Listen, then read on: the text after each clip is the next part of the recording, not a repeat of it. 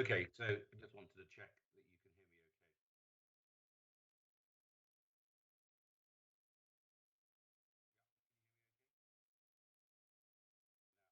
okay. So now I can't hear you, but you can hear me.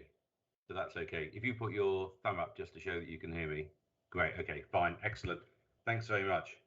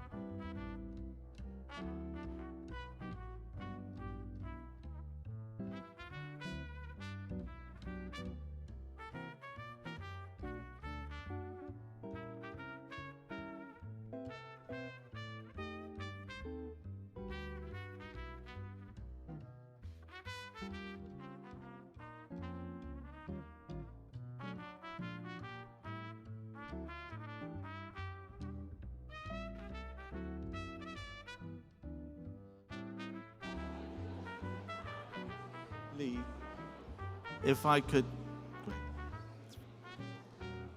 just ask everybody to take their seat if they're with us in the room, and to take the sofa if they're joining us online, as many, many are. Just a few points of housekeeping, if I may. Masks, save where addressing the forum, or save where exempt, or save where eating or drinking. And we have to be that clear cut. Fire, if the fire alarm sounds, please leave by the nearest marked fire exit, exiting the building via the main entrance. The designated assembly point is the grass area outside, known as the United Nations Green. No use of lifts, no collecting belongings. If there are any mobility requirements, please proceed to one of the wheelchair-marked refuge points at the front or rear of the building, and you'll be helped from there. Any suggestion of a fire, activate the nearest break glass alarm point. Security, please do not leave items unattended. If you discover an unattended bag or package, please inform a member of staff. Thank you for being here in this room or online. With the greatest pleasure, Sir Geoffrey Voss, Master of the Rolls, Head of Civil Justice, Chair of the Civil Justice Council. Sir Geoffrey.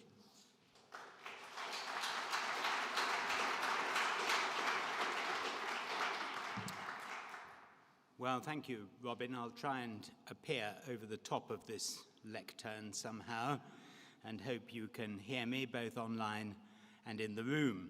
So can I start by formally welcoming all of you, as I say, both online and in the room, to the Civil Justice Council's 10th National Forum on Access to Justice for Those Without Means. And I want to start by thanking also the CJC Secretariat team and the CJC members who have worked incredibly hard to bring this forum to fruition today. And Mr. Justice Robin Knowles, from whom you've just heard, has guided this event from its rather humble beginnings 10 years ago to what it is today, which is a vibrant and important meeting held annually. So as it's our 10th birthday, it's a bit of a shame that the terrible pandemic has affected us again, but it won't dent our enthusiasm for the discussions we're going to have.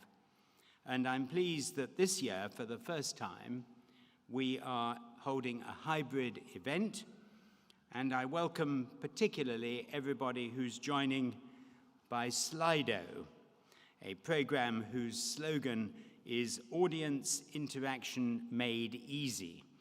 I'm a tech person, as you know, but we'll see. Let's hope it comes to fruition. I'm sure it will. And I hope that you will all feel as welcome in all our sessions, whether you're remote or in person, as if you were here at Central Hall. So I spoke last year at this event as I was just about to take up my appointment as Master of the Rolls, as Head of Civil Justice, and as Chair of the Civil Justice Council. And I set out my vision for a digital justice system. And since that time, I expect many of you will notice or will have noticed that I have spoken frequently on that subject. I expect you've heard me do so more than once. But I'm delighted to say that the HMCTS reform program is starting really to make that vision a reality. I'm going to spare you this morning, you probably are pleased to hear, another exposition of the digital funnel and how I see the future of our justice system. Instead, I want to address the aims of this forum and the Civil Justice Council itself and what it's doing, because I regard my chairmanship of the CJC as one of the most important facets of my job as Master of the Rolls. The forum today has 4 specified aims you'll have seen on screen, perhaps on the papers, let's hope not. And the first aim is in essence to identify access to justice needs and solutions for those without means for the next decade. I see that aim, as you'd expect, through a digital telescope. I know that many of you will rightly ask about the digitally disadvantaged, but we would not be doing our job if we limited the development of our ideas for the entirety of the justice system by focusing only on those who are unable to use new technologies. Instead, we must build a system that is ever more accessible for the vast majority of citizens, especially the new generation, who use digital devices in every aspect of their lives. But we must, of course, despite that, and as an important part of the work, ensure that those who do not have access to technology, either because of their vulnerabilities or simply because of a lack of means, are fully and properly provided for. There should be no compromise. And I want particularly to emphasize, here in this forum particularly, that those are not 2 competing views between those here whose work focuses on driving forward digital development on the one hand, and those here who are focused on supporting the members of our society who are otherwise left behind. You are both working on improving access to justice, and both are as vital as the other as we move forward. And that leads me to the second aim of the forum this year, which is to facilitate collaboration, discussion, and learning on civil justice. And that's where the forum has scored so highly over the last 10 years. We would not attract such a diverse attendance with over 300 delegates from the judiciary, the law, the legal profession, the third sector, the tech sector, government, and civil society. I could go on if we and you were not certain that you would be able to collaborate openly, to discuss and to learn from your participation. The breadth of the organizations represented here and online is really, truly remarkable. Collaboration is the only way to achieve an outcome greater than the sum of its parts.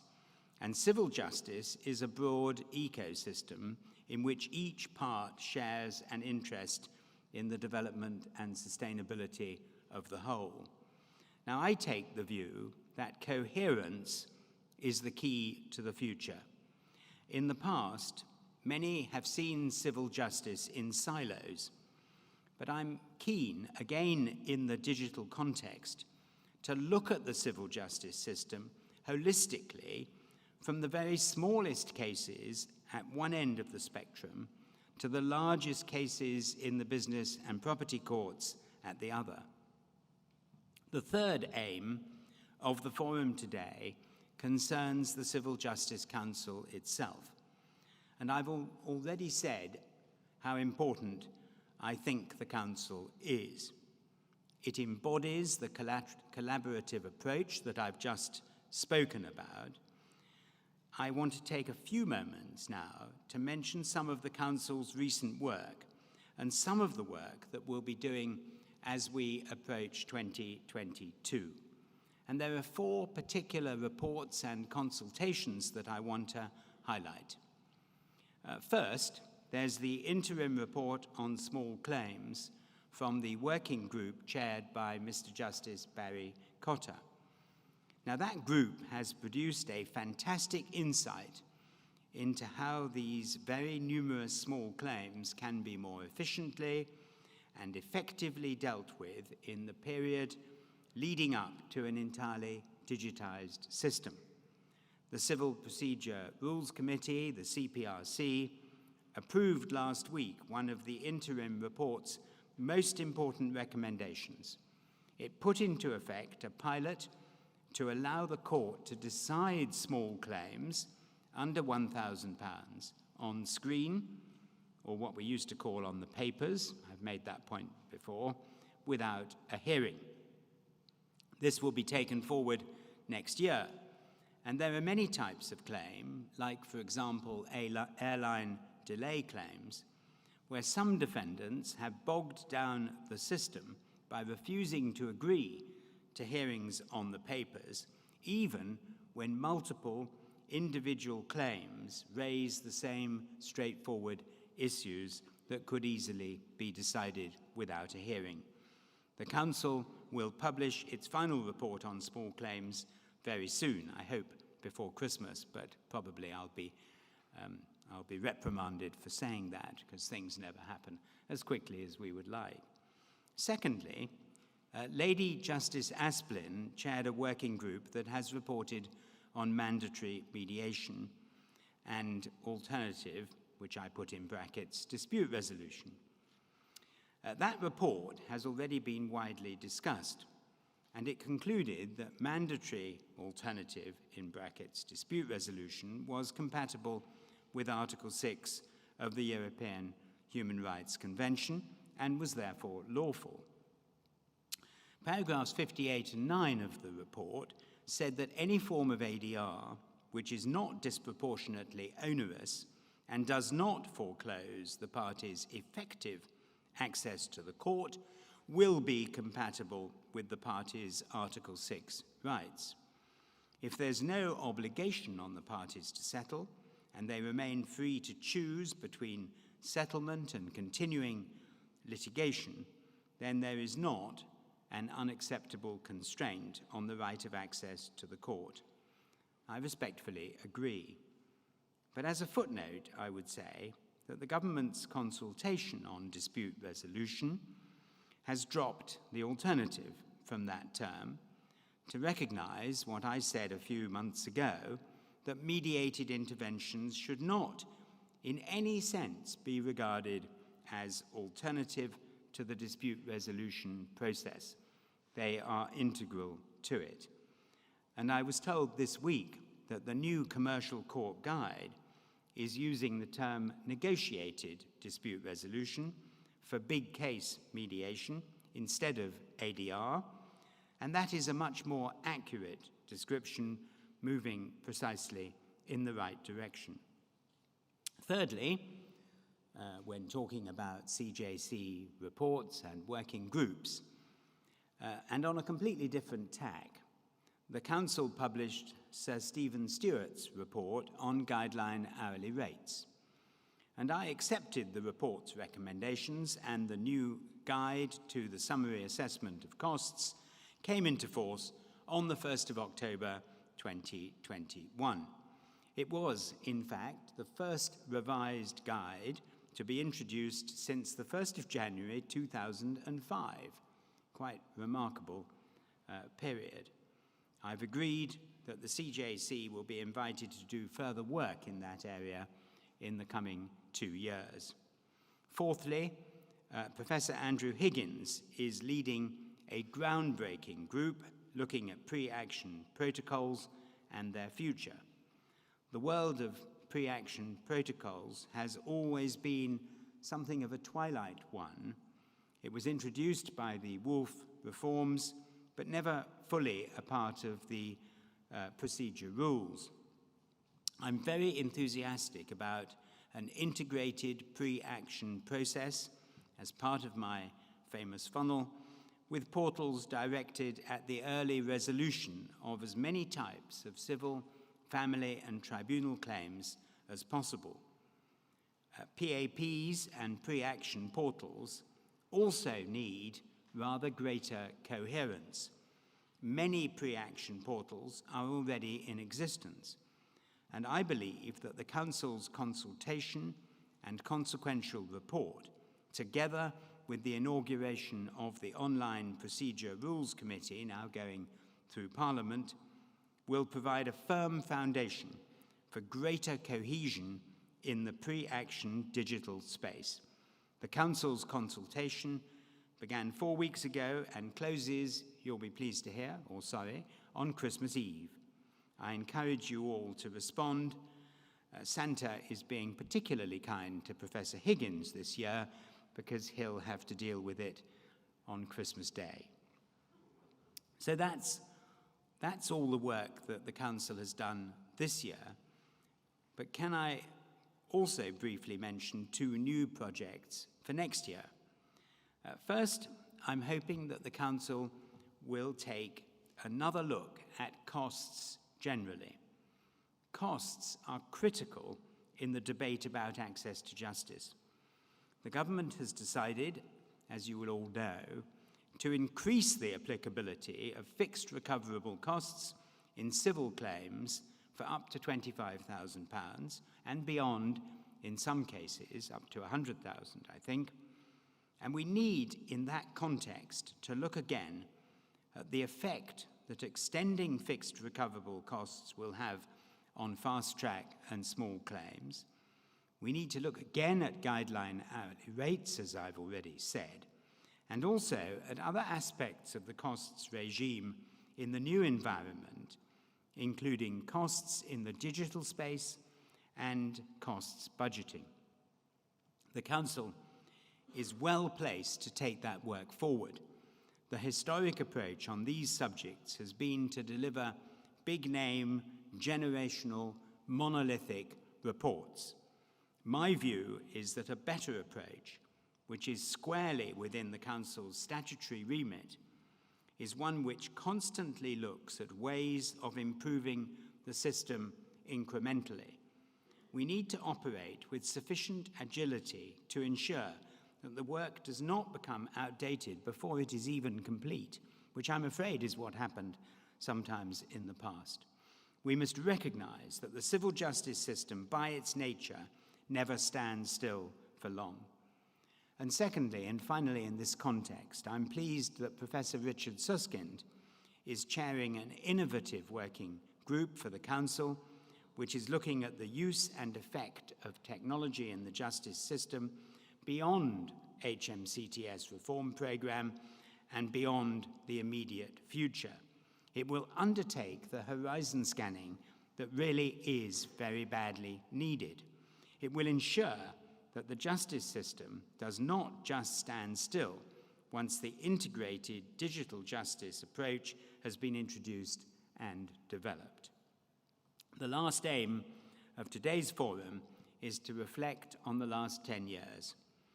Reflection, perhaps not my strongest suit, but 10 years on from the first small forum, the civil justice system has come a very long way. And I offer just one reflection. It's that there is a greater appreciation that civil justice does not stand apart from society, but is integral to it. And I'm pleased that the third plenary session today will tackle that subject head-on.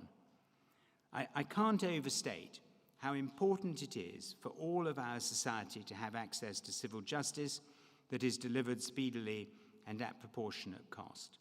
All the reforms I've mentioned are directed towards that.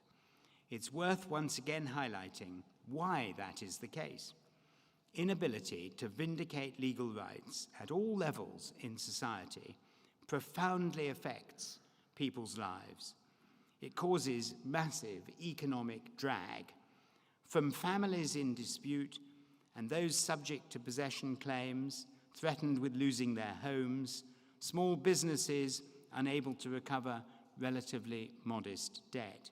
All these problems individually cause disproportionate psychological, even physical consequences. That is tragic for individuals, but also directly affects us all through the reduced productivity of those involved, whether in employment or business, or just in their individual lives. If we can continue to emphasize resolution rather than dispute, as the digital environment allows us to do, then these pressures will be ameliorated, and it will be better for the individual and actually better for our entire society. A healthy justice system is an essential part of a healthy society. So I hope that everyone listening here and online enjoys the great program that we have today. Many thanks for listening to me. But now I want to hand over to Lord Wolfson. Unfortunately, Lord Wolfson, who was due to be here and would have been here today, has had to self-isolate, which happens in this environment so often. He is, as you will all know, the MOJ's Minister in the Lords. He probably needs no further introduction, but he's been responsible for the dispute resolution agenda and has been very supportive in that connection, and I'm sure we all much look forward to hearing from him. Over to you, David. Thank you.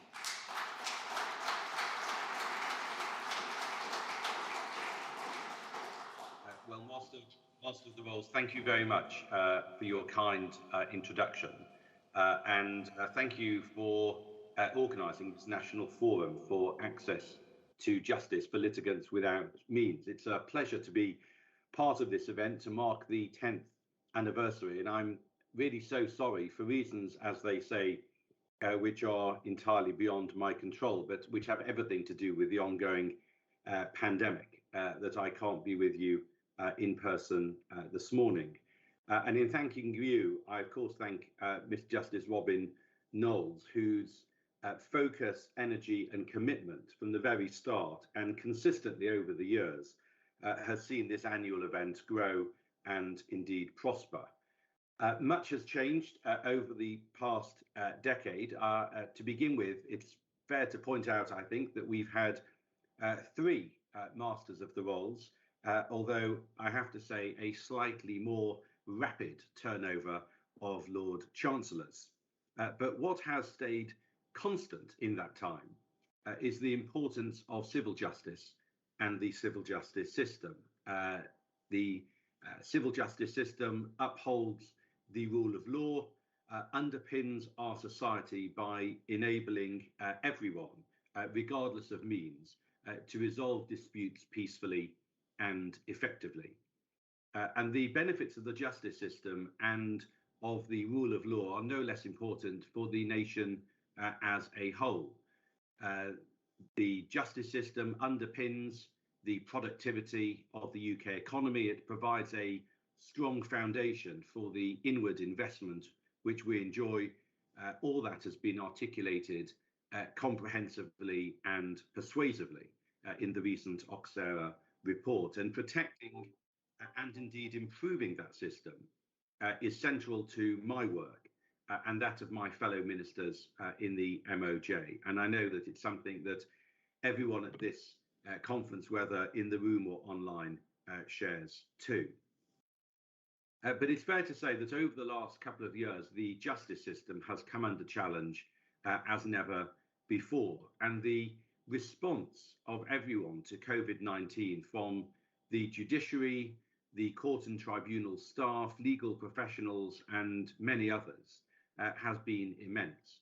And we should take pride, I think, in how we've kept our court and tribunal system moving and working for those who need it most. And also how we've provided support in that time for those who are vulnerable or without means. For example, through preventing homelessness by banning evictions and in funding advice providers. But we may still face challenges from COVID in the future, of course, and the fact that I'm on the screen this morning and not in the room is an example of that. But I'm conscious that the justice, I'm confident that the justice system will continue to be resilient and that the wheels of justice will continue to turn. But if we're going to make anything good come out of COVID. I think it's by using the lessons of the past 2 years to rebuild a better justice system. And that means a justice system that responds to the needs of a changing world, but at the same time continues to hold dear its underlying values. A system that's built around its users and understands the different ways that people need to access justice. And I'll say a word in a moment about how I'd like to build that system for the future. But we are taking decisions and making investments, as the Master of the Rolls has said right now, that are key to enabling access to justice, even more so after the impact of COVID. For example, we're committed to ensuring the sustainability of the advice sector. In response to the pandemic, we worked closely with the Community Justice Fund to provide £5.4 million of emergency funding. We supported over 70 organisations to continue helping vulnerable people to resolve thousands of legal problems in the last year. That's been followed by a further £2 million of funding this year. We've continued to deliver on the Legal Support Action Plan. We have a vision to help people to resolve legal problems by making full use of the breadth of services and support on offer. In April this year, we launched our new 2-year £3 million grant to enhance support for litigants in person, where we work in partnership with the Access to Justice Foundation. That's funded projects to enable us to understand more about how users actually access services. We're working with over 50 not-for-profits across England and Wales. And it's already had an impact. In the first 9 months, the regional and local partnership projects advised 7,700 clients on over 8,000 legal issues. And clients reported real improvements in understanding their problems, better confidence in taking the necessary action, and understanding how to navigate the process. And that's over and above the over £9 million, which we've invested to support litigants in person since 2015 through the Litigant in Person Support Strategy. We're also looking at digital signposting and how that can help deliver earlier intervention for users. With the Department for Levelling Up Housing and Communities, we launched an online guided pathway pilot to help people in private rented accommodation resolve housing disrepair issues earlier through tailored and focused guidance about their rights. And next year, in collaboration with another department for health and social care, we're going to be piloting integrated support through the creation of an advice hub, which combines in one space legal advice and health services. Because that builds on long-standing research, which shows us that there is a strong link between legal problems and poor health and ultimately inequalities. And the pilot will provide real-world data to understand the impact of co-locating support and the benefits for a potential wider rollout. And elsewhere, following the report which the Master of the Rolls mentioned from Mr. Justice Cotter, and the CJC in February this year, we introduced legislation in the Domestic Abuse Act, which I took through the Lord, to expand protection for vulnerable parties in civil proceedings, including giving the courts power to prohibit the cross-examination of a witness in person by an unrepresented party where the court considers that that would diminish the quality of the evidence or distress the witness. But COVID has given us an unprecedented opportunity to think afresh, really from the ground up, about what sort of civil justice system we want, what we should retain, and what needs to change. And while the world is being transformed faster than ever, I believe that the civil justice system, for all its strengths, has not changed enough to meet the needs of the modern world. In many ways, it's fair to say that the civil justice system remains substantially the justice system of half a century ago. This government is committed to a modern justice system, and we need to reimagine a better system based on innovation, efficiency and diversity, one that is flexible, accessible and responsive to the needs of all of its users, but at the same time, one which is both proportionate and affordable. And on this, I very much share the vision for the modern civil justice system articulated so passionately and eloquently by the Master of the Rolls over the past several months.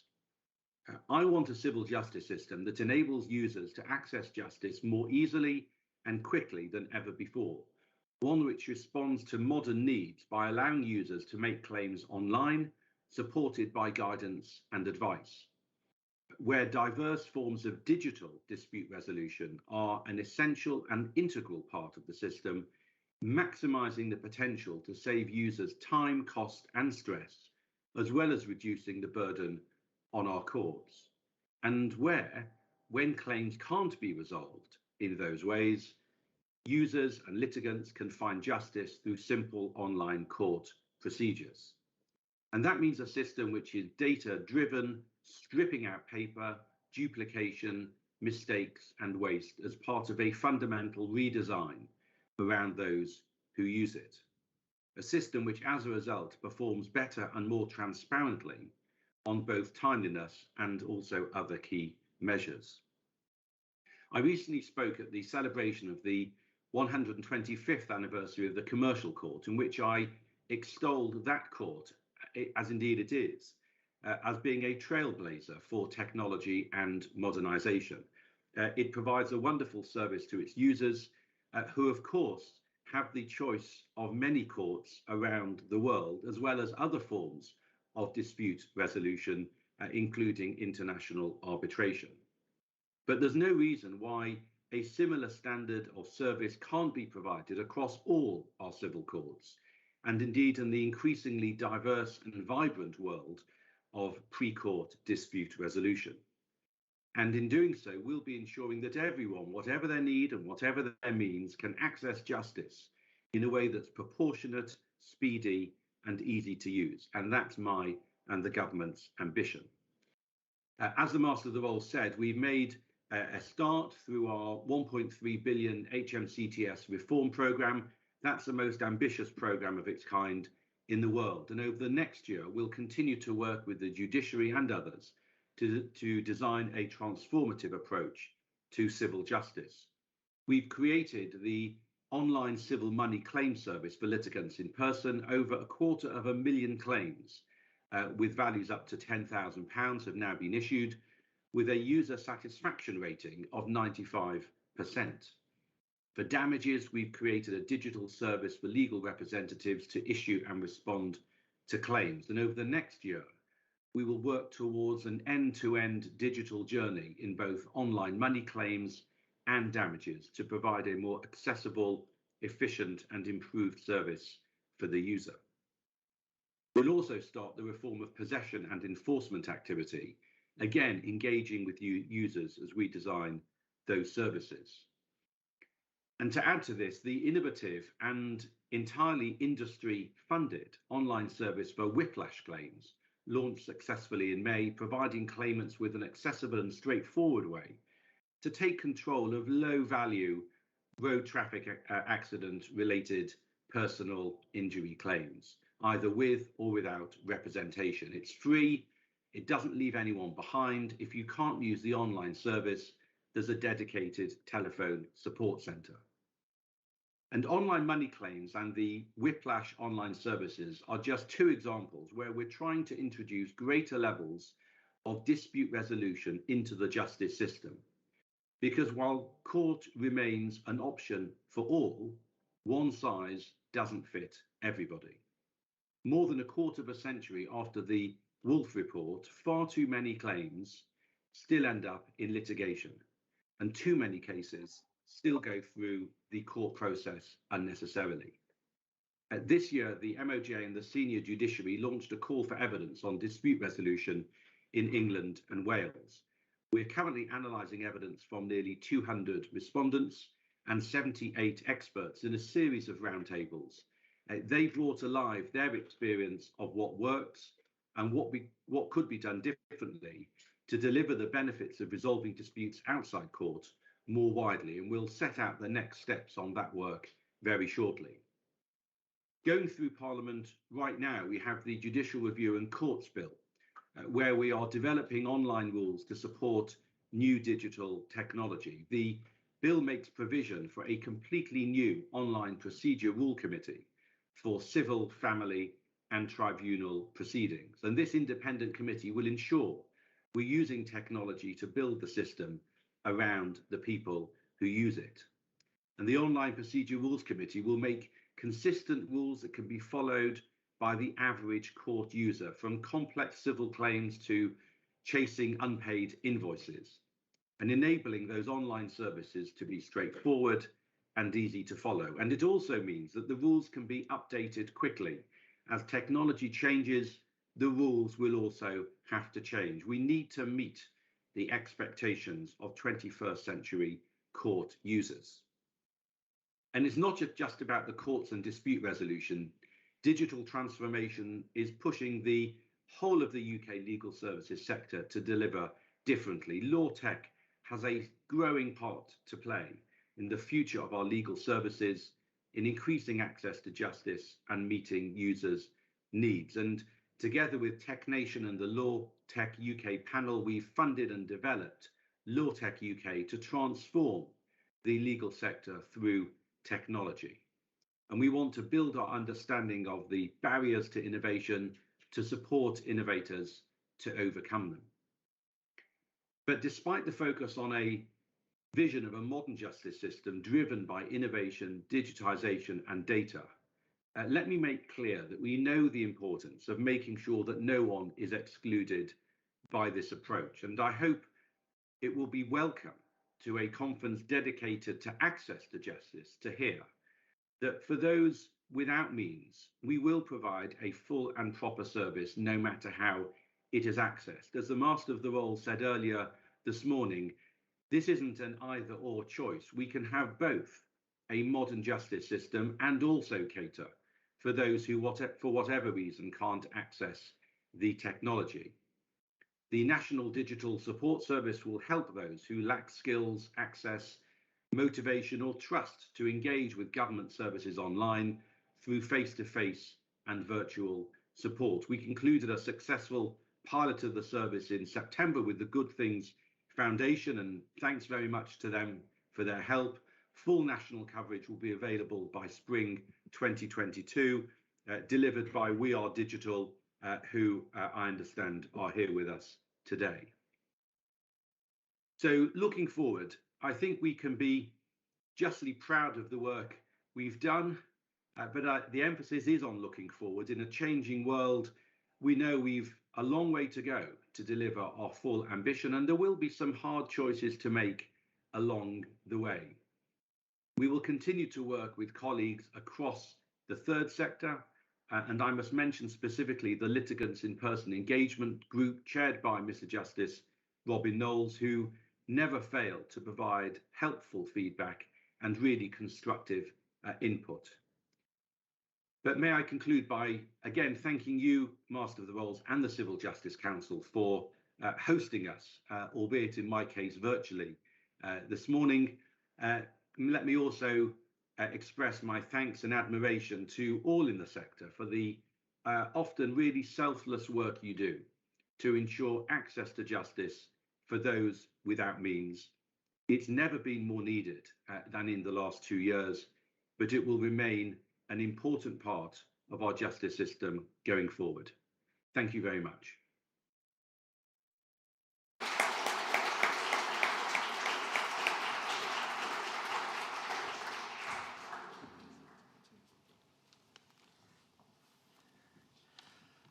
Well, our sincere thanks both to the Master of the Rolls and to Lord Wolfson. So much content in what they have said, so much to work with, and so much confidence we should have when we see leadership from judiciary and government in the same direction towards areas that we know are absolutely critical. So Thank you, Sir Geoffrey. Thank you, Lord Wolfson. We now move to the first plenary. This is an opportunity to hear concise summaries of particular initiatives up and down England, Wales, Scotland, and Northern Ireland. We'll hear some country updates as well. It can only be a sample of the amount of activity. And when you listen to the vignettes that we'll hear, please look out for what was or will be the key to success in the initiative in question, or what did not work. And please look out for the opportunity famous to this forum for meeting up with those behind the initiative to build on, to partnership with, to take in a ever better direction. It is in the latter part of this plenary, as others, that we will have the opportunity as an audience, both online and in the room, to contribute by using Slido. I'll let you know, as will the chairs of other plenaries, when we can engage in that way. The opportunity is there now, however, to test if you want to. Just briefly, this is how it works. Scan the QR code that is on your program and on the screen, or click, if you're online, at the point where Slido is linked towards the bottom of your screen page. The first time you access Slido, you will need to enter your name, but only the first time. You can then use the same link throughout the day to ask a question or make a comment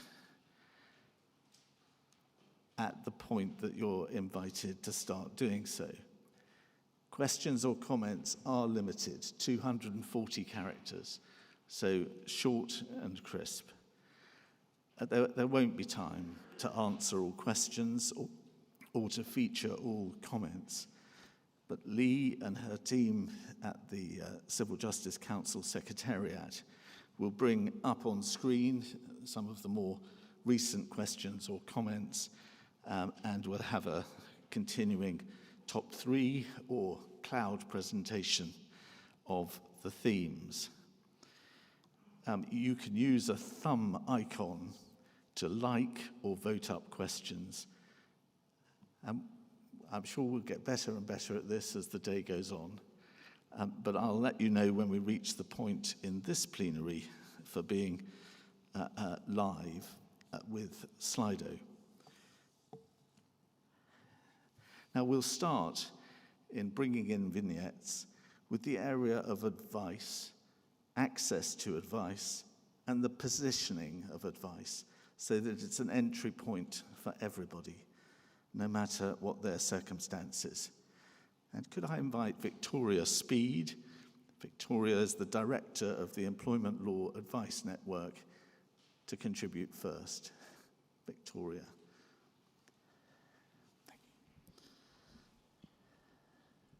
Sorry, I was just trying the Slido.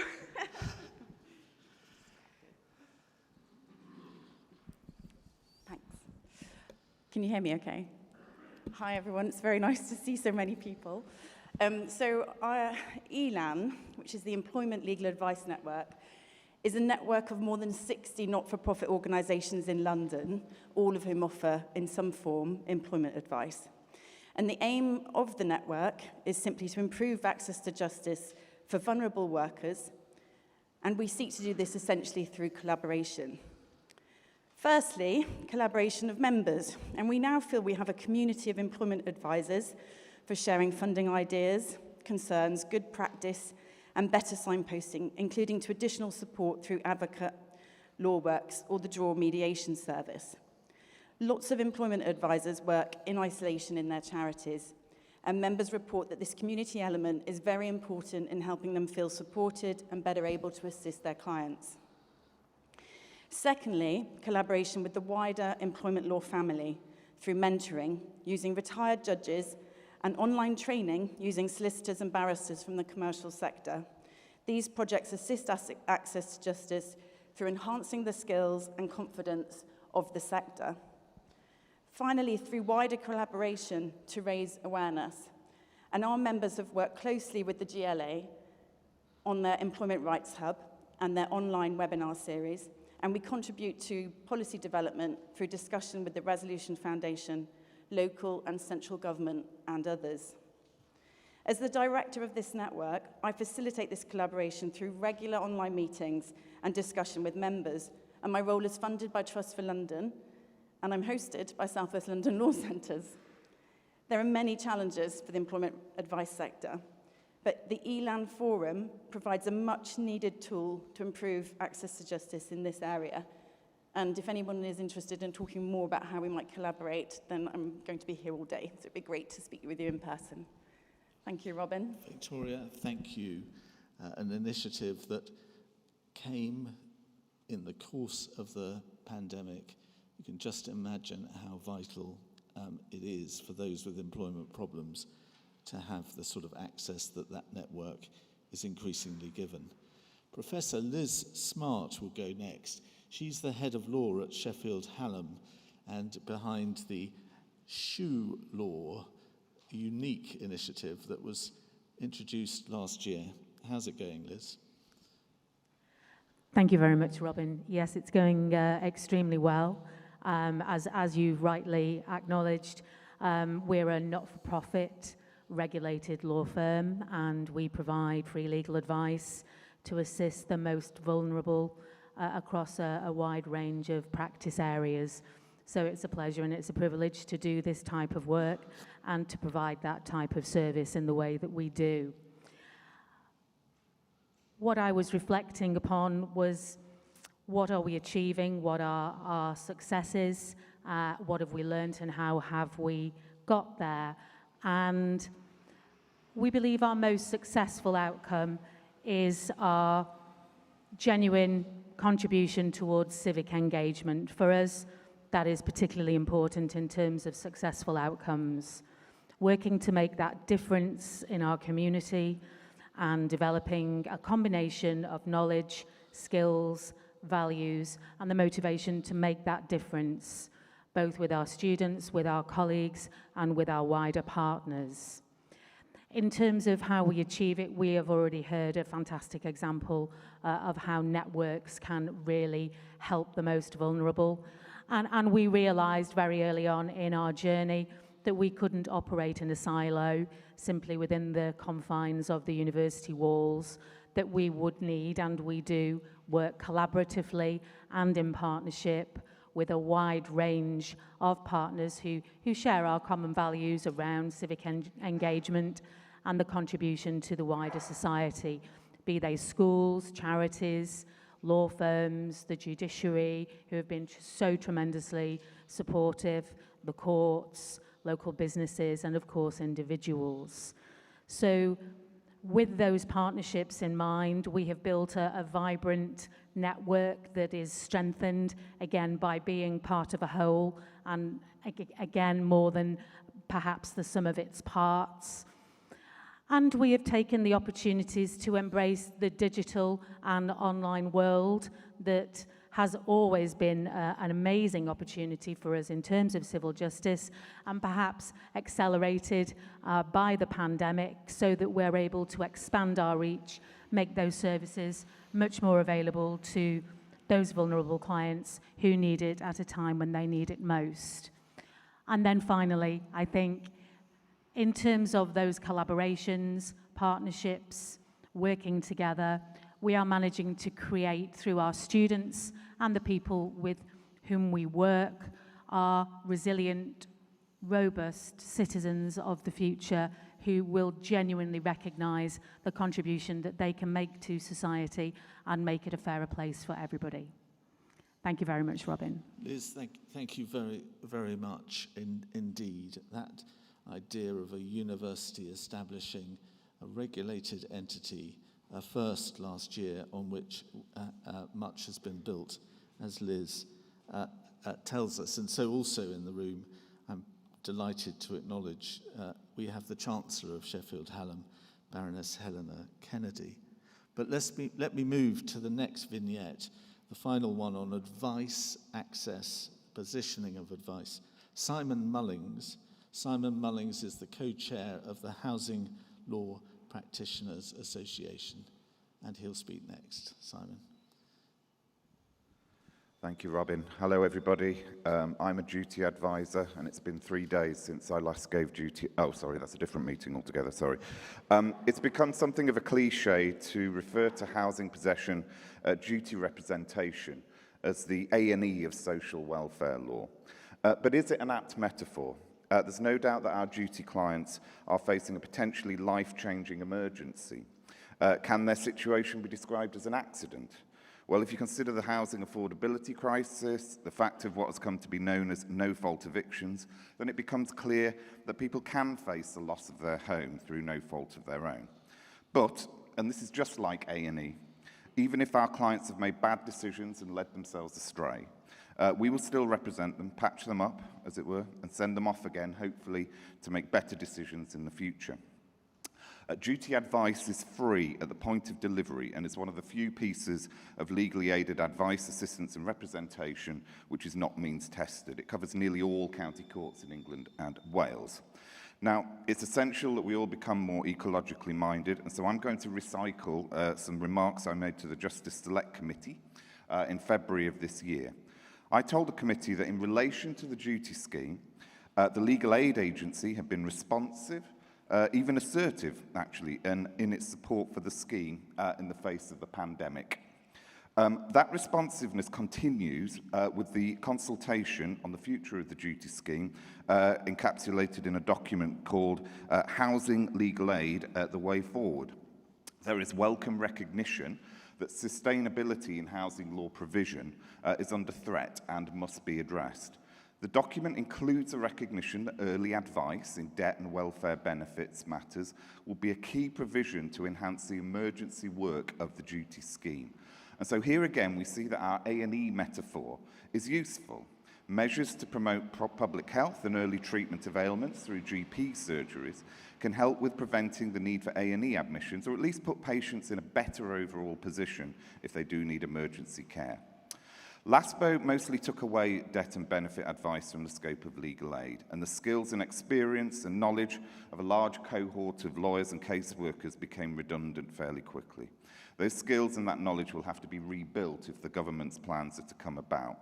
So there is support for early advice, but let us stretch our metaphor a little further. A visit to A&E can indicate the need for further planned treatment. A&E is part of a wider health ecosystem. Duty is just one part of a housing justice ecosystem, and it is essential that people can get ongoing legal advice where it's needed. Housing Legal Aid, the Way Forward, is a document that appears to recognise at least part of that ecosystem.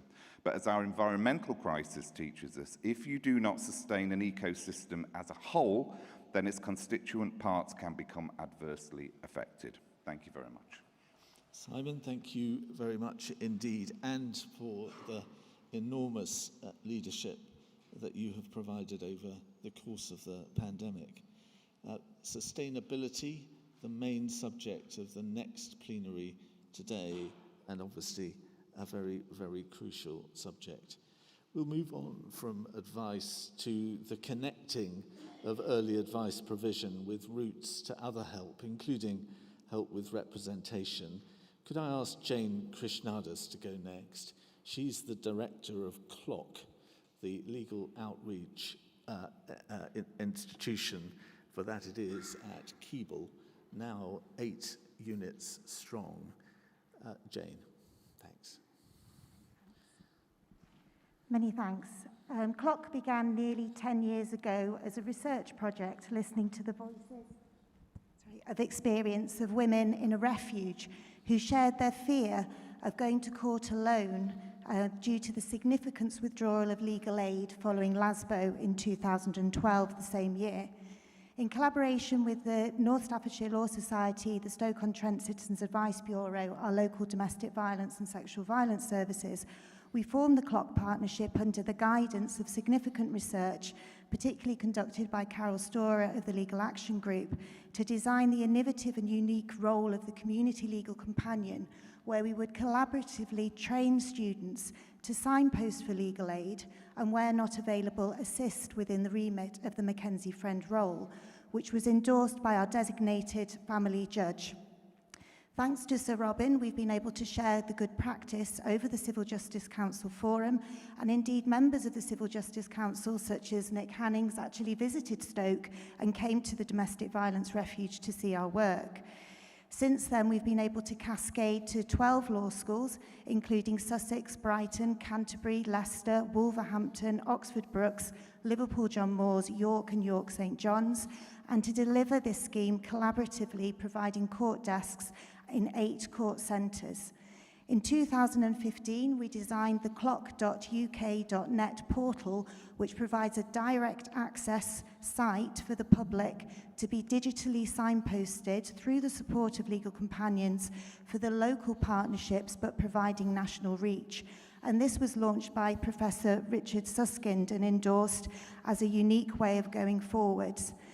We've been able to signpost for national services within the Civil Justice Forum, such as We Are Advocates and Law Works, and we're thankful to Helen and Jennifer providing training.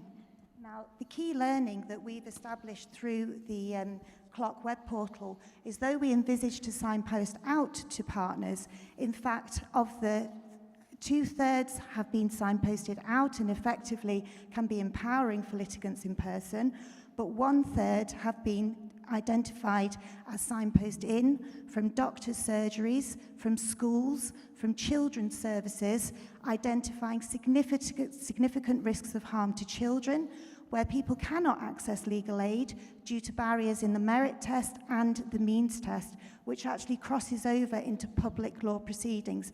In fact, we had one case where our students had to assist a 15-day hearing in public law proceedings involving significant risks of harm to children. The success of CLOC is we've been able to draw on our robust research, which is collated through the CLOC web portal. We've been able to submit this evidence to our local litigants in-person meetings, led by our nominated Judge Peters, and also through the designated family judge Harry Short in the local Family Justice Board. We've been able to submit that evidence and escalate our concerns, submit it to the LASBO review, for which we've had support from Phoebe Clapham and Daniel Watson of the Means Test Review to identify the significant risk. And Lucy Fraser, QC, has accepted CLOC evidence and said that this review will also extend to public and private law proceedings. In terms of our long-term sustainability, it's important to note that CLOC does not receive external funding. We contribute in goodwill and through sharing of our internal resources, and our students are essentially our long-term vision, as they are now becoming 10 years on, practicing solicitors and barristers in legal aid law firms, and in fact one of our students is now on the United Nations Committee. So I'm deeply thankful, Sir Robin, for the opportunity and for our learnings through the Civil Justice Council. Thank you. Jane, thank you for all you are teaching us.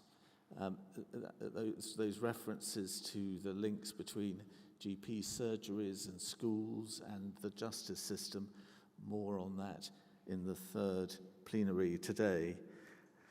Support through court doesn't itself offer legal advice, but perhaps as a result, it's a key element in finding and pointing out routes to further help and representation. And Carmen O'Loughlin is in the room, and she's the Senior Partnerships Manager here at the front, Support Through Court. Carmen, thank you. It's on. Oh, hello, there we go. Hello, everyone, good morning. So my name's Carmen, I'm speaking from Support Through Court this morning. You might know of us as the PSG, but we are very much the same organisation. And I was just going to say a quick word about our university partnerships, which we're really proud of.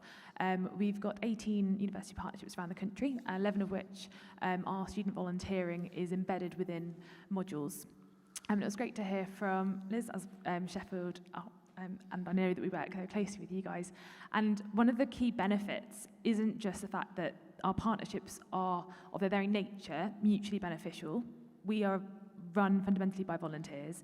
We don't provide legal advice, but a key thing that our volunteers do is to help people gain legal aid, for access areas of free legal advice, and to signpost to lots of wonderful organisations that I know are here. And really having a partnership with a local university means that we're embedded together. And the locality and the local communications of just having regular catch-ups and knowing what's going on means that our volunteers are able to signpost people effectively and efficiently. And equally, we're able to share information from what we're seeing in our court-based service centres with our partners as well, so that we're able to be responsive, we're able to make sure we're not duplicating, and that we're able to refer people to where they need to be. You know, we will help where we can, but we are very keen that we get people the advice that they need, alongside giving our students a great experience and hopefully ensuring that the future of the legal community are aware of what it's like in person to be somebody representing yourself through Court Lane. So. Many, many thanks, Carmen. Very grateful indeed. Now, Patrick Marples is the Chief Executive Officer of one of the largest law centres, South West London Law Centres. Let's hear from Patrick next. Thank you. Hello. We've had a long history of running pro bono clinics. Before the pandemic, we had 15 weekly clinics drop in, and we saw just under 4,000 people. As the pandemic hit, we had to change very rapidly to delivering this all online. We have worked with an extensive number of volunteers, over 400, and we have relationships with about 15 different firms. That has been quite an effort for us to facilitate all of that. We successfully last year saw 3,200 people through the clinics.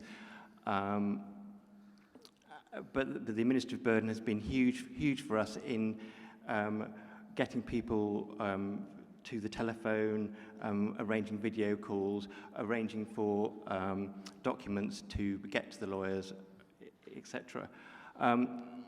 But it has had some benefits. We've extended out the reach of the clinics. So we're now seeing people outside London. Quite a few people in Surrey are now contacting us because they can access it online. We've got inquiries now to come to do the clinics in Winchester. But what we really need now is some kind of technological backbone to those clinics to make them actually effectively work, because we can't afford to continually do the administrative work to maintain that large number of people going through the system. So we need an effective booking system, document exchange. We need one platform to facilitate video calls and telephones. At the moment, we're operating with 15 separate. Each firm has their own different video conferencing system. So we need a better sort of system for this. But there is potential for these clinics to expand.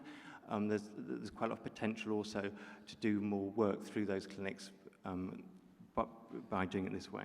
Thank you. Patrick, thank you so much. Naming something that has to be so achievable, doesn't it? The use of technology to make strides in administration and organisation. Thank you, Patrick, for naming something that has to be within reach. Tia Matt, if we move ourselves from the southeast right across to Exeter, Tia Matt is the Director of Clinical Legal Education at Exeter, and we'll hear from Tia next. Thanks. Thank you. It's great to hear from lots of universities in the room, because as you'll see, a central theme across the universities is how much we are spending time collaborating and connecting and being sort of a centralized location for the different advice provisions that are going on in our areas. The Southwest is a bit of a geographical anomaly. When you look at the Southwest, at Cornwall, North Devon, Central Devon, all of those areas, connecting us has been a challenge. And I think that's one thing over the last year that we at Exeter have really focused on, is to build that Southwest network, and not only build it amongst ourselves and creating that ability to communicate and collaborate, but then connecting us nationally as well. We've been more connected with other universities, with other agencies across. And really this year we've focused on one issue we were seeing a lot with clients is by the time they come to us, they have been to 4 other people. And they've been shopping around, telling their story, and they've been, oh, well, we don't have capacity, or we don't do that particular issue, so go see them. But we've been trying to take that burden from the client and actually internalize it. So we have actually, so a client may come to us, if we don't have capacity, or if we don't do that particular area, we actually do that shopping for them. And so that's one of the things that we've managed to decrease quite substantially this year for clients, is taking that burden from them and internalizing that. But that, of course, does increase the burden on us. So thinking about the tech and how do we actually speed up that process for ourselves, how do we have a case management system that is shareable across all of our different agencies, and doing things to really speed up that process so that we can actually focus on the provision that the clients need for us. And yes, we are a university, so thinking about how do we as a university use our internal resources, our researchers, all the techs, the business school, those types of agencies, to think about these systemic issues that we are having, and how can we collaborate with external organizations to build that tech, design that tech, or to think about the policy and those types of things. So we've been really able to create that Southwest network very strongly, and also bringing it out and saying, hey, the Southwest isn't lost. We actually have provision services going on down here, and being able to connect with other agencies has been really exciting this year. Well, thanks, Tia. And given those couple of references to technology, let's bring in next Martha de la Roche. Martha leads the Network for Justice, but it includes particularly a technology forum. Martha. Can you hear me? Yeah, there we go. Thank you. The Network for Justice builds and supports a diverse community of around 900 individuals, organizations, initiatives, and projects which share common goals around supporting people to access and utilize justice and rights. Our focus is on supporting our community to sustain and grow their services, and to use and develop best practice when delivering services to marginalized communities.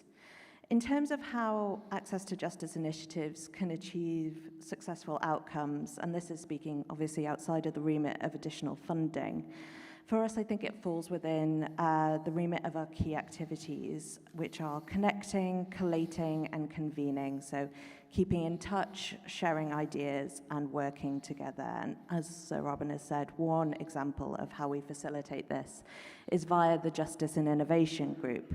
So this is a group that is a cross-sector community of about 200 individuals interested in utilizing innovation to develop and deliver justice to beneficiaries.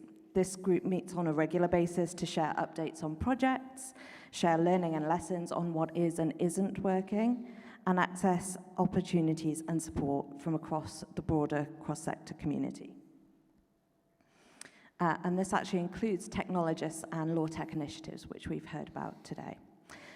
We also facilitate other events and groups at the request of the community, and in 2021, this included supporting the Legal and Advice Sector Roundtable, which I'm sure we'll hear more about today, working with the Access to Justice Foundation to deliver events on working with communities, and contributing to working groups on mental health and international learning. Just a word on our personal successes and what we've learned around what's important to us. I think the one major thing that's helped our success is the breadth and depth of our community. And we need to continue to build and develop relationships both with the legal and advice sector and beyond, to ensure that we have the skills, knowledge, and experience to continue to deliver the best outcomes for the people who need us most. Thanks so much, Martha. If you'll allow me, I'll bring Martin Barnes in next. Martin, the Chief Executive of LawWorks, will mention 2 technology-driven solutions where LawWorks has led. Thank you, Robin. Yes, the last 2 years, the investment and support that LawWorks has been dedicating to digital platforms and tools has really been quite an exciting but big strategic change for the organisation. Recently, we launched what we call the Pro Bono Portal, and that's supported by Justice Connect, which is a leading access to justice charity in Australia. And we've been fortunate to have the opportunity to work with them to launch an adapted version of the portal that they launched a couple of years ago here in the UK. And essentially what the portal does is it connects law firms, in-house teams, other lawyers with a range of pro bono opportunities, but as efficiently and effectively as possible. And an important feature which Justice Connect introduced earlier this year is that other organisations, such as law centres and advice agencies and others, can have direct access to the portal to place the pro bono opportunities, or instead could send them to LawWorks for us to place on their behalf. The success, if it's achievable, is for it to become a national one-stop shop for pro bono lawyers, but also looking at integration as well. For example, with the other digital platforms and projects that LawWorks is supporting, such as Free Legal Answers and a self-use or assisted use triage tool, which we're soon to be pilot testing, called the Genie Project. Now, it's still relatively early days, but we launched the portal last month with our not-for-profits program, which last year supported over 240 charities with free legal advice. And we now have nearly 60 firms and in-house teams onboarded onto the portal, and the number continues to grow. And a big thank you to the wonderful LawWorks staff and members for making this happen. And very briefly, just to finish on, what has helped, or also the point of learning, Robin, that you asked us to emphasise, is the importance of engagement, communication, and collaboration. For example, we have established a digital advisory group with representatives from law firms, in-house teams, delighted also to have the support of Advice UK and the Law Centres Network, and that advisory group will no doubt grow. And I think finally the lesson learned is that there is always something to learn, where something needs to be fixed, adapted, or improved. And I think anybody that's been involved with a digital project will know this is a truism. Projects always take longer than you expect. Thank you. Martin, I'm really very grateful. We'll move to the area of ADR, brackets A, close brackets, DR. My career is going to be shortened by the MR soon. But we'll move to this in that sense of integrating it, respecting it, recognising it as part of the system. Could I ask William Ingram Hill to speak next he's a community mediator with a number of links in the mediation world. Will. Thank you, Graham. And first of all, how nice it is to see everybody. I didn't realise how much I'd miss Robin's annual plenary session until I had the lack of adrenaline rush last year of it being on a screen, so how nice to see you all. There are a number of initiatives that I'm involved with, and so I thought, since the missive is to be concise, that I'd sort of try and find one that was a good reference and sort of tie together a number of strands in community mediation that were particularly pertinent, having heard the comments this morning. And so I sort of phoned around and saw what others were doing as well. And the initiative that I thought I'd mention that just fitted so beautifully with many of the things Lord Wolfson was talking about, and the Master of the Rolls and others, was run by COM and Southwark Mediation, which is a project in Bacon's College in Rotherhithe, where they are taking students in the leadership program who are teenagers and educating them as mediators. And then they're sending them out into the community at that age So many mediators, myself included, come to it as a sort of second career, having done lots of other things, and you know, bring our experience of the justice system and other things to bear. But this is a real grassroots initiative. And many of these kids are on the peripheries of a social group that's involved in gang activity and other things. And they are bringing real mediation skills. So the definition of success was something that was asked. And to my mind, oddly, one of the definitions of success, perhaps in this forum, is keeping kids out of the justice system, using alternative forms of mediation, resolution, and other things. And this is a program which is not only growing future mediators who bring their skills to bear, but is also actively and in the community reducing pressure on the justice system by dealing with disputes as they arise on the ground. So to my mind, I think all the initiatives we talk about here, it's all about integrating. I think the word, he didn't use the word holistic, but Lord Wolfson talked about innovation, he talked about diversity and inclusion, he talked about sort of health benefits of having justice next to sort of wider interest in society. And that seemed to me to be an example of where, well, this initiative seems to me to be an example of one which we should all be looking at, where we are helping young people to actually address issues that will prevent them from being caught up in these systems. So a slight curveball perhaps, Sir Robin, but thank you as ever for letting me speak. Well, it's hugely welcome. Thank you for those remarks. We've got a broad breakout you'll have seen on diversity and inclusion later on today. But still on this theme of integrating DR, can I ask Jodie Berg to speak next? Now, Jodie chairs the National Residential Landlords Association. That is a huge claimant community. Jodie. Thank you. Good morning, everybody. Longer ago than I care to remember, I qualified as a solicitor. But for well over 20 years, I've worked in the ombudsman sector, settling complaints and disputes across government and regulators, most through early resolution without the need for adjudication. I now chair, as you've heard, the National Residential Landlords Association, and I can tell you that in no sector are disputes more bitter and life-destroying than in the private rented sector. It probably goes without saying that in my view there's often a better route to settlement than the courts, and for many, dispute resolution through conciliation or mediation can offer a more satisfactory outcome for both parties. Put simply, we need a horses for courses philosophy to be put into practice, understanding that the judicial sledgehammer is not the appropriate tool for cracking every contested nut in town. But despite this, there's been a surprising reluctance to make it necessary for disputing parties to try to settle their differences in this way. And in the private rented sector, a reluctance to do so without the advice of lawyers. It's hard to fathom why this should be the case, when there's evidence of successful and amicable outcomes with high levels of consumer satisfaction.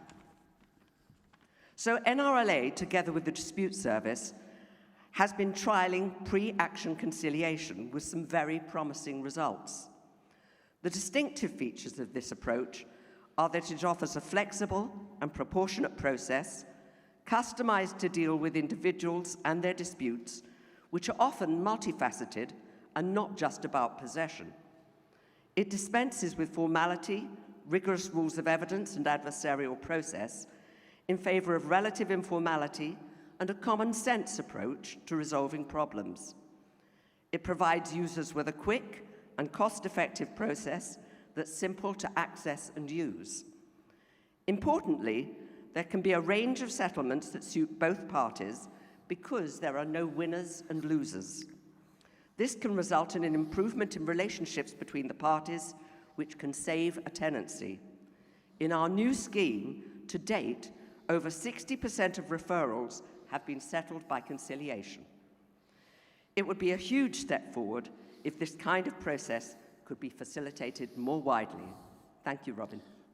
Jodie, thank you very much, including for your leadership over this last year or more in the centre of the pandemic.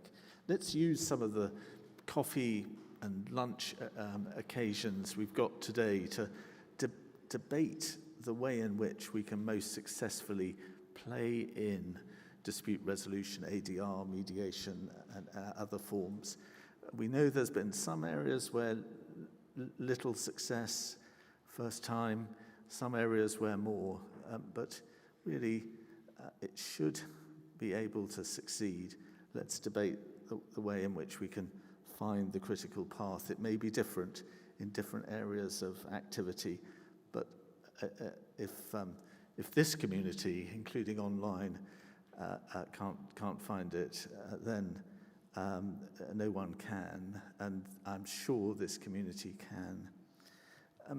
Can I, again, in that spirit of DR, look at the example of the Ombuds service, and Rebecca Hilsenrath is with us here, and she's the Director of Strategy at the Parliamentary and Healthcare Ombudsman. Rebecca? Not yet. Hello, is that working? Great. Thanks so much, Robin, and as others have said, it's really wonderful to be here. PHSO is a public services complaints adjudicator, and we work across health, government departments and other bodies. 54 years old means that we're one of the longest standing forms of DR in England, and much what I'm going to say though is also relevant to a plethora of other ombuds, including the local government, social care ombudsman, health ombudsman and others, housing ombudsman, sorry, and others. So we can't award punitive damages, and we don't overturn decisions made in accordance with policy and regulations. What we do is we investigate maladministration and resulting injustice, and we can seek an apology, we can seek financial compensation, and we can make recommendations so that whatever happened doesn't happen again. In fact, many complainants who come to us are seeking exactly that. They're driven by what happened, wanting what happened not to happen to other people.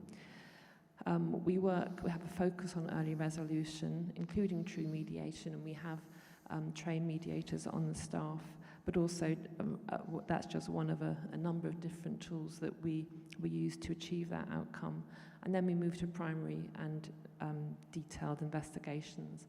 Learning and accountability is at the heart of everything that we do. Currently, we're seeing something over 25% on average more complaints than we were receiving before the pandemic. We're prohibited from investigating where there is an alternative legal remedy available, but we have discretion deciding what that means. We can include factors like whether or not it's viable and reasonable for that particular individual under those circumstances to seek to litigate, and also whether or not the remedy that we offer actually lies in the gift of the court or tribunal. So I suppose what I really wanted to say is that we believe really strongly that for the ombuds community, courts and tribunals and advice sectors should be working more closely together. There are some really good goals here: facilitating earlier resolution in disputes concerning public services, helping organisations capture learning and act on it, and ensuring that litigants choose the route that's most likely to lead to satisfactory outcome. We know that other than complaining to the organisation in question, litigation is still by far and away the most widely known possible source and option. What we need is better understanding and signposting, clear, simple, empathetic, informed approach by court services, by tribunals and by the advice sector to allow people to make an informed choice.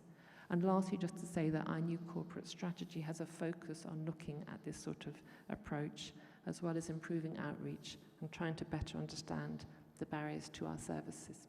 Thank you very much. Rebecca, thank you. And that emphasis on strategy, so well placed.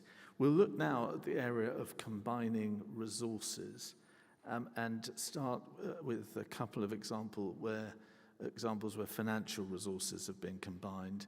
Nezahat Chan is the Chief Executive of London Legal Support Trust, and she'll speak to us briefly next. Nezahat. Thanks.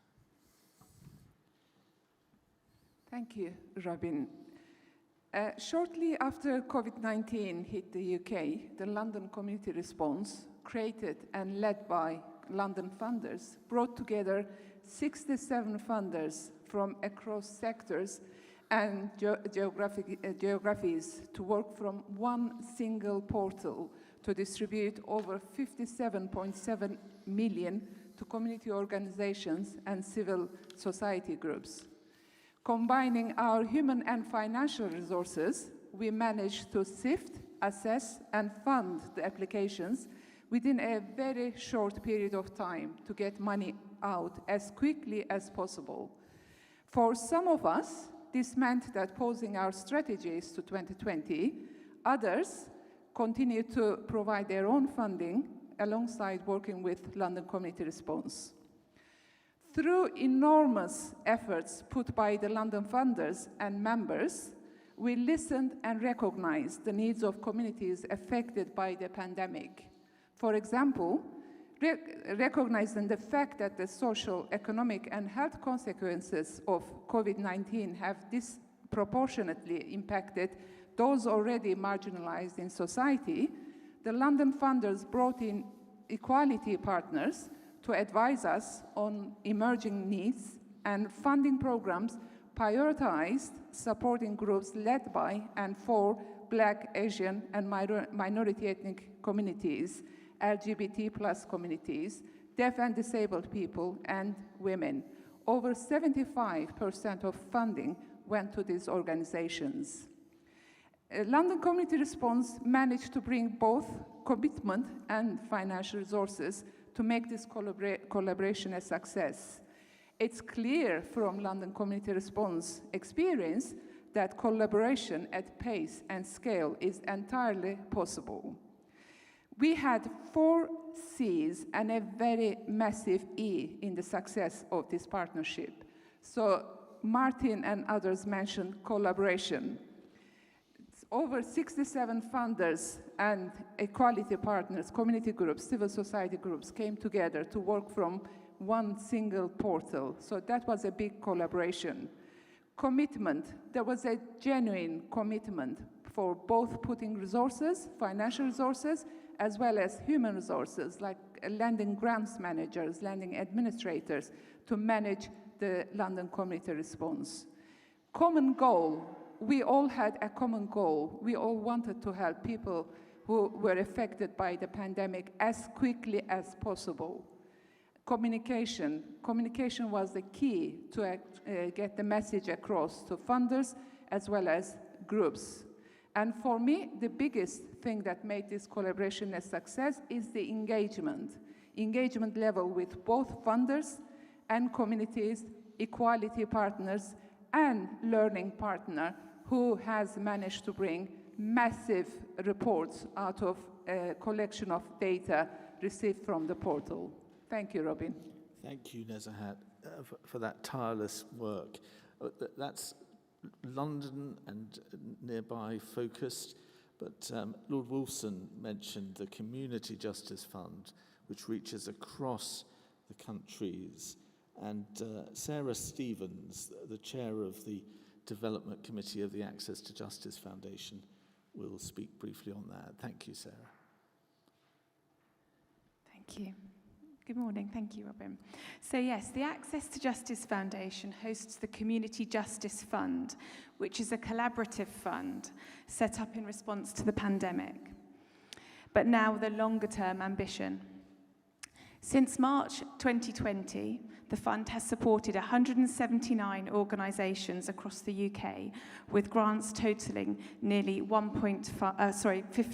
15 million. The success of the fund has been dependent on many factors, but the single most important continues to be the generous commitment to partnerships to all those involved. Firstly, partnerships with others from the trusts and foundations sector, some of whom we worked with previously and others who are now new to funding advice, but share our vision for better outcomes for people living in poverty, for those with disabilities, those experiencing housing problems or facing additional barriers as a result of their race or immigration status. Secondly, partnership with the Ministry of Justice, which was mentioned this morning. The Ministry of Justice have contributed to the first 2 waves of funding. This support has enabled us to secure match funding from philanthropic sources, which is equal to the Ministry of Justice's contribution. We very much hope that their support will be ongoing. Finally, and crucially, partnership with the advice sector. We have set up a steering group which includes funders, umbrella bodies, and frontline organisations, and the learning from this collaboration has been crucial to the fund's success. As we develop our vision for the future of the Community Justice Fund, we're considering how we improve ways in which we can work more closely with the communities we are looking to support. Thank you. Sarah, thank you very much. Now, Katie McFadden will speak next. For the young legal aid lawyers, they've pulled some resources together for a remarkable new initiative launched this week. Katie. Hi, good morning everyone. So I'm Katie, I'm on the Committee of Young Legal Aid Lawyers. I'm also a criminal defence solicitor at Hodge, Jones and Allen. Legal aid and social welfare law are in the midst of a recruitment, retention and a succession crisis. The prohibitive costs of qualification, combined with low wages, often results in prospective solicitors being unable to fund their professional training.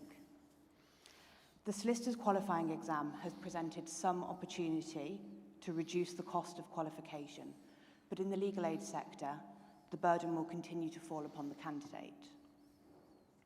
We have been so excited to launch this week a fund created by WILAO, the City of London Law Society, and the legal training provider Barbary, with the support of the Legal Aid Practitioners Group and the Law Centres Network. The City of London Law Society Charitable Fund and 13 city law firms have shown their commitment to supporting the social welfare sector by generously contributing £155,000, enough to sponsor 16 candidates through the SQE. This scheme will allow those with precious talent, expertise and experience to reach their potential and qualify as solicitors. It will have a huge impact, not just for the individual recipients, but for access to justice for each and every one of the clients that they will represent throughout their careers.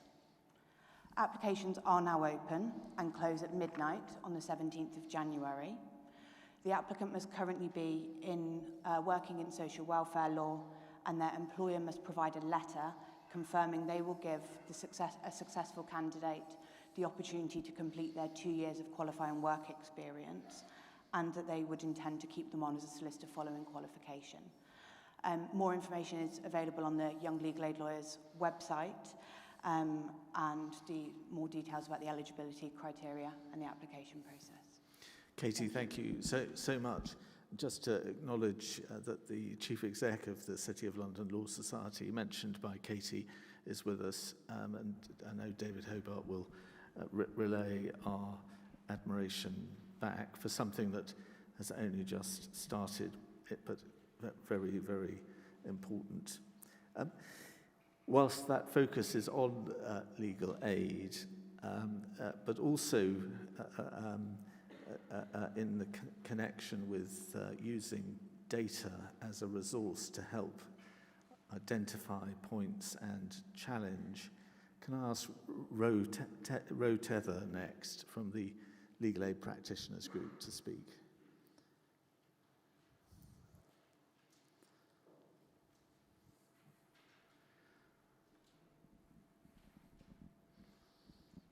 Hello. Oh. Thanks, Ro. You're good. Hi, I'm Ro Tether. I am Head of Parliamentary Affairs at Legal Aid Practitioners Group. We have recently finished an inquiry into the recovery and the sustainability of the legal aid sector under the auspices of the Westminster Commission. Looking around, I can see lots of familiar faces and lots of people who helped to support that particular inquiry, so thank you very much. And thank you to Robin for asking me to speak today. We have witnessed the impact of justice policies developed in the absence of evidence or data, and we know that evidence has not been collected in respect of the legal aid sector as a whole since 2013. And that's despite the BARC and the Low Commissions highlighting the need for it, and the LASPO PIR in 2019 echoing this. I think this need for data is now openly acknowledged. I'd suspect that pretty much everyone here will agree with me. But I wanted to speak about the need for evidence to be gathered on a holistic basis. Both Sir Geoffrey and Lord Wilson in their opening addresses referred to the justice system, and it is exactly that. It's an ecosystem. From those looking to enter the profession, that Katie just touched upon, to those already within it and those looking to leave the profession, we need to look at the profession as a whole, at criminal legal aid and civil legal aid together, as a number of these practices are often intertwined, and we need to understand the nuances of delivering this service as we seek to develop policy around it. So through the Westminster Commission, we sought to take evidence from practitioners across the social welfare spectrum, from civil and from criminal, and we sought to hear evidence from people throughout their careers. And I hope that by doing so, we have a better idea of how these business models have worked. We await the results from the legal aid census, and we hope to publish them. That's through LAPG, and we hope to publish those at the start of next year.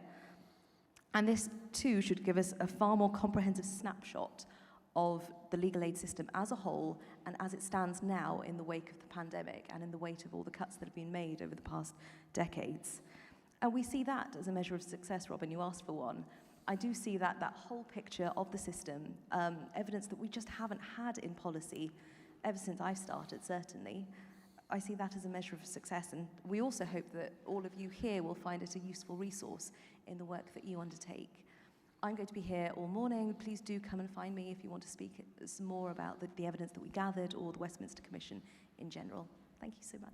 Thank you so much, Ro, and so right to emphasise evidence and data as an area of success that we have not opened up enough to date.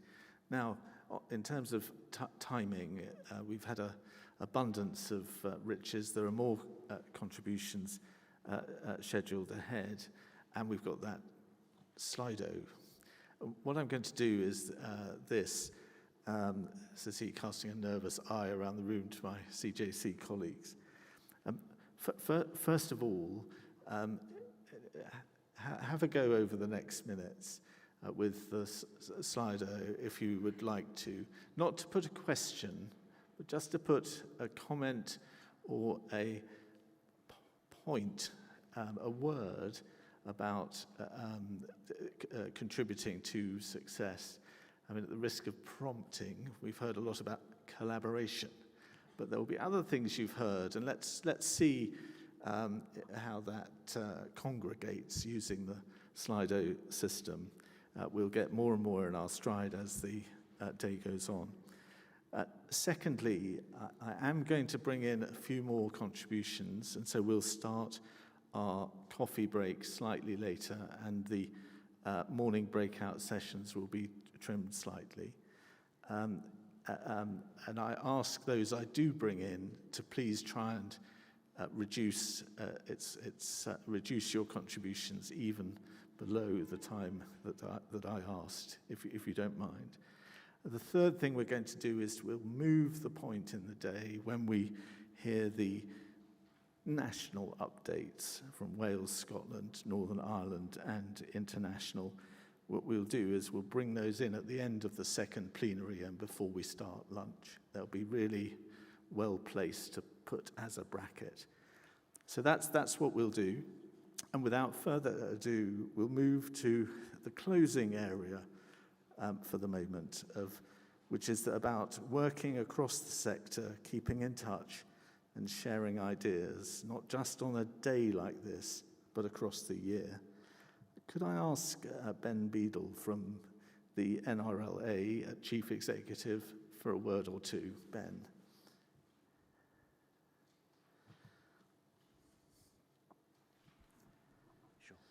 Thank you very much, and thank you for the invitation to speak. We're a membership body representing over 95,000 property owners and landlords across England and Wales. And our view is a really simple one, that much more can be achieved, and actually was achieved through greater collaboration. But you need to add a sprinkling of compromise to that equation. Although the rented sector is made up of different groups, we actually all want it to be safe, secure, and appropriate for everybody in it. It's with that in mind that the sector rolled up its sleeves to deal with the really difficult issue of possession proceedings during the pandemic. Whilst the ban on repossessions was a really necessary step, we sought to proactively engage and bring our members along with us on that journey, recognising there were some difficulties, but recognising it was very much in the public interest. So we really wanted our members to demonstrate compassion and an alternative thinking to pressing the nuclear option. You heard from Jodie about our setting up of the conciliation scheme, but one of the other things that we did was to champion a pre-action protocol light, the golden rules, that really was to give landlords a framework as an alternative to using the court system and issuing possession and trying to keep people in their homes. I mean, in summary, cross-sector working was really, really essential, but we were lucky that we had cross-government working as well. Obviously, you appreciate that housing touches many facets of government, and one of the criticisms that's often levelled is government departments not talking to each other. Luckily, through Justice Noel's leadership, that wasn't the case, and we had really good cross-sector and cross-government representation to help some of these really, really thorny issues.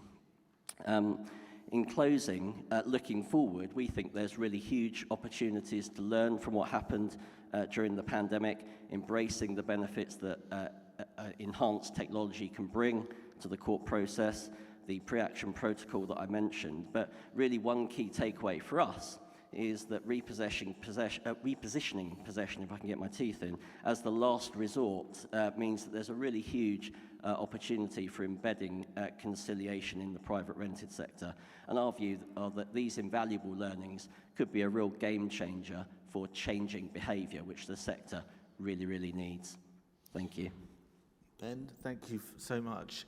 Charles Rowe is Director at UK Finance, the lending body. Good morning, everybody, and I will keep this short, Justice Robin.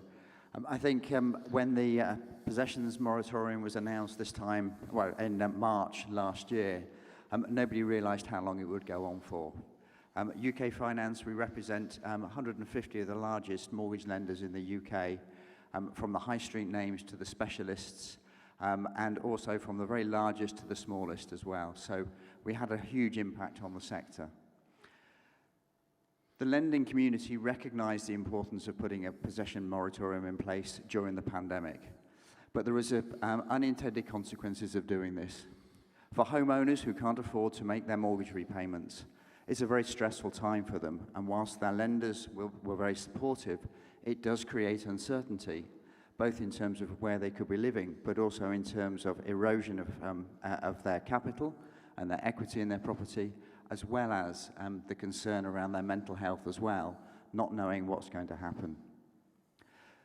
Under the stewardship of Robin, a number of different parties got together, including the court service, lenders, the regulator, the Financial Conduct Authority, and government to work through a process that the many thousands of possession properties that were in process of being repossessed prior to the pandemic could be dealt with in an appropriate way and in a proportionate manner.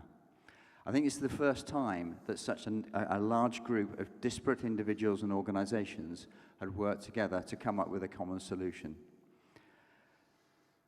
The possession moratorium extended for nearly, well, it was over a year extended for in the end. And when we restarted, it was how we were going to restart possessions in a fair way that recognised the individual challenges that individuals faced. Not everybody, of course, wants their property repossessed immediately, but some people do. And it's important to recognise if you're a vulnerable individual who's perhaps in an abusive relationship and your property is going to be repossessed, how do lenders and the court service prioritise that to make sure those individuals are protected? Through the collaboration that existed during the pandemic, the lending community have announced 2 possession moratoriums over the Christmas period. The first one was launched last year. The second one, which will start on Monday of next week and runs to the new year, has ensured that any householders and mortgage owners in difficulty will not be repossessed during the Christmas period, ensuring that they have that certainty over their heads that they can spend it with their families at this particularly difficult time of year. One of the learnings that we did have from the piece of work is when things go wrong, it's important to make sure that we learn from that. And the court service, particularly the local courts and the bailiff service, were incredibly supportive because not everybody had received the message. But communication and collaboration is particularly key in these particular instances, particularly as it's never been done before. But I truly believe that the industry and the various parties have come together to find a solution that works for everybody and is fair for the homeowner as well as for the mortgage lender. Thank you. Giles, thank you very much. I hope when we have the breaks, people will take the time to meet Charles and Jody and Ben and others, because the discussions will be very fruitful. 3 remaining 1-minute contributions before we break for a 15-minute coffee, and then we're into the morning breakout. I'm glad some things are showing on the screen. That's fantastic. The first of the 3 minutes, Carol Storer, co-chair of the Legal and Advice Sector Roundtable. Carol.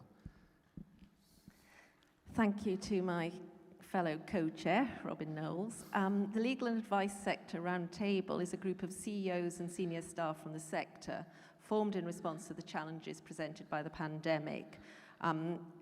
We have Zoom meetings once a month, and we're moving to every 2 months now. And for specific meetings, we invite people who are relevant. In particular, of course, we've had a lot of meetings with the Ministry of Justice.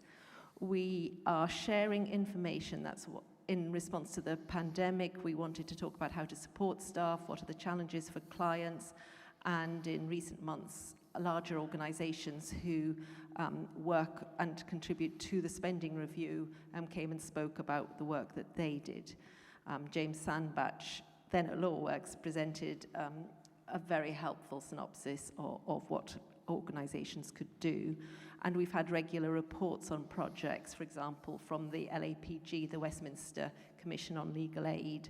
So by sharing, we've supported each other. A specific example is a children's charity shared its experience of making exceptional case funding applications, and a city firm with experience of that contacted them to discuss this further. So what we hope we're doing is helping on strategic decisions, because the difficult times will continue. We are trying to make time for people to reflect and plan, because we recognize that on a day-to-day basis, people's lives are incredibly hard. Working in this sector is very stressful. So for more information, if you would like to join, if you've not been to any of our meetings, please do talk to me. Or there are many members, we have a steering group. Could they perhaps put up their hands so you could speak to James, Martin, Sham, Martha, various people in the audience as well. Come and talk to us if you'd like to join.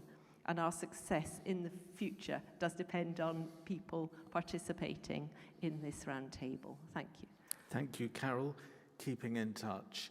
Toby Brown chairs the organising committee for Pro Bono Week. Toby, 1 minute.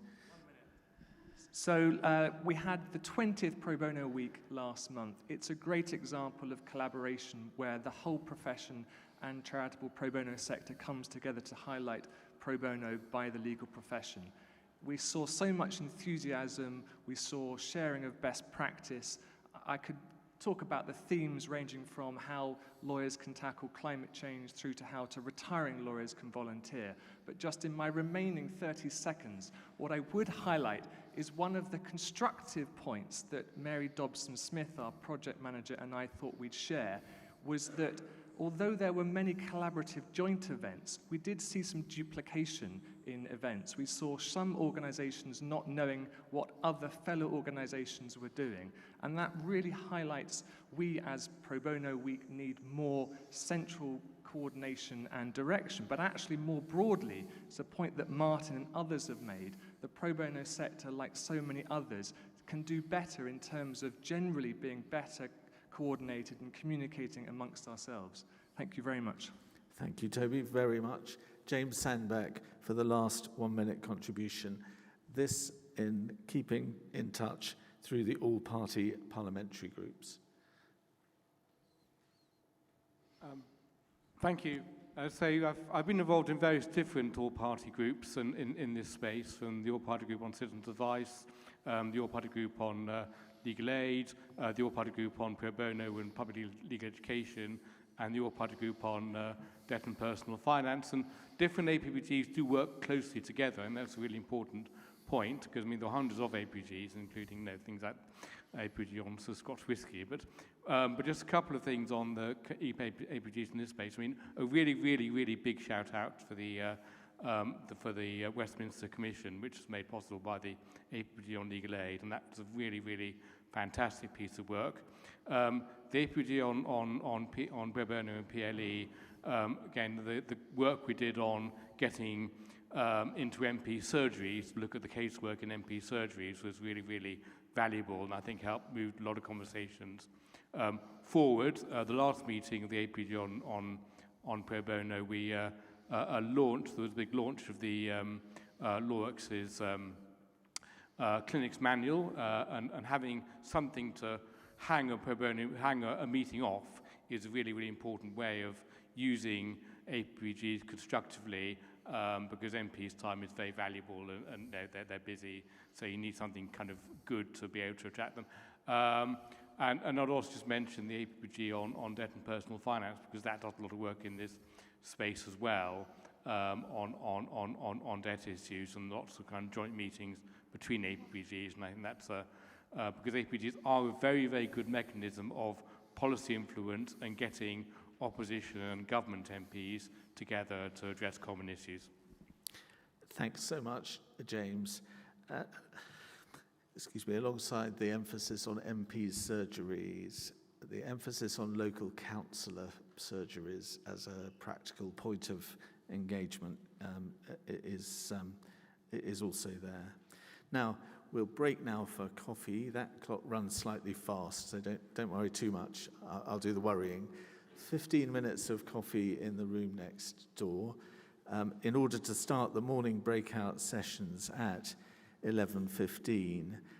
The one on ADR is in this room. The others, you'll be guided by the team on floors above. We'll finish the morning breakout sessions at 12 o'clock to come back into here. I know that's shortened them. Come back into here at 12 o'clock for the second plenary. At the end of that at 12:50, we'll hear briefly from the nations before we start lunch at 1 o'clock. Thanks for those adjustments. Thanks to the many who've contributed, and to all of you online and in the room who've listened. Thank you.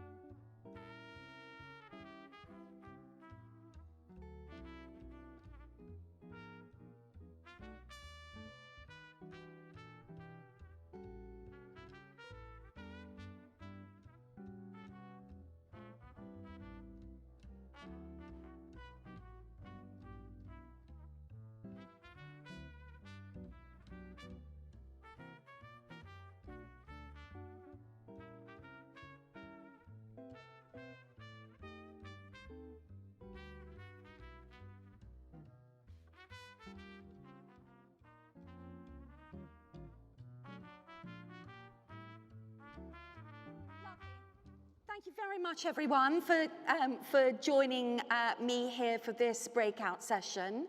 I know we've got a lot of people online. I'm sorry to do this. That's a bit better. It's the light shining on my glasses, I think. Anyway, I can see that you're here. I'm hugely eager to hear what you've got to say, so I'm not going to yabber on. There are quite a number of people online, I hope. And I think this is the breakout session to be in. It's obvious, isn't it, really? You know, I don't want to put us too high on the agenda, but there we go. ADR or DR, it seems to me, is a very, very important part in the jigsaw of the delivery of justice in the future. And I'm going to focus on just a few things because we have very little time now. But it seems to me that we've got to think about forms of ADR, understanding of them and confidence in them, whether they are delivering justice and how we achieve that, and how we splice them in, both to the system as it is and the system in the future. So that's what I'm going to try to keep us to, and I'm going to be quite ruthless about that because I think we have to be finished by midday, and it's already nearly 25 past. So here we go. First of all, how do we increase understanding of and confidence in mediation? I'm going to start with mediation, but of course there are other tools in the ADR-DR box. And how do you think we do that best? And it seemed to me that there are two aspects of that, and it's both the public and the professions. And I wondered in your answers whether also you would be able, first of all, to draw on your own experience and also experience that there's been of the possession pilot, the family voucher scheme, the small claims mediation. So that's enough from me for the moment. Over to the floor. Does someone want to say something about that? Yes? No? Yes? Wonderful.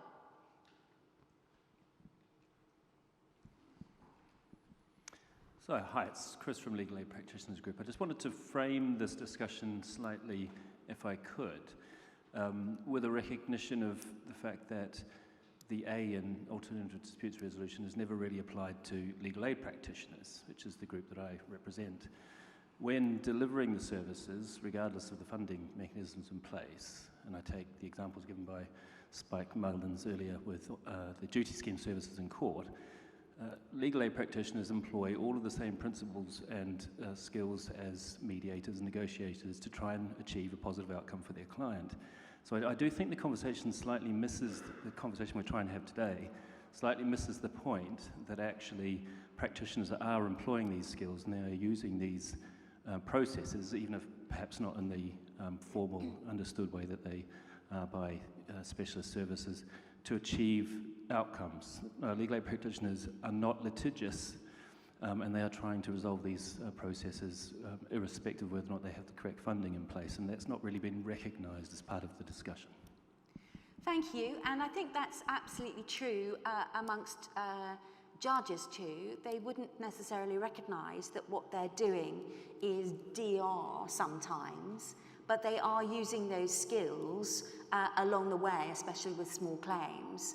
And I'm meaning by that not conducting their own mediation, but encouraging people to see the strengths and the weaknesses of what they're saying.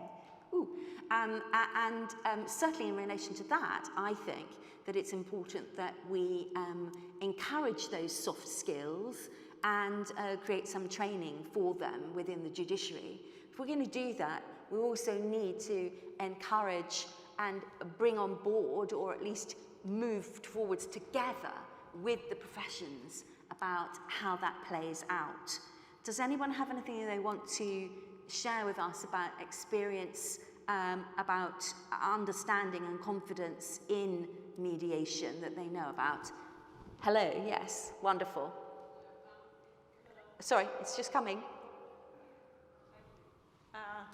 I'm Camilla Palmer. I run a free mediation service in London called Draw, and certainly and I'm also a judicial mediator and do private mediation, and my experience is really there is a huge lack of knowledge amongst the public and also sometimes amongst lawyers.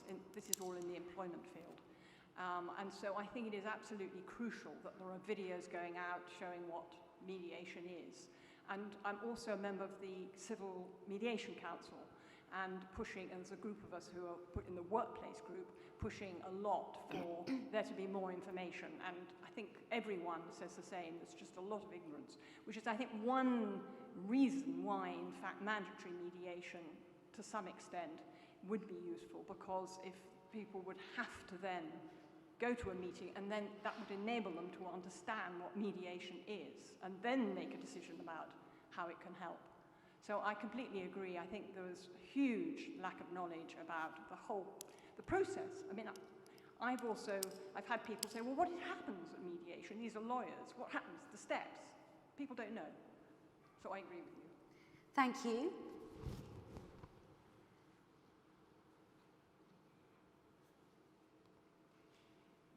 Thank you very much. So Lizzie Allen from Support Through Court, and I came from a family mediation service in Oxford. I think one of the problems is that when mediation works, it works really well. But I think there is a high expectation that it should work for more people than it does. And I think there's something about, as Camilla says, much more about understanding what it is, but also what it can and can't do. And I think sometimes there's a sort of intention or expectation that the mediation is supposed to work instead of court, and if it doesn't work, then you end up in court.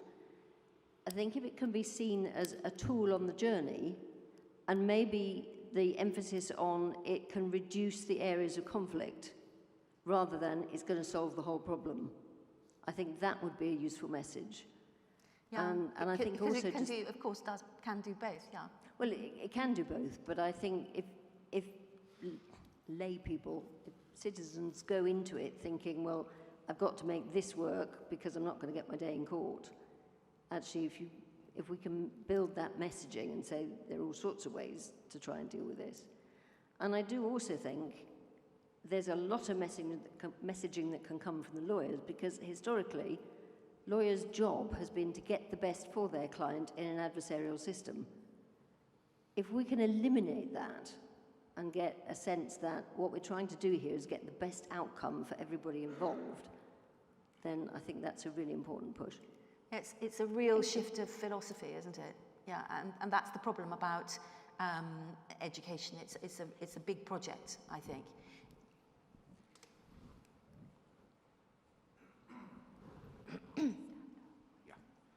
Hi, I'm Masood Ahmed, Associate Professor at the University of Leicester. I just wanted to build on what's already been said. I think the key thing here, and I'm drawing on my experience on working on the Civil Procedure Rule Committee and on the online civil money claims in particular, which has now an integrated mediation service in there. One of the features that came out of the feedback from some of the users of the pilot scheme was that they didn't understand the nature of mediation. They didn't understand who the mediator was, and some people thought the mediator was actually a judge who was going to give them a binding decision and all the rest of it. So I think overall the key point is emphasizing education and informing users from the outset of the dispute as to the different types and different options, including mediation, placing emphasis on explaining the nature of mediation and who the mediator is, and having that integrated both on the online system but also on the paper system as well. But also going forward, just looking at how mediation can be better sort of integrated within the civil procedure rules. We now have the Lomax and Lomax decision, which emphasize the fact that judges could use their case management powers under CPR 3 to direct people to judicial early neutral evaluation. So maybe revisiting that provision and changing judicial early neutral evaluation to maybe a wider variety of alternative dispute resolution procedures, including mediation, would probably also assist the judiciary in focusing on mediation and on providing other forms of ADR as well. So education, informing from the outset, and also possibly revisiting the rules as well. I thank you, and I think that somebody else wants to speak there, but before they do, I think that chimes with what Lizzie was saying, that actually, if it were to be part of a new culture which spreads through the professions and through the judiciary and what you can expect, then that moves the whole piece on. Gentleman in the middle. Ross from South London Law Centres. I think one of the other things is there's a need for effective advice for people to get. Without that, people can't really go to mediation. They don't know what they want, what they can get, and what is really achievable. And that's a huge problem. Yeah, sorry to interrupt you. Two of my further bullet points is, do people feel that in order to make it effective, there has to be legal advice, and there has to be, the second question, which I'm therefore posing to you as well, is there has to be representation at the mediation query. I think both effective advice is really essential. Take example of court duty housing scheme.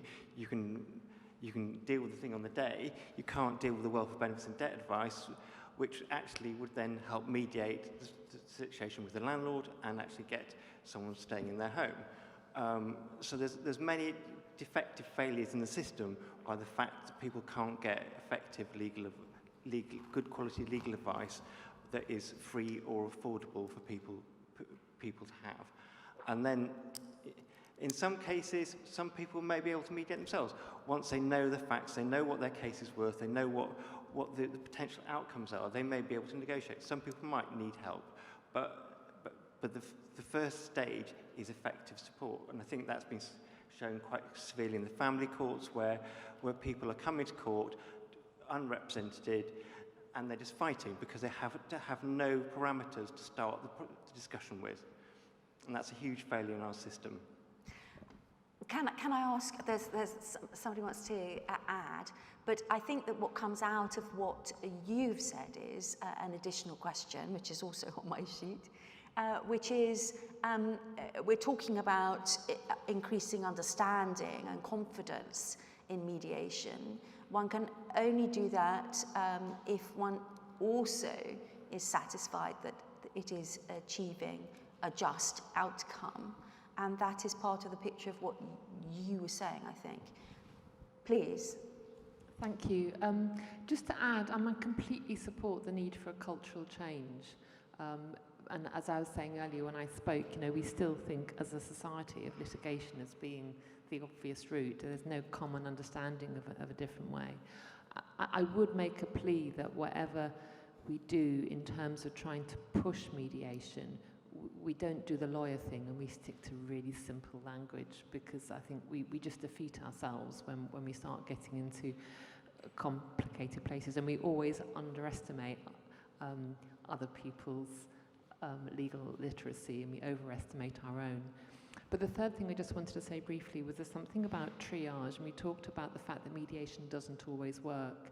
So we get thousands of inquiries, and we have a range of tools at our disposal to try and move them in which way, from early resolution through to detailed investigation. And we've learned to understand what a mediation appropriate inquiry looks like, and it's often where people have unanswered questions, people are seeking an apology, people don't understand, and then you go all the way to the extreme of somebody who's kind of been there for a long time and has a very hardened view of what they want, and it isn't what's going to be delivered. So there's something about an intelligent approach to it, and that triage process somehow that I think is going to make it work better.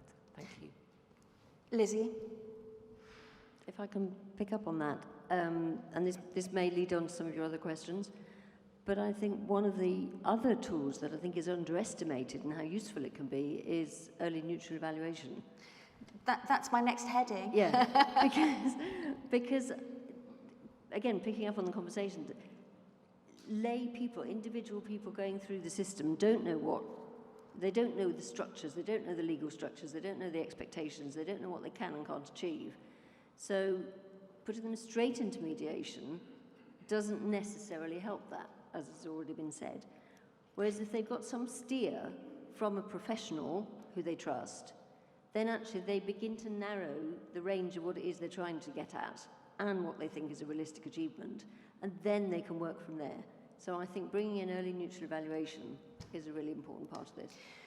This is crossing all my boundaries, which is very interesting and really helpful. We've got some contributors over here, but before they speak, it seemed to me that this is all part also of the dovetailing issue about whether in fact the judge should be offering ENE, whether the mediator should be court appointed on a list so that there's more confidence in the person I'm just throwing those out there, and I'd be interested to know what you think. But please, gentlemen over here.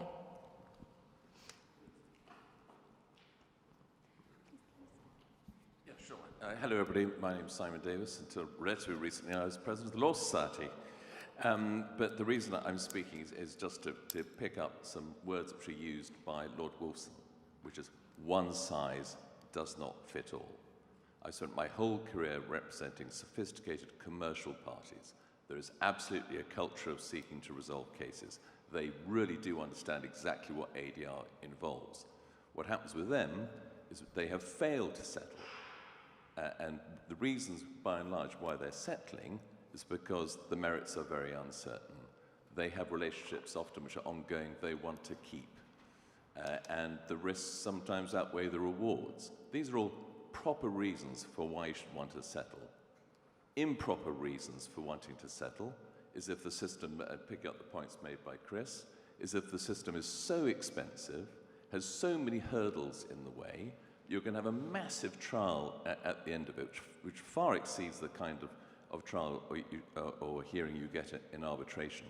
These are wrong reasons for parties wanting to settle, and I would be very concerned, and I use the word very deliberately, in the context of ADR, if that combined with the practice pre-action protocols, we're going to be adding yet more expensive burdens and hurdles in the way of litigants. And what the litigants want, in my cases, commercial cases, they want to find a system which is cost-effective, rapid, and has a resolution by a judge at the end of it, having heard all the evidence, so not early neutral evaluation. My own view, based on that experience, is that what we should be focusing on in the system is not so much saying, please keep away from courts, go into ADR, go and do something else, is we should be focusing actually on making our system much more streamlined, using much more digitalization, and having many more judges and shorter trials. That, in the commercial sector, is the way forward, not, I think, saying to people, you don't understand ADR, you should go there. They do understand it and use it when it's most appropriate. Thank you. And the gentleman here, I think, wanted to speak to you. Thank you. Tony Guys, my company provides a platform, cloud-based platform for the management of ADR. I've had some involvement in civil justice reform over the years, in particular as the past president of the London Solicitors Litigation Association. Two of the key aspects in terms of building confidence in the DR approach, if we are to have much more, as it seems that we are, much more DR everywhere, is many more neutrals. And the same issue about neutrals was encountered in Turkey, which introduced compulsory mediation, pre-action mediation, some years ago, if memory serves, 2016. They didn't have enough mediators, so they trained more. Here, just to echo Simon's point, one size doesn't fit all, and so we'll have many more different types of DR going on, in particular, neutral evaluation, which has been mentioned. And so there needs to be a coordinated focus on training many more neutrals. And my final point is on regulation of neutrals. There is a patchwork of, I would say, so-called regulation. It is underfunded. No criticism of the bodies, but it is underfunded. It is largely ineffective, and it needs to be much more effective to give confidence in the dispute resolution neutrals. Thank you. Thank you. And so you would say that in order to build confidence, we have to have a regulated and quality-controlled set of mediators. But do you think it would help if they were, in effect, you could obtain a mediator on a list which was provided by the court, for example? Yes, certainly, but I think it needs to be online. That list needs to be online. It needs to be searchable in a way which I think is much more granular than some lists are available at the moment, which only provide offers between, let's say, civil and commercial mediators and family mediators, for example. But applying to all neutral evaluators and mediators, one needs to have many more categories to reflect the diversity of the claim types. Thank you. Thank you. On the Slido, we have a comment from Chloe, Chloe Phillips, who says E&E/mediation is now carried out routinely by judges dealing with small claims at Birmingham CJC and some other courts where small claims are listed for dispute resolution hearings. And just to tell you, I've been to numerous places around the country and seen those pilots, or whatever you like to call them, informal E&E and informal mediation going on. Particularly recently, I went to Hastings in that regard, and they're very well. They are often very effective, and we are gathering data as best we can about how effective they are. Two gentlemen over there. If I may just sort of expand on something I think it's implicit in what you just said, which is to do with both digital and physical proximity of where it's happening as well in the court system. So as part of the CEDA panel I sit on, we do London Central Court mediations, and there is an accepted rhythm, as people probably know, to how those work, which they happen in the building. They generally happen after everything else has closed down, so they're quite late in the day when they're physically there. They translated quite naturally to an online system, but in that case, as I think several people have pointed out, people just don't necessarily know what mediation is, and we were just talking about normalising it.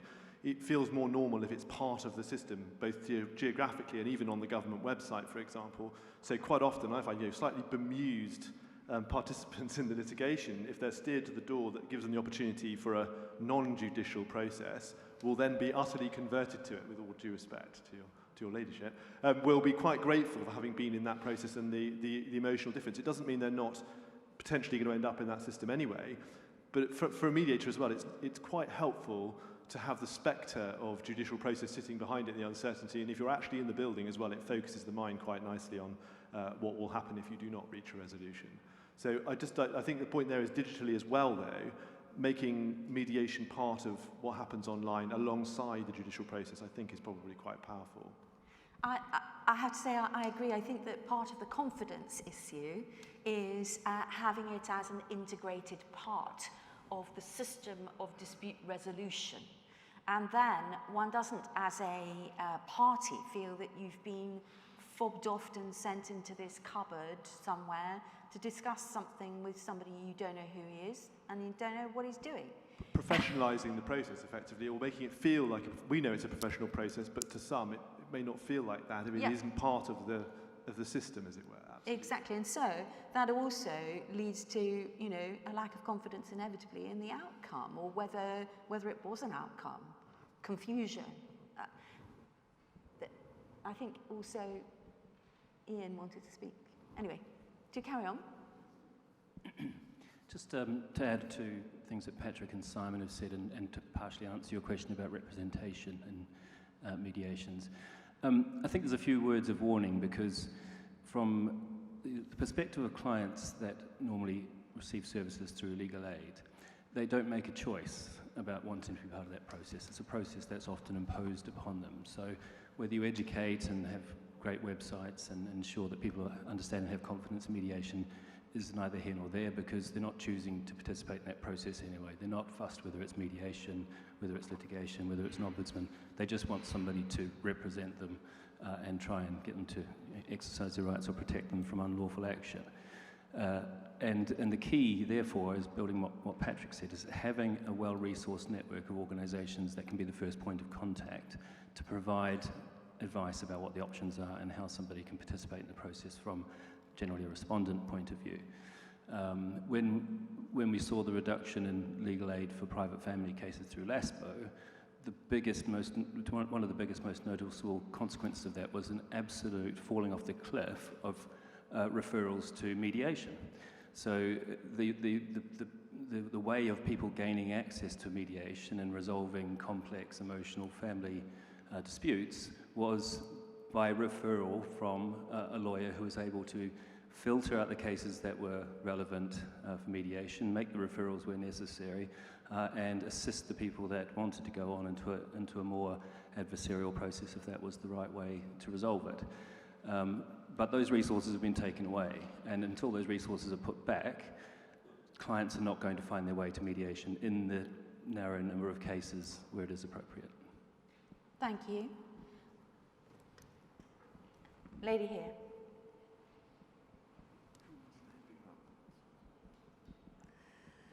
Hello. I want to emphasise the importance of using, and I'd like to use the word conciliation rather than mediation, because to me mediation means a certain kind of process, whereas conciliation is a negotiated settlement by agreement in some way. And I want to emphasise the importance of doing that before anybody ever gets into a court or issues proceedings. That's the time when you have the best chance of settling complaints, and I don't want to use the word a just settlement, but a fair settlement that suits everybody, I think is what we should be aiming for. And that might not necessarily be the best that it could possibly be for a particular party, but as long as everybody is satisfied with that outcome, seems to me that, and they can live with it and get on with their lives, seems to me that that's what we should be aiming for. And you can't make people go through that process unless you make it necessary, mandatory, for them to have tried that before they ever get anywhere near a court. And that doesn't actually need legal advice, it seems to me. It needs an understanding of what can be achieved, which that conciliation process can give them, an understanding of what the best outcomes for them might be were they to get into a court, and the understanding of what the worst outcomes might be if they could get into a court, so that they have the best chance of understanding what is the right outcome for them. Thank you. I think, though, inherent in what you said is that they need some parameters. And to have those parameters, you need some advice in order to know, what's the highest and the lowest and what the building blocks of your dispute are or is. Yeah, well, query. There are two gentlemen here in the middle who would like to speak.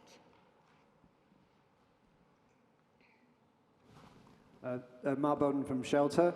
Just to respond to the point around which as you responded for me on in terms of the importance of advice, I think if a tenant, certainly in the housing context, was sent into a conciliatory situation or a mediation process without an understanding of their legal rights, I think the point would be entirely missed by that process. I think if we were to consider sending people into a mediation exercise, we would also want to know that the mediators themselves were adequately trained in the area of law, because I think that's a key consideration to gaining the trust of advisors and solicitors to refer clients into that process, certainly where we have responsibilities to act in the best interest of those clients. I think further, the final point on the landlord and tenant relationship is that there is a power imbalance between a landlord and a tenant. They will often have representation. A landlord will have a solicitor generally, and a tenant will not. They will also have a general deference to a landlord, and they may agree to a compromise which isn't in their interest simply because of the personal relationship they have with the landlord themselves, rather than through an understanding of their legal position. Thank you for that. Gentleman there, and I'm sorry, I have seen your hands as well. Thank you. Simon Mullings, co-chair of Holper. Just to illustrate some of the, one of the difficult and sometimes perverse outcomes that occurs in housing law, to pick up on what Mark was saying, is that there could well be a mediation process in which the inevitable outcome is that a tenant has to lose their home. The right outcome, as Jodie rightly puts it, might be that the tenant loses that home. The difficulty with that is that a person who voluntarily gives up their home can then find themselves without help from a local authority. Now, if that person doesn't know that, then they can be led into jeopardy that they weren't aware of. Beyond that, most local authorities will actually require a possession order and will actually require bailiff attendance before any such any homelessness assistance will be given. Now, that's I think I'm often seen as a skeptic about mediation. I'm not really. I think there are aspects of mediation which are incredibly valuable for disputing parties. Not least, somebody mentioned like the day in court. The day in court is not cracked up, not what it's cracked up to be. And the most, well, one of, forgive me, ma'am. One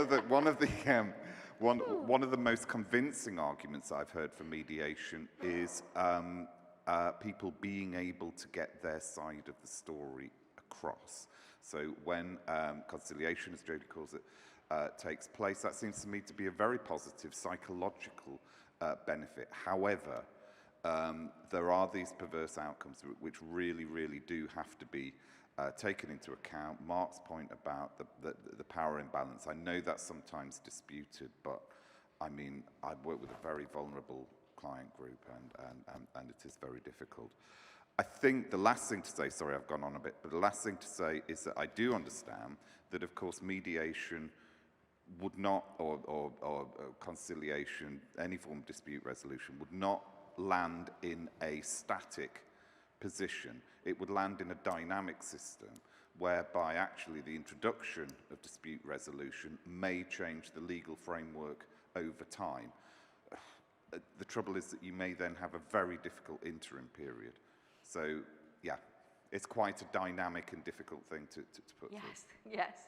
Now, I've got two more people, two, who want to say something. Would you say it very rapidly, please, because we've got, I'm sorry to be so rude, but we've got 5 minutes left, so 1 minute each, and then I've got a series of sort of rapid questions to ask you.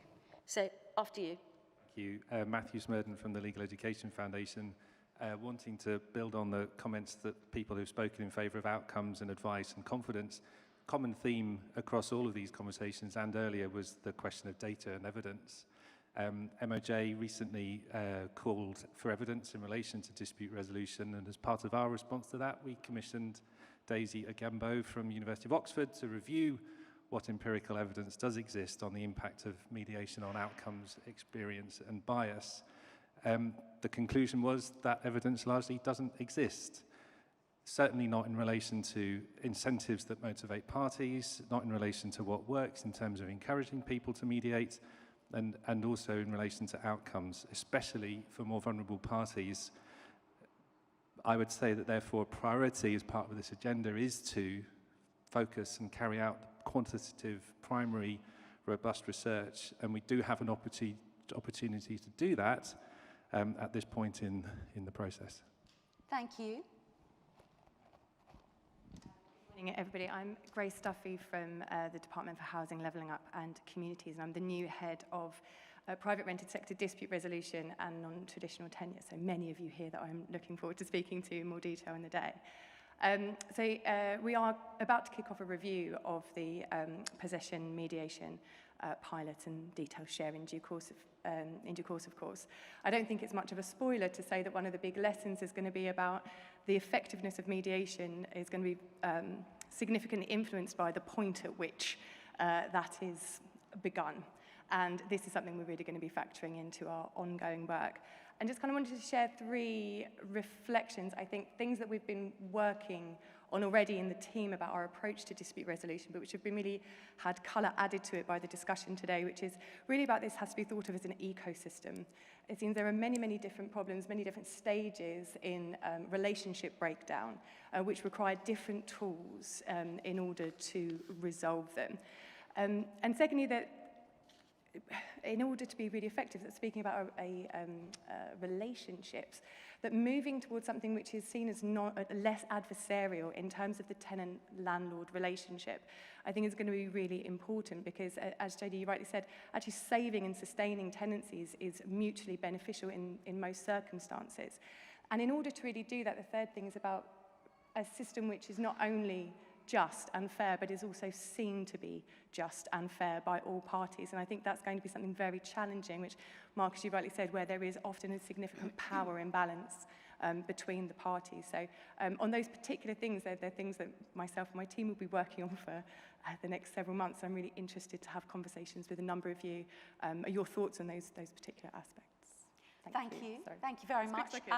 I'm enormously grateful to you all for your contributions because this is a very, as you can understand, fluid and developing area, and we're very interested to hear what everybody says about it. We've run out of time, It is now 12 o'clock, and we must obviously give way because Robin is here at the door. I just want you, please, to answer me one question by putting up your hands. Who thinks that compulsory mediation, and I know that this is a stupid question because it depends on the circumstances, but that compulsion, it would be a useful tool? Hands up if the answer is yes. Okay, just so that I can see, hands up if the answer is no. Thanks very much indeed. Unbelievably, that's relatively even. Thank you very, very much indeed. As I say, I very much value all of your contributions. Thank you.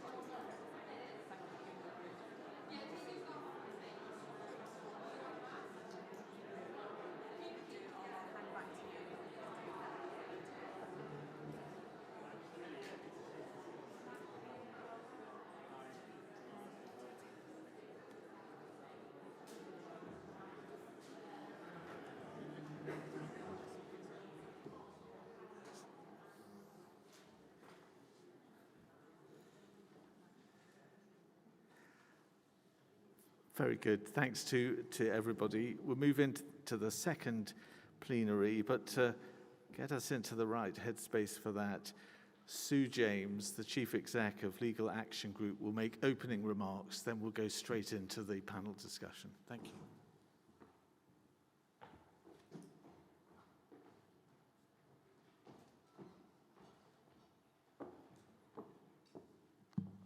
Thank you, Robin.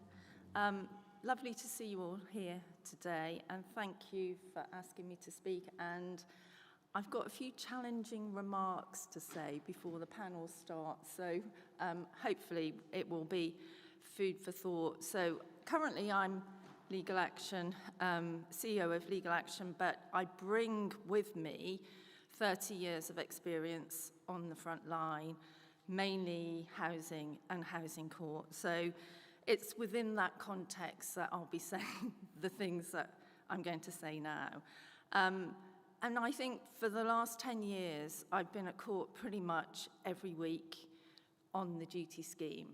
And I've seen people increasingly in crisis and also not getting the help that they need. So usually when they see me, I'm the first help that they have received.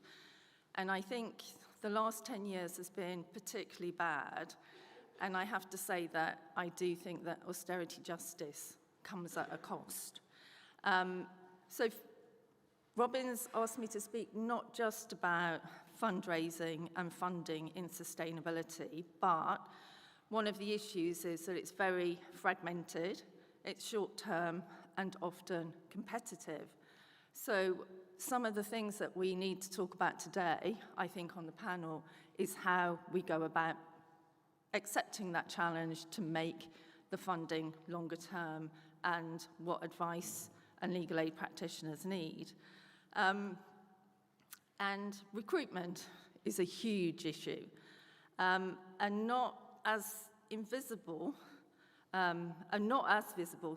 as queues in petrol stations and empty supermarket shelves that we've been seeing, but absolutely we have a crisis in recruitment. And I left Hammersmith Law Centre, 8 months ago. They couldn't replace me as director. We did 2 rounds of funding, no replacement, and now the senior solicitor has replaced me, and we can't replace the senior solicitor. So it's a cycle, and what we're seeing in the advice sector is that, there's a cohort of people who get moved around, you apply for another job, and then someone else has got that problem. So I think that's an absolute challenge that we have to address. And part of the problem is that legal aid rates have not gone up for 24 years. And I know that because my son's 24, and I can't believe in the whole of his life that legal aid rates have not increased. He's just started a grad scheme, and he's paid more than the assistant solicitors at Hammersmith and Fulham Law Centre, lots of law centres, lots of advice practices, lots of legal aid practices. So I think we need to do something about that. And I think once we've done something about that, we need to think about career progression, because once you're a solicitor, where do you go from that? You've got short-term funding, people are not attracted into the profession, and what we're seeing is a real ageing population, and no one is coming through. And it's great to hear some of the stuff this morning and the legal aid lawyers doing their stuff. But once that's done, once those people are in, we need to have a different funding that creates the jobs that can sustain that until the legal aid money comes in, and we can look at other ways that, we can build a profession, I think, really. And the problem also is that with LASBO came, and the cuts to legal aid, came the scarcity of the actual experienced workers and the expertise. So we've got a great provision coming through, a positive, for the duty scheme, where we will have welfare benefits advisors, hopefully, at court with lawyers, but where are we going to get them from? So that's another issue. So I'll leave recruitment there for now. The means test review is coming, that's brilliant. Hopefully more people will receive legal aid once that's done, but then who's going to do the work? And as my colleague said to me this morning, you know, one of the problems is that, you know, with demand increasing, how do you choose what clients you're going to see? And that can be really, really stressful to make those decisions. We have a huge amount of red tape in legal aid contracting. We've got 3-year contracts. I'm currently trying to set up a law centre in North Wales, and if I miss my 3-year period, if I miss the next contracting round, I have to wait 3 years. So I think we need to be looking at some of those things with legal aid about supervision, limited areas, regionalised legal aid, so that the legal aid, you know, what's needed in Wales isn't what's needed in London. Let's start thinking about that differently, and that's another challenge, I think, for the panel. Legal education, absolutely, we need more of it in universities about social welfare law, not less, and I think that's what's been happening. And we've had some really good stuff around clinics in legal advice in universities, but, you know, what about some schemes to, you know, partner with law centres, with, you know, Chile, UK advice services? Fixed recoverable costs is going to really impact on law centres and other advice centres, and we really need to think about that in terms of how we go about contracting with the fixed recoverable costs, because LASBO meant that the costs that law centres got from disrepair disappeared. And actually, we were really successful in making a massive change to people's lives by taking those cases, and we always got our costs. And so it was just, you know, a no-brainer, really, to not have that for us to use.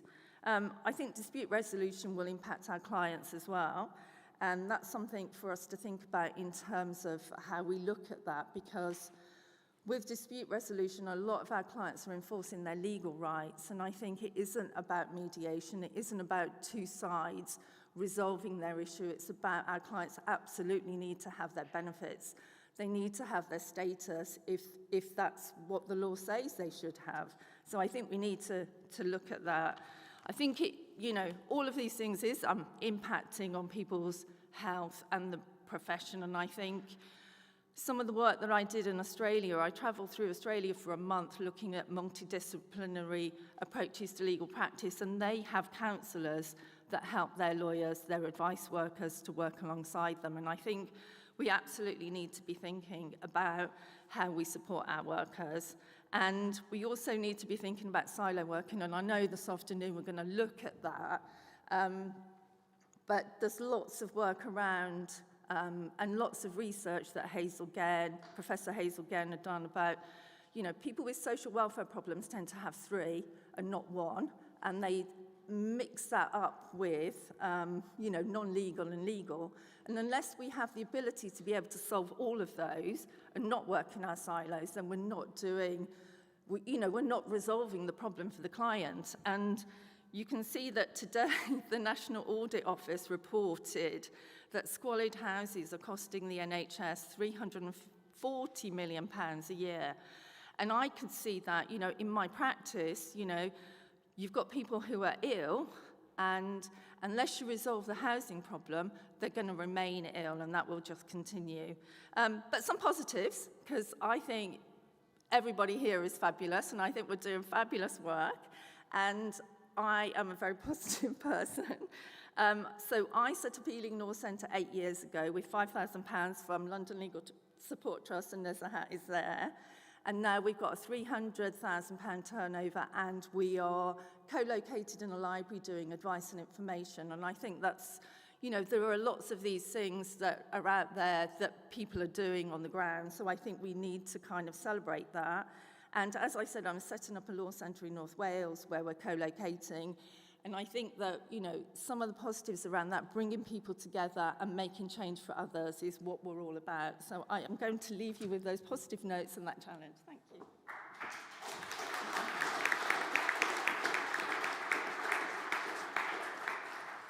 Well, many thanks, Sue, for so ably framing this next plenary for us. You rightly posed a series of challenges there. If I can just reassure the panel, they're not challenges just for you to kind of address in the next half hour or so. They're challenges that face all of us in this room, aren't they? Good afternoon, all. My name is Elizabeth Davis, and in addition to having a background in dispute resolution in ombudsman schemes, I'm a member of the Civil Justice Council and indeed a trustee of Support Through Court. Now, I'm someone who's been attending these forums pretty much since they started, and I think as Sue's highlighted there, every year we hear about excellence, often excellence in the face of multiple challenges. But nonetheless, we hear examples of what you are all doing to ensure access to justice is delivered. So this is a chance to really think rather more around, okay, those interventions might be effective, but are they sustainable? And in this session, we have the chance to question really what is needed to make sure that the system is both effective and sustainable. I don't doubt that we're going to be drilling down, drawing on themes and points that have been made previously, and indeed they're themes and points that we'll go on to make during the course of the day. This is a huge topic, and we are literally going to scrape the surface in the time that we all have together. But to aid me in this task, I'm supported by a very capable panel who you'll see from your conference notes bring a real diversity and depth of experience. Our approach, I was going to say this is an approach of two halves. I think if I'm honest with you, it's an approach of two parts because they're not going to be equal, far from it. This is about having a conversation really with the panel. The first part, I'm going to put some questions to the panel effectively on your behalf, starting that conversation going with them. Then I'll be coming out to you, but looking at time, I think that's likely to be relatively limited. But we'll be using Slido. I will be finishing with a question to put to you as well. So let's kind of see, we'll get through as many points as we can. Now, as I say, Sue's helpfully set the scene for us, an overview, a real myriad of different factors there, Sue, and I kind of want to try and do justice to them all. Let me start, though, by sticking, I guess, at a relatively high level. I want to come to Fiona Rutherford first. Fiona is Director of Access to Justice at the Ministry of Justice. So, Fiona, where we have access to justice initiatives that can deliver successful outcomes, how do we sustain it through the support of the Ministry of Justice? I don't think it's just the Ministry of Justice that's going to be able to be the sustaining influence, but I would say that I think the starting point really has to be the focus being on people rather than the systems themselves. It's not to say the systems aren't important, but our starting point, I think, should be from what the user needs. And we can do this through testing a range of access to justice interventions across a full breadth of legal support. And that's not to say that legal aid obviously has an incredibly vital role to play in this, but that is one part of that wider picture. And these interventions that we need to test obviously need to look at the range of ways, and some of them were talked about. I caught the tail end of the dispute resolution discussion a moment ago. There are a range of ways in which resolution can be achieved, and I think it was also part of the speeches that were heard earlier today. Is my mic working okay? Sorry, it's quite feedback. Okay, great. Thank you. So I think the other things that are key to this are making sure that we are outcome focused, that's absolutely critical, and the way in which you retain the outcome focusedness of the work that we need to do is by evaluation and data gathering, both of which I think are key to really demonstrating where those access to justice interventions and those initiatives can be most sustainably implemented. It's really that evidence that's going to give us the answers to where we can do more, what we should be doing more of, and how. So I think partnership, working in collaboration. Sorry, it may be just me getting the feedback. I'm going to keep going. Okay.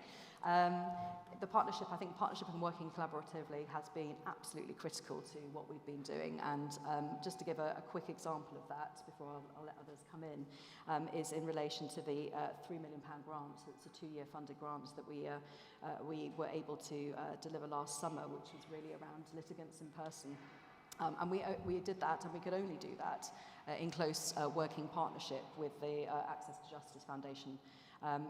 We know now that grant is now funding 11 different projects and will go through to June of 2022. We're working with 50 not-for-profit organisations across England and Wales. It's being robustly evaluated, And we already know that over its first year at regional and local levels, it's been looking at problems and people, 18,000 people and problems, and ways in which they can provide one-to-one legal support. So I think, I mean, there are other examples perhaps I'll touch on later, particularly in response to some of Sue's comments around the Health Justice Partnership work that we're also doing. But I can't, I think, underline enough, focus on people, focus on evidence, and focus on outcomes. Fiona, thank you very much indeed for that. Stacey, there was a really nice cue, wasn't there, for you there? I think both from Fiona and also what we heard from Sue in terms of that it's not just funding, it's the nature of the funding. So let's kind of drill down a little bit into that kind of the whole issue of sustaining the providers and obviously your grants director of the Access to Justice Foundation. So what's your thinking on this? It's got to come from multiple funding sources. There's no one public or private funder that could possibly fill that gap, meet the need, meet the unknown need that we have. What we do need and what we have through the Ministry of Justice at the moment is that anchor tenant for different funds. So having that key contribution from a funder that underpins a particular range of priorities or grant that can then help us leverage more funds for that purpose. Also, and we've seen the impact of that over the years since the support strategy partners have been able to do that for their different organisations because their core costs were supported through a Ministry of Justice grant. We've also seen it through, well, more recently through the Community Justice Fund. That investment from the Ministry of Justice helped us in Wave 2, helped us double that. It's that leverage, it's that key contribution. And also, we've been talking about outcomes. There's so much that we know as a sector that if you invest in advice, the benefit is much, much wider than solving that one legal problem. And what we can also do is leverage that understanding of our current funders to tap into different resources. And it's, there's a lot of evidence building at the moment around health. If we can make that case better, frontline organisations, funders, then there are other government departments, there are also other private funders that we can come to and evidence and show that our work touches on their desired outcomes as well, and it just expands that opportunity we've got for investment. And to just touch back again on the outcomes, I think for so long it's been project funding that's been output, the evaluation's been around output, and we really need to be looking at the outcomes and looking long term. And to support that, what we've heard from grantees is that they need their core costs funded. And that's not because project funding doesn't drive innovation, or because it absolutely does. But the core costs, what we've seen, that flexibility, it just allows that investment in infrastructure and allows them to retain staff. And if, ideally they would be core cost multi-year grants as well, it just gives that security to hang on to staff and avoid that constant onboarding cost because of a high turnover. And that's what the Community Justice Fund, the key funders of Wave 1 of that fund, have made a 10-year commitment. So Community Justice Fund started as an emergency fund. That's evolved in that unprecedented funder collaboration. It's never been done before, but it was key to the success of the fund.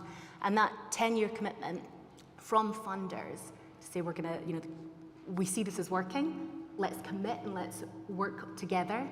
Funders, frontline organisations, umbrellas, as part of the steering group, to work together to work towards sustainability. Yeah. Stacey, thank you for that. Chili, I could see you nodding away there. So before we perhaps come to Stephanie, kind of hear again that kind of broader issue around sustainability providers. Chili Reid, Executive Director of Advice UK. What's your thinking? Yeah, thank you, everybody. I'm just going to spend about 30 seconds talking about Advice UK, because often people don't know what it is. They know about law centres, they know about citizens' advice. So it's an umbrella, as you said, Stacey, of 770 or so independent organisations across England, Scotland and Wales, ranging from National Deadline employing 300 staff to Trussell Trust Food Banks, who are associate members of ours. And in between that, there are 90 or so specialists 50 or so lawyer employing organisations and 27 with legal aid contracts. So a real sort of mixed bag.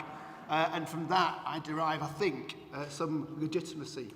And the type of members we have are people, it's on the tin, you know, the expression of vulnerability or marginalisation, it's on the tin. Prisons Advice Service, IPSI, Just for Kids Law, Disability Law Service, they're out there.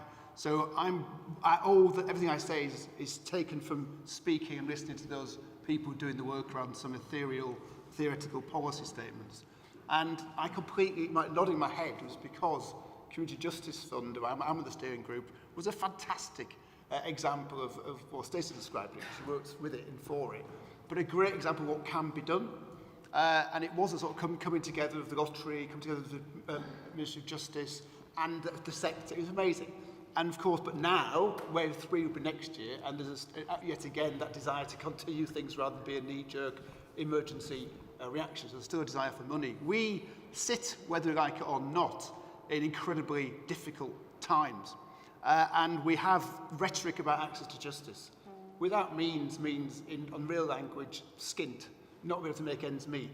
And the issue really is that about whether government, with others, can really talk about access to justice whilst bringing, for example, and this is not a negative thing, it's a factual thing as far as I'm concerned, at the moment, the Money and Pension Service, who aren't here, which is a big sort of void, if you like, sponsored by the DWP, have gone to go through a commissioning process that we think is a typically good example of how not to do it, of sort of neoliberalism, marketisation, commodification, and it's, you know, if it's about listening to people, as Fiona said, really listening to people on the ground, do not bring in commissioning, which is top down, puts all the risk onto providers, and actually absolutely does not, and there's no equality impact assessment, does not put people at the heart of everything. So there are brilliant things, hence the nodding of the head, and also crappy things going on, and yet those people still say, we're access to justice. Yeah. Well, so this overused phrase of access to justice, it's got to be challenged. Okay. Sorry, I've got more. No. Chili, thank you very much for that. You mentioned the importance of people there, so I want to kind of just move a little bit on from funding to the people piece, including the providers piece. And I want to bring Stephanie Boyce, President of the Law Society, in here. So this is about kind of how do we sustain the providers, Stephanie, from your perspective? Well, absolutely. I mean, you know, we heard earlier Sue James talk about the underfunding of the justice system, the lack of increase of fees in legal aid and the challenges that brings around recruitment. I recently visited a legal aid firm in Tottenham earlier this week and, you know, got to hear from them directly about the challenges that they encounter on a daily basis. And as one of the colleagues that I met there put it, the starting point must be a 24% increase in legal aid fees for the 24 years of zero increase as a starting point.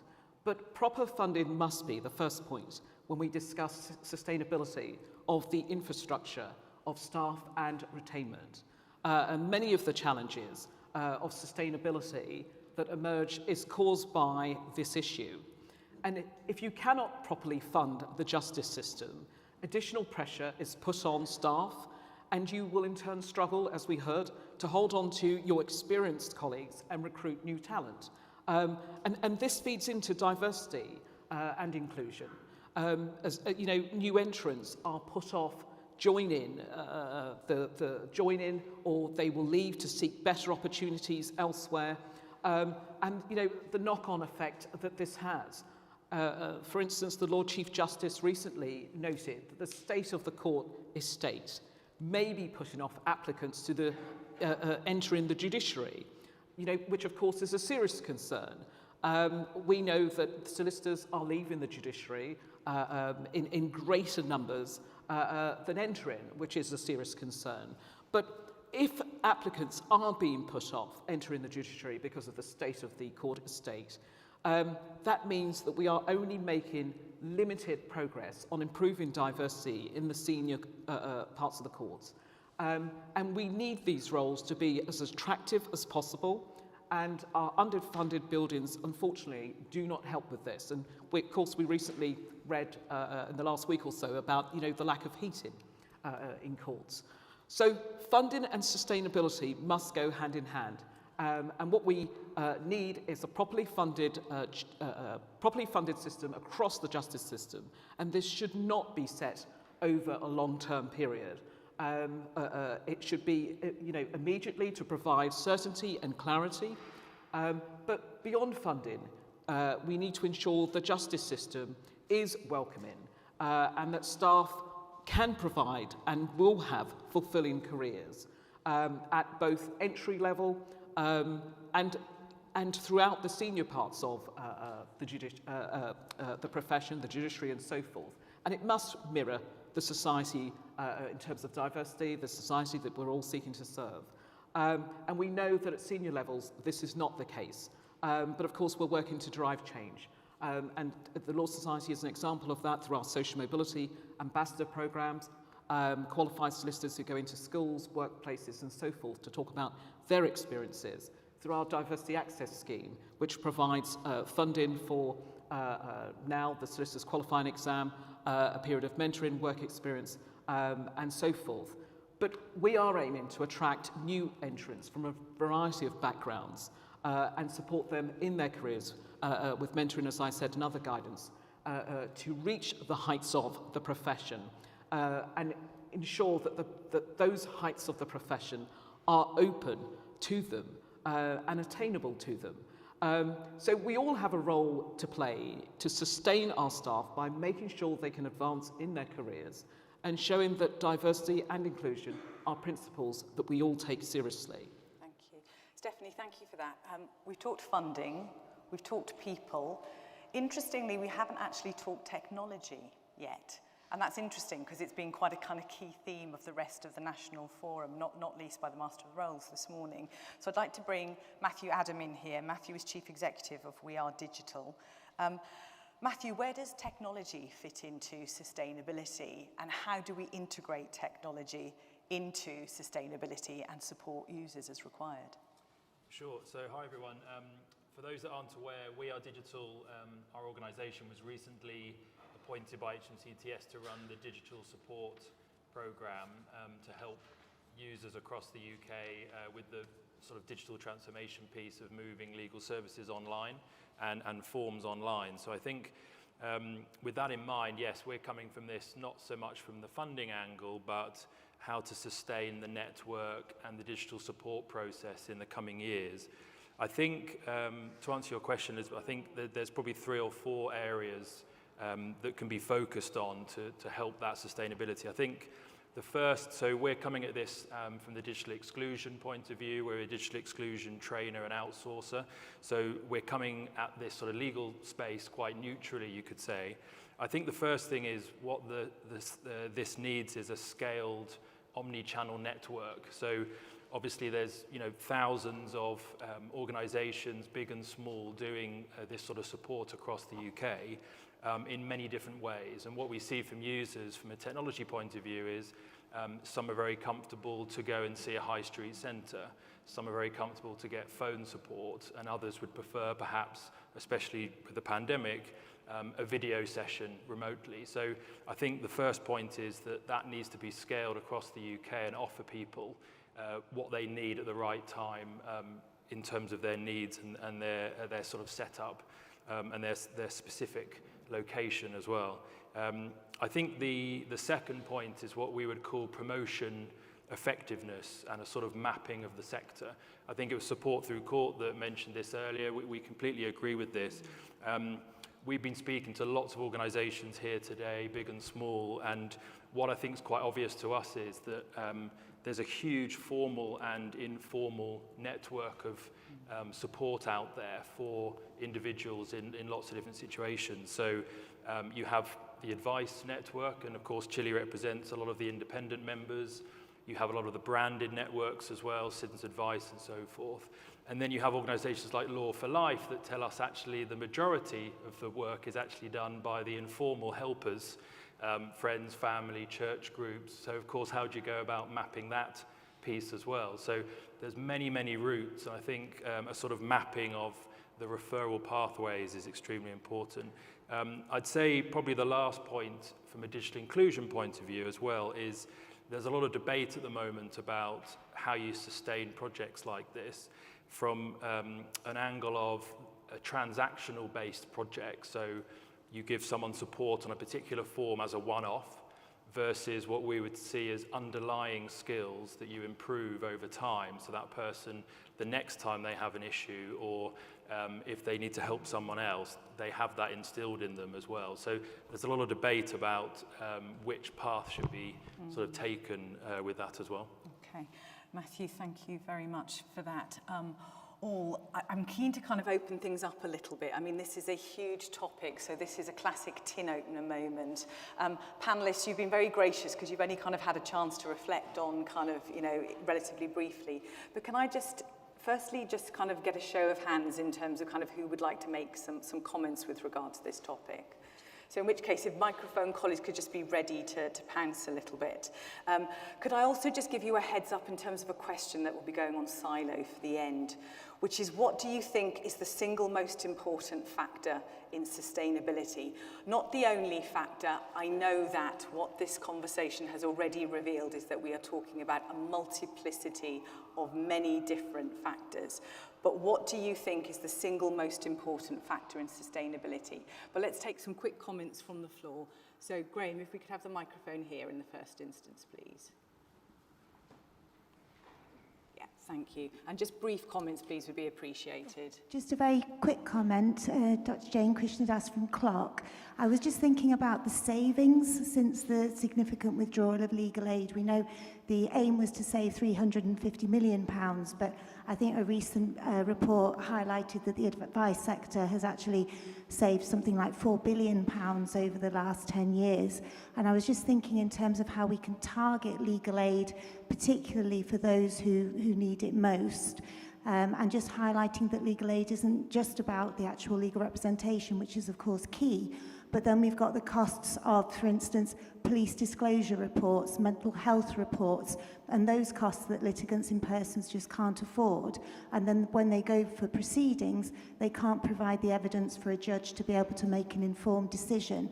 So in light of the savings that have been made by the contributions of the advice sector, is it thought possible that we could actually have a contribution for where we need it most, which clearly can't be provided without the legal aid contribution? Thank you. Jane, thank you for that. Let's take a quick comment from Simon at the front here as well. The microphone's on its way, Simon.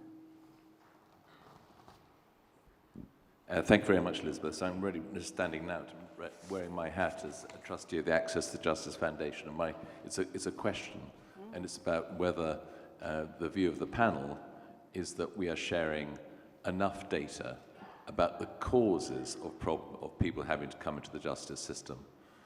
Having heard some of the early discussions, I think firmly that, of course, right to try to avoid people coming into the system, but a wrong way to do that is to make the system so front-loaded expensive they never dare come into it in the first place.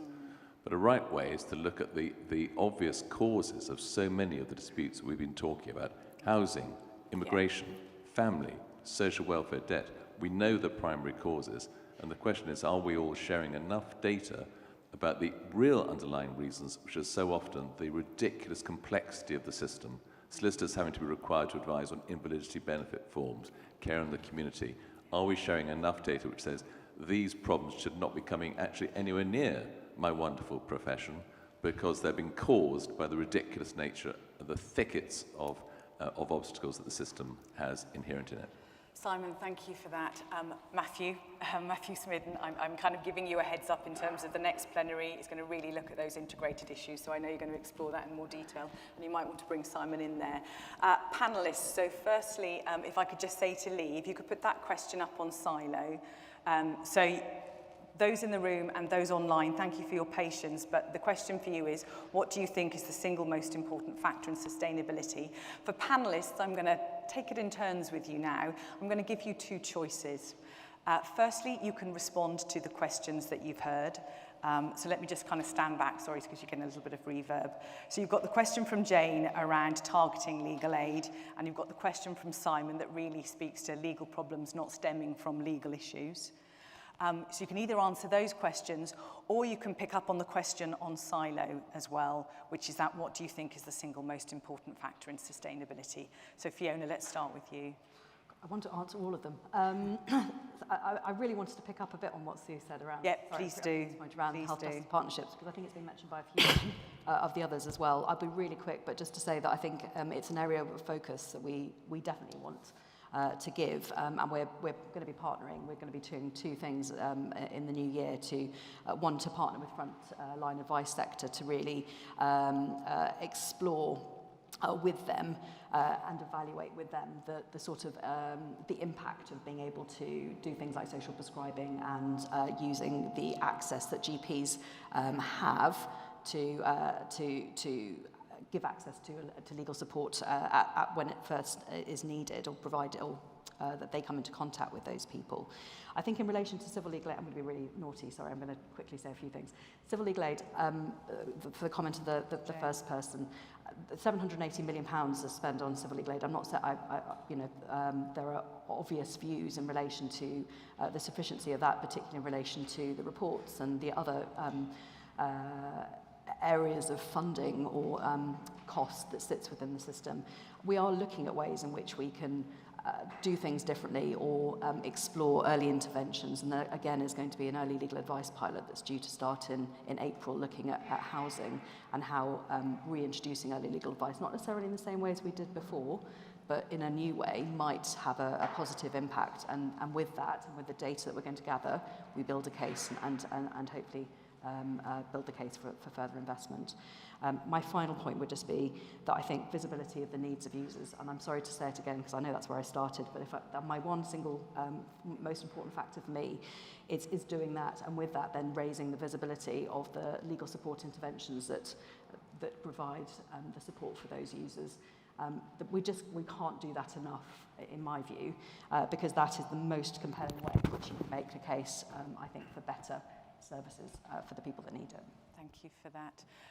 Chili, should we come to you next? Are you all right with your microphone? Yeah, can you hear me? Yes. Good.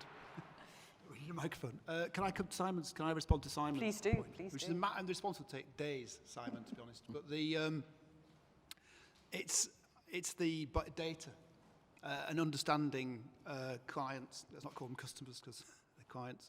Understanding data, and we. Advice UK have done a lot of work over the years, a massive amount of work with Vanguard Consulting or Vanguard Method work. It's called systems work that oversimplifies it, to understand, and we'll do some more work now, to understand how people get to the legal system, but how they get more generally before they might hit the legal system, if you like, to advice centres. And I think if I was to spend, if I had 10 quid to spend, I would spend it on understanding and listening to clients and their journeys into, through, out of advice. And by doing that, it doesn't mean, back to funders again, and criticisms of funders and oppressive ways of funding, it doesn't mean understanding outputs of funders' point of view, what matters to clients. And it's also, it sort of dovetails, if you like, into things like early intervention, all this sort of stuff, because it talks very much to Hazel Gwen's stuff about what I call the unholy trinity of housing, in particular, welfare benefits and debt. And of course, debt again, I'll go back to debt.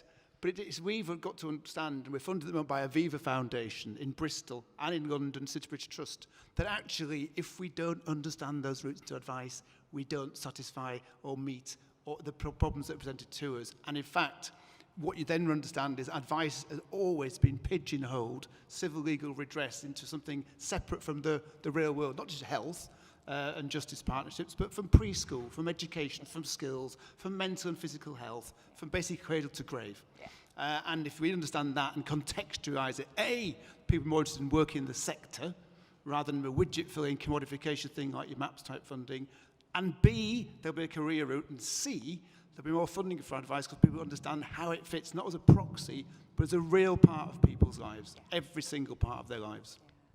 Julie, thank you very much indeed for that. Stacey, let's move on to you. You get to choose. Well, my answer to what is the most important factor in sustainability does touch on both points, so I'm going to try and be sneaky and get them all in. So, for me, it's about demonstrating our impact, and not just the benefit of investing in advice to solve that legal issue, but that wider impact that it has in health, poverty, homelessness, so that we can encourage further investment. And that comes through the data. And I take Simon's point, do we know enough about how people arrive, what the barriers are? No. Do we know what happens after the end of the journey, as we see it? Absolutely not. And that's about where the resources are going and the limited capacity that frontline organisations have. So then I think to improve that and to empower organisations to improve their data collection, analysis, it's got to come from funders. And not just with funding, but it's supporting that culture, that mindset shift from looking at reporting as an accountability tool to a learning tool. And recently, the Foundation, the Ministry of Justice, the Legal Education Foundation and other funders of CJF came together in a learning summit to discuss just what data we have, how are we using it, how can we use it better. And that's hopefully conversations that will continue and will start to involve umbrella bodies, frontline organisations, and hopefully at some point in a meaningful way and a sustainable way include that user voice as well. Stacey, thank you for that. Stephanie? Well, I mean, just looking at the question, the single most important factor, I mean, there's so many different factors, and just looking at some of the responses that have come up, you know, and one could talk, and I'm sure all of us could talk for a long time in respect of what, you know, what the factors are, because there are so many. But focusing, if I have to, on one, I think, and somebody has put it there, it's about public legal education. You know, for me, you know, most people will experience the justice system, you know, at one of the most stressful moments in their lives.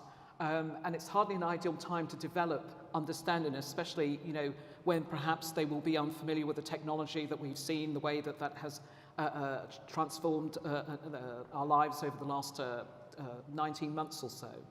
You know, many people have heard me speak about the fact that, you know, legal rights mean absolutely nothing if you don't know when those rights are being taken away, or indeed you don't know how to exercise those rights. So education, as you said, Chile, in schools, you know, educating the public around the justice system, to get the public thinking about the justice system as a national treasure, like the NHS, so that people understand it, learn about it in schools, not when they come to it, but before that.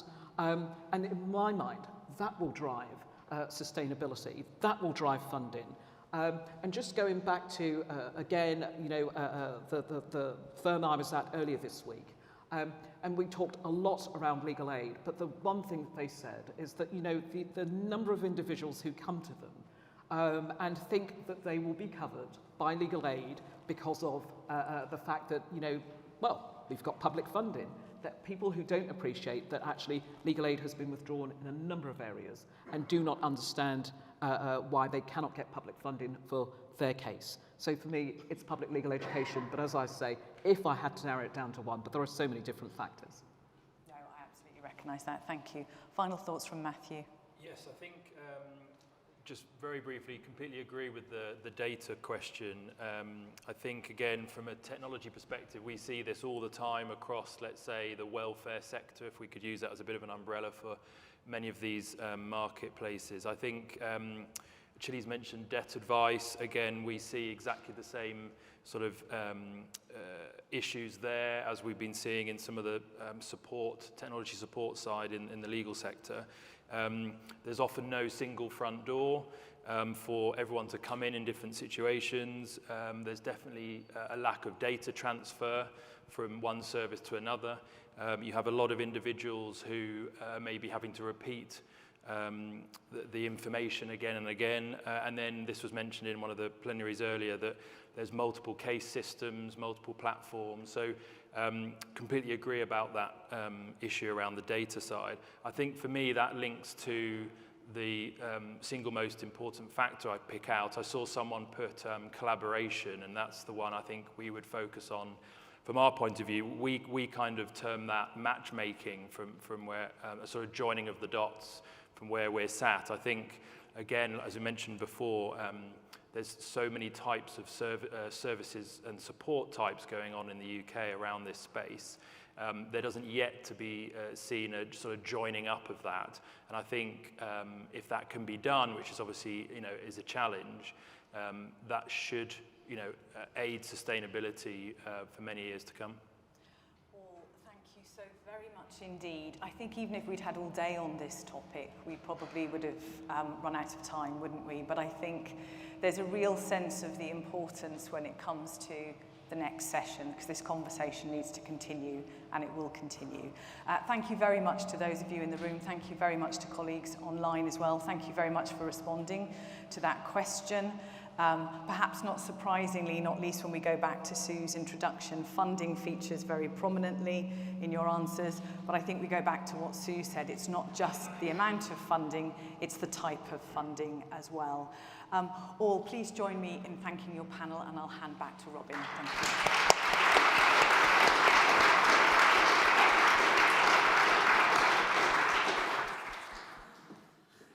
you. That was a cracking panel, and Elizabeth, thank you for leading it so very well. Now we'll bring in those brief country reports from the lectern here. If I can ask first for Wales, His Honour Judge Hyle James, the lead tutor judge at the Judicial College. Hull, thanks.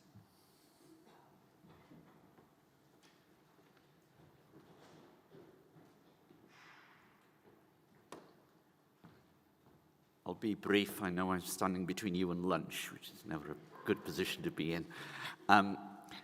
Position in Wales, we've had the same issues, which we've already discussed today. People who are digitally challenged in having to attend hearings remotely, in accessing online digital. We've tried to give as much assistance. In Wales, there are issues of connectivity. Education is an issue in terms of people able to use systems, and of course lack of computers or appropriate matters.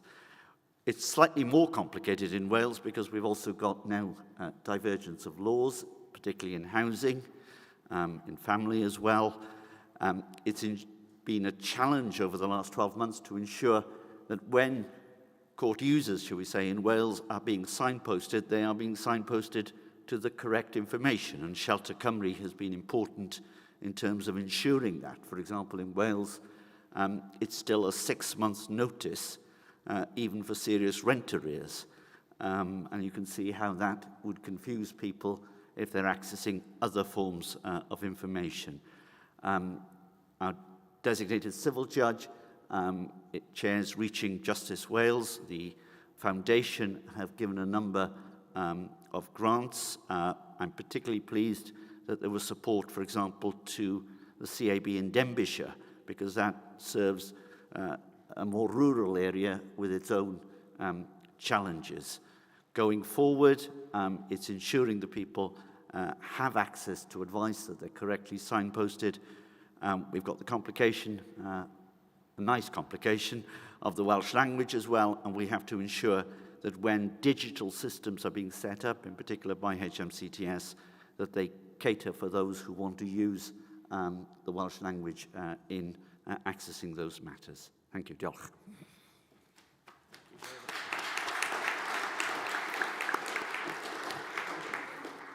And would Rebecca Samaras come to speak to us about Scotland? Rebecca is the Director of Pro Bono and Clinical Legal Education at Edinburgh University. Thank you, everyone. And again, firstly, thank you for this panel and for the panels earlier. I'm not sure how we can follow that, but I will keep it brief again for reasons of lunch being ready to be served. Scotland, very similar to everywhere else. We were all going through very much the same problems everywhere. There have been some specific issues around Brexit. I will mention the B word whilst I stand here. It's not all been about the pandemic, although the majority of it has been about the pandemic. However, we're still trying to tackle all of those issues in the same way that everyone else across the UK is. We've had a huge number of issues surrounding the EU settlement scheme and immigration and asylum cases, which I know is a national issue. However, these have been predominant in Scotland and were at the fore before Brexit, before the pandemic, but certainly given the tight deadlines that we've had. It has been a huge issue for many charities and organisations. And in fact, I'm delighted to say that listening to the law clinics, listening to all the different charities and organisations that have been participating in some of the projects to help and support EA citizens make these applications, it's great to even see, and I'm glad to say, we have had CJF funding in Scotland for this and other projects, specifically for homeless and vulnerable citizens. I will now move on to the big one, which is the online situation and the digital situation. Again, listening to everybody today so far, and I'm sure you'll hear more about it this afternoon, and one who also uses digital online systems for her own law clinic. I do understand, however, and I agree to quite an extent, that it's not easily accessible, and this is a huge issue just now, and there are consultations taking place through the Scottish Civil Justice Council and government surrounding digital and online courts, and the extension and even making permanent provisions for civil online. I'll give one quick example of the COVID response that we've had to all endure, and there was an amendment to our simple procedure rules in 2020, making it mandatory to use civil online to submit simple procedure claims, which is similar to our old small claims. And in September this year, the further act of Sederant amended the earlier act by extending the expiry date to 30th of March 2022, so that's an extra 6 months. There are already consultations taking place about should they actually be making this mandatory rather than it just being a temporary provision. However, on that, I'm going to start speeding up because I can feel lunch and grumbling tummies going on here are needed. The consultations on both that and further modes of attendance or otherwise for civil court hearings has brought in a number of very forceful and measured responses with huge concerns regarding access to justice if the civil hearings extend these online methods. And there's been a call for further consultation to focus what actually is best for the parties, for the actual clients themselves, rather than what may be better or easier for the courts and others. I had my law clinic Monday just gone and spoke to one family solicitor after her volunteering at the law clinic, and she was just explaining how wrong it is that some courts are still proceeding actions by telephone in Scotland, not even by WebEx or another online platform. Procedural hearings, many are saying, okay, it's one thing having a procedural hearing online, but evidential hearings should be in person, or at least be given the opportunity to be in person. The Law Society of Scotland have summarised all the concerns around digital poverty recently, explaining that a significant number of the population either cannot access the necessary hardware or software to participate effectively, or they don't even have a reliable broadband due to an inability to afford it, or the technical know-how to engage with it. I'm sure some of you who are using online services and having online appointments have had clients, as I have, who have their children in at the beginning of their meetings, their appointments, showing them how to turn on their audio and their video before they can leave the room, and then they're called back later on because somebody can't use the technology. We are finding a way, but it is not the best way. And what we have been asked to do is address the issue, and government's been asked to address the issue, various users of the court system, that this problem is going to persist, even though they are trying to make very, very immediate corrections to the way things are handled. It's not going to be a quick fix, and there has to be more done to ensure. Is that all right? I'm being told off. Final thing then. Achieve, he's going to kick me off the stage. I wanted to mention this earlier and just give an example as a roundup of what exactly, I want one example to show how well collaboration and partnerships work in Scotland, and that's with one Scottish charity called Just Right Scotland, and some of you may know that. Now, it brings into all these areas. It brings in funding, it brings in collaborations with like-minded organisations to reach and create a better society for all people, not just some. I'm going to stop there because I am getting kicked off, and it also includes the legal profession and law firms, and we could go on and on and on, but my laptop is now closed. And I shall go. Thanks so much.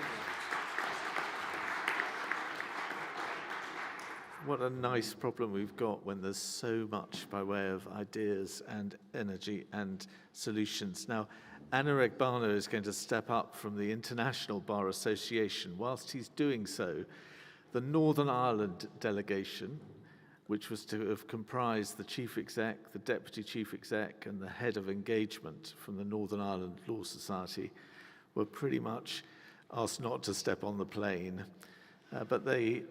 So they can't be with us in the room, but they're amongst the large audience that's there online. What they convey from a jurisdiction where justice matters are devolved is that they've found a way to keep legal aid in private family cases. They're exploring a way of legal aid extending to mediation. They found a way of providing top-up funding during the pandemic and to create an interim payment scheme. All of that is to look at it positively in terms of some of the things that, if we compare jurisdictions, we can continue to reach for. Their concluding sentence would have been, for too long, the focus has been on cost, overlooking the benefits not only to some of society's most vulnerable, but also the wider societal and economic benefits. A real echo with what the panel has just discussed. Anurag from the international picture.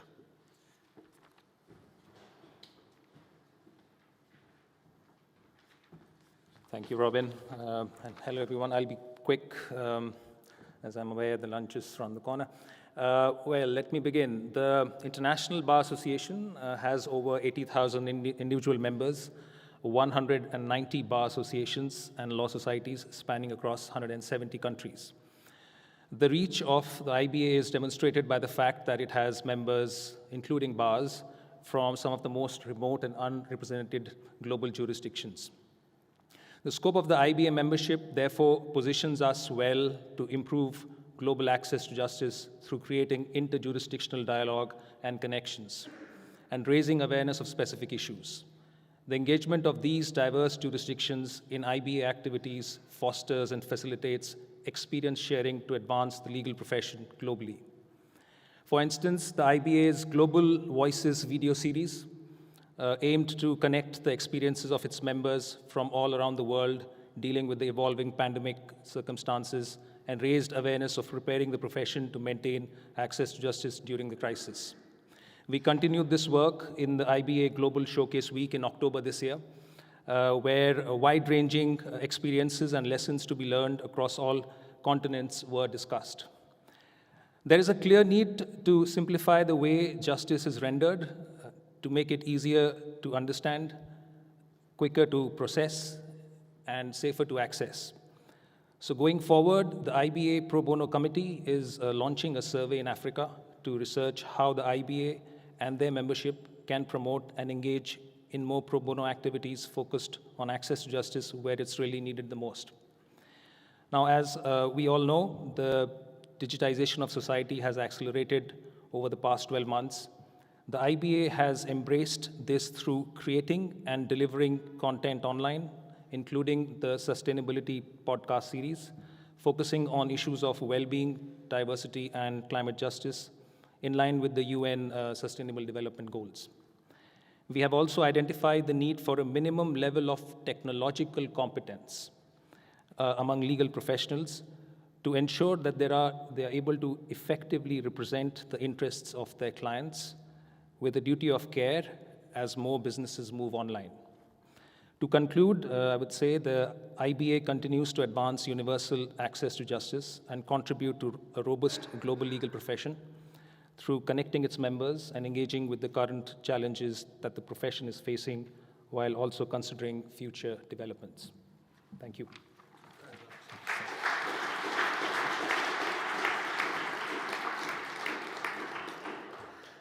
Well, we've now got half an hour for lunch, whether you're here or online. Could we reconvene here, please, at 1:40, where we'll hear first from the Deputy Head of Civil Justice, Lord Justice Colin Burse. Over lunch, please make sure you introduce yourself to somebody you don't know or an organisation you don't know enough about yet. And for those online, please do not hesitate to be in touch with the Civil Justice Council if you want to be joined up with someone you've heard from who is here or from one of the organisations that we've heard about. Thank you very much. Half an hour for lunch.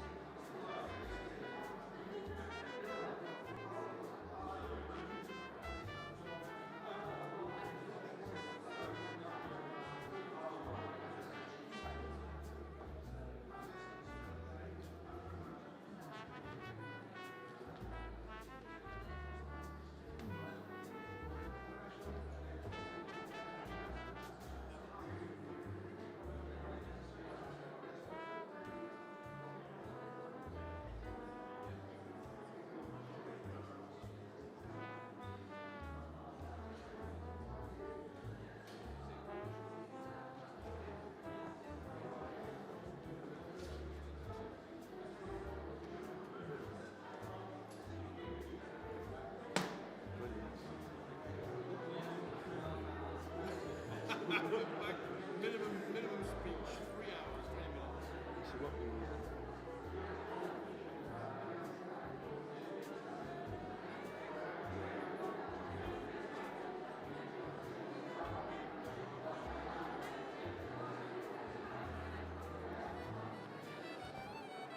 Okay.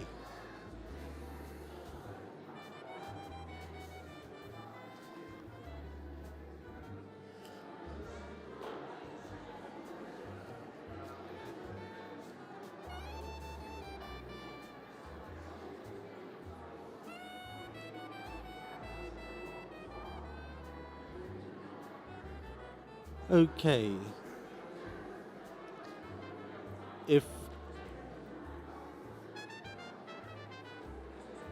If I could,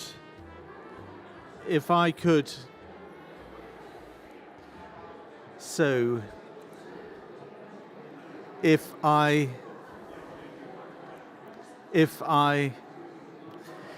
could ask, if I could,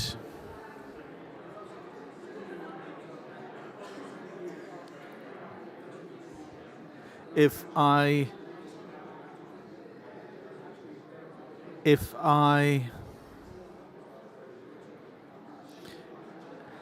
so if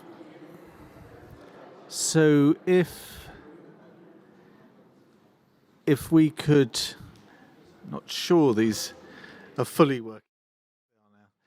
So if we could, lovely, take a seat, and I hope the many online will join us after their 5-course meal. We had the great privilege of hearing from the head of civil justice this morning. We're now going to hear from the deputy head of civil justice, but Colin Burse is known to many as a great friend as well, and he also leads the rules committee. So what we're going to hear remains to be seen. Colin.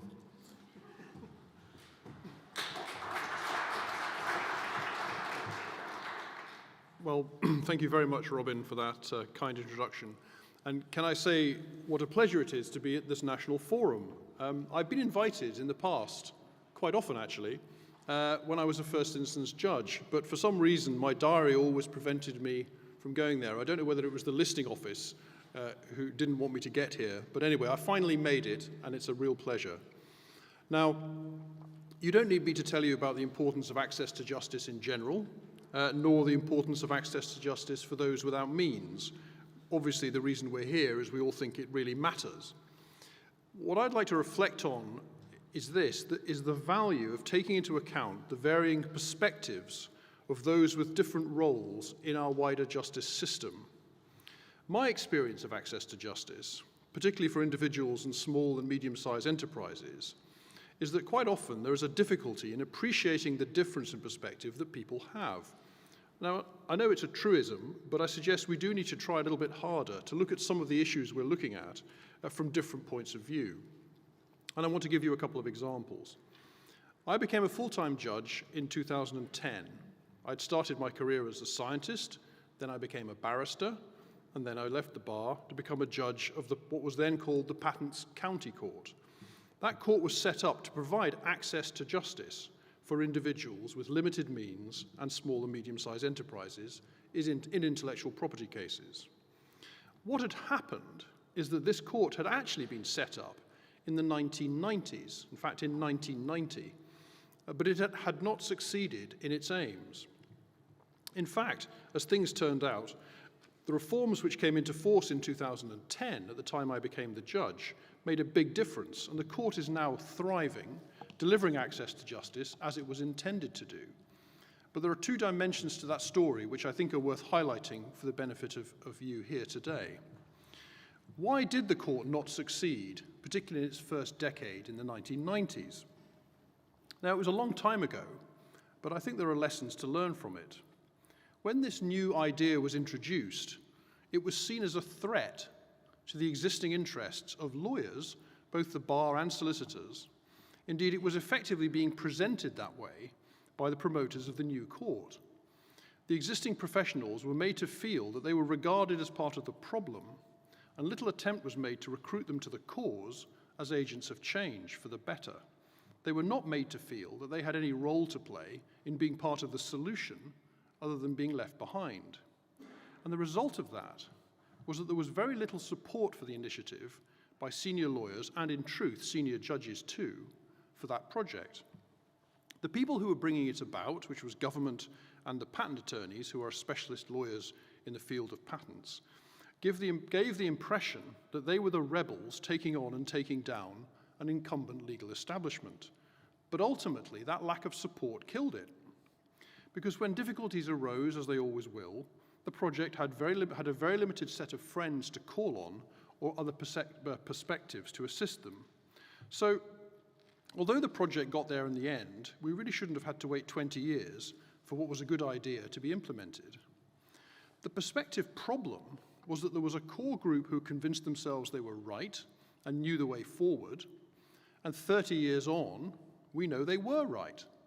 But they didn't look at it, what they were trying to do from the point of view of other people, and if they had, they would have realized that it wasn't a threat to the existing order at all. The existing legal professionals and courts could have been recruited as supporters and cheerleaders from the start, and the problems which arose could have been addressed, and the positive change which did happen would have happened much, much earlier. Now, the second dimension to that is a slightly different one. When we were reforming the court in 2010, one of the major challenges being advanced at that time was, it was being said, that there was no demand for the access to justice which the court was designed to achieve. And this was a sincere challenge, a thoughtful one. People with no axe to grind were looking at the data, such as it was, about the existing legal system and the by then 20 years of low uptake from individuals and SMEs, and saying that there was no evidence of a significant problem of lack of access to justice. So it was questioned whether the project was worthwhile and whether even the relatively low cost to government was worth the candle. They said that even if the court was relaunched, it would have no cases, or would only have cases which would have come to court anyway, and so would have no real impact on access to justice. Now, in fact, within a very short space of time, once the reform system was up and running, there was a major inflow of work. And it was not at the expense of the existing levels of work in other parts of the justice system. These were new disputes which were accessing justice for the first time. They were brought by small enterprises and by litigants in person. And it's easy to see now that this court, which is now called the Enterprise Court, IPEC, has met a need which was not being met before. But before we knew that, the skepticism was a serious challenge. So the perspective problem there was this. The problem the court was trying to address was not contained within the existing system. So looking at the problem from inside, when actually the problem was about giving people access from the outside, was the wrong approach. The advocates for change did not have good data to support what they wanted. That was why the naysayers had such a good run at the time. And it was by no means a done deal that the project would have been approved at all. The key thing is that we could have had better data. The people who were not getting access to justice did exist. And they did have relationships with professionals who could have been contacted. But the data wasn't gathered, and making the case for change was harder than it needed to be. And I must say, from my perspective of someone who started life in the world of numbers before I became a lawyer, one reason why I think that is so is because many colleagues from the world of words, in other words, the law, are not big on data. They don't really believe in it, and so they don't use it. The perspective problem here, again, was that the advocates for change convinced themselves they were right, but they hadn't gathered the data to address the challenges from a different quarter. Now, bringing things up to date, I'd like to mention the work which is going on to build a digital court system for unrepresented litigants today. The system I'm talking about is called Online Civil Money Claims, and it allows unrepresented litigants to bring and defend a money claim below the small claims limit online. And there are many people who find using IT systems difficult. And I should say I yield to no one in my determination to make sure that the justice system of the future does not leave such people behind. Nevertheless, what I'm talking about here is litigants who can use the IT but can't use a lawyer. And there are very many of those in our society today. It's tempting to say that the future is digital, but in truth, what is digital is the present. And if we do not digitize access to justice, there will not be any. In 2021, access to paper justice is not really access to justice at all. There is a particular challenge arising from this, which I want to mention, which I think may have some resonance this afternoon. The work of designing what appears on the computer screen in systems like this is a real challenge. Web design is a skill. People have jobs as web designers, but it poses particular problems for the web design of an online court system. The reason is the tension between truth and beauty. But what I really mean is accuracy and helpfulness. It takes a great deal of effort and a combination of two contrasting skill sets to design the appearance of the screens aimed at litigants in person in an online court system. It's simply no use having a screen covered in impenetrable text which is legally accurate. It has no utility. So lawyers left alone, in my experience, make awful web designers. But the converse is also true. It's no good having beautiful, simple text, which can be understood all right, and funnels the user on a smooth journey to the end, if it turns out that the text is legally wrong and actually leads the user up the garden path. And it's very common to find a situation in which a well-meaning web design person says, oh, we should change text A to text B, which is much easier to understand for our users. And then at the last minute, they show one of the judges involved in the project who says, wait, text B is all very well, but it's not true. You can't say that. Now, the obvious answer is that we have to be collaborative, and we need goodwill from both perspectives to accommodate this, and when you do that, you can find a way forward. You can express what needs to be said in a manner which is accurate and which is also understandable. But I can tell you it takes a lot of effort, although I will say it's a strangely rewarding pursuit. I've spent quite a lot of my time in the last few years, and a number of other people in this room, in fact, who I can see have worked on it too. So again, the point I'm trying to make is that the work on online civil money claims shows the value of these multiple perspectives. Now, let me finish and explain what my real agenda is, speaking to you this afternoon. I'm afraid I'm on a shameless recruitment drive. When Parliament was setting up the Civil Justice Council and the Civil Procedure Rules Committee in the Civil Procedure Act, they clearly appreciated, as Lord Wolfe had done before, the essential benefit of multiple perspectives and what they would bring to the tasks in hand. Consider the Civil Justice Council's function of keeping the justice system under review and advising judiciary and government on its development, and the Rule Committee's task of making clear the practice and procedure to be followed within it. Both of these jobs benefit from a variety of viewpoints. And early next year, both bodies, the CJC and the CPRC, are going to be recruiting, including for people who are not barristers and solicitors. And I'd really like to encourage all of you, even the ones who are, but especially the ones who aren't barristers and solicitors, to think what your perspective could bring to one of those bodies or even both of them. They provide a real opportunity to make a substantial difference to the justice system, which we've all agreed is of enormous importance. So if you're not sure, but you're at least slightly interested, please come and talk to me, and I will try and persuade you to get involved, because it's really worth it. Your rate of being able to make a difference per hour will shoot up enormously if you get involved. I want to wish you well for this afternoon's discussions and encourage you to trade your different perspectives. Thank you.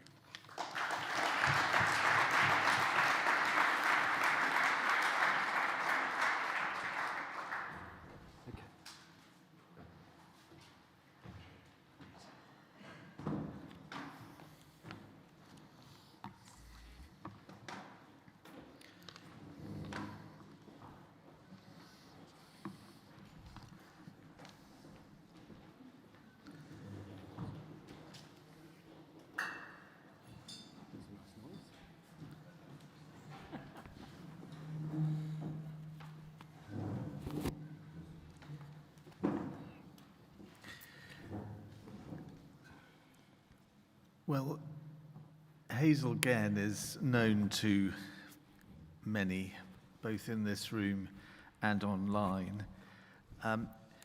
She was one of a number who can't be with us in the room, but we couldn't contemplate a third plenary looking at the links between civil justice and the other areas of people's lives without her starting the process.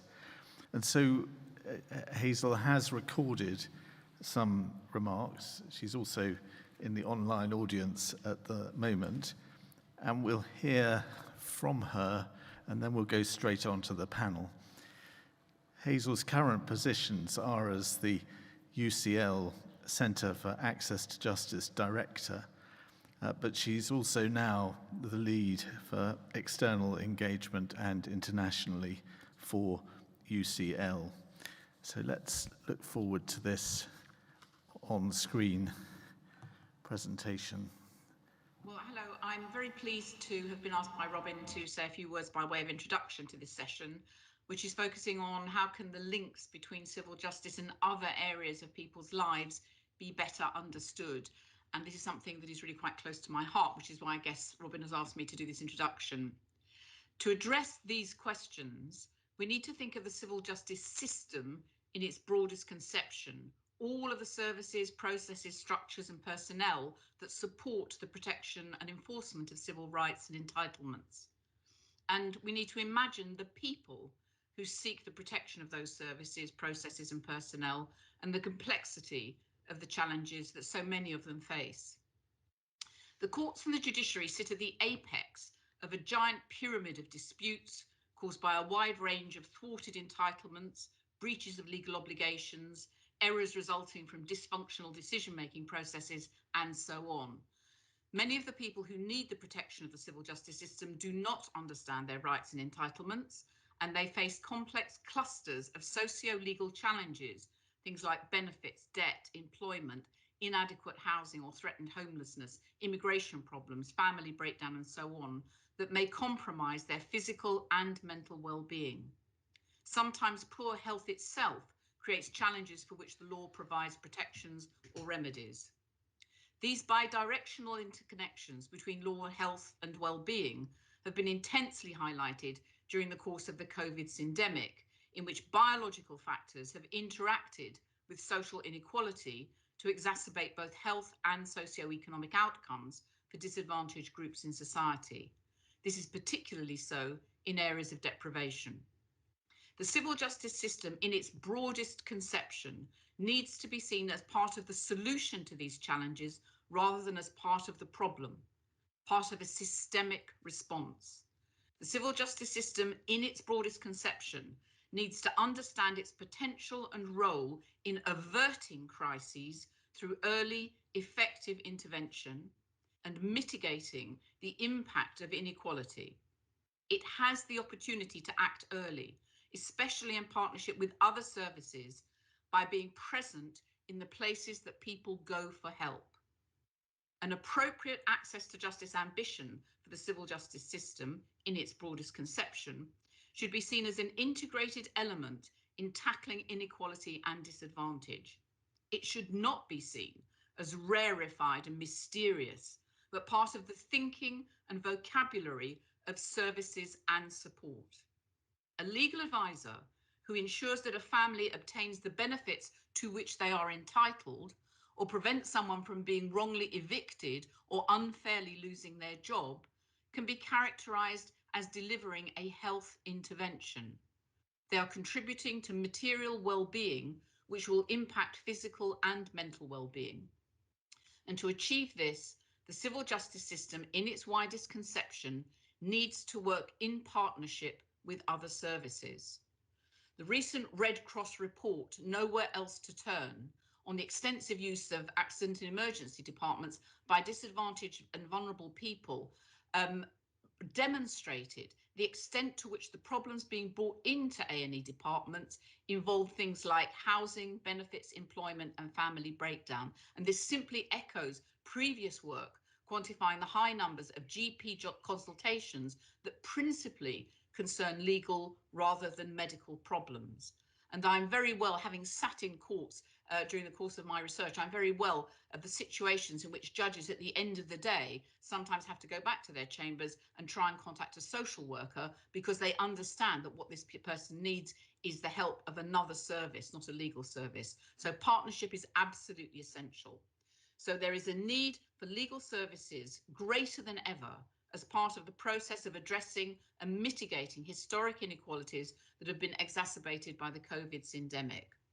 Legal services have to be seen as an essential part of the solution to addressing the complex challenge of social and health inequalities. And as I said before, partnership working amplifies the benefits of legal services, and we will be able to move further and earlier in partnership than we can do alone. And I stress again that I am thinking about the civil justice system in its widest conception, what it can do in its widest conception. And I think that those on the panel today can pick up some of these things. We can see people coming from a range of backgrounds who will be able to pick up these themes and discuss what we can do in practical terms to ensure that the civil justice system in its widest conception is part of the solution to the problems that the challenges that many people face in their lives. Thank you very much.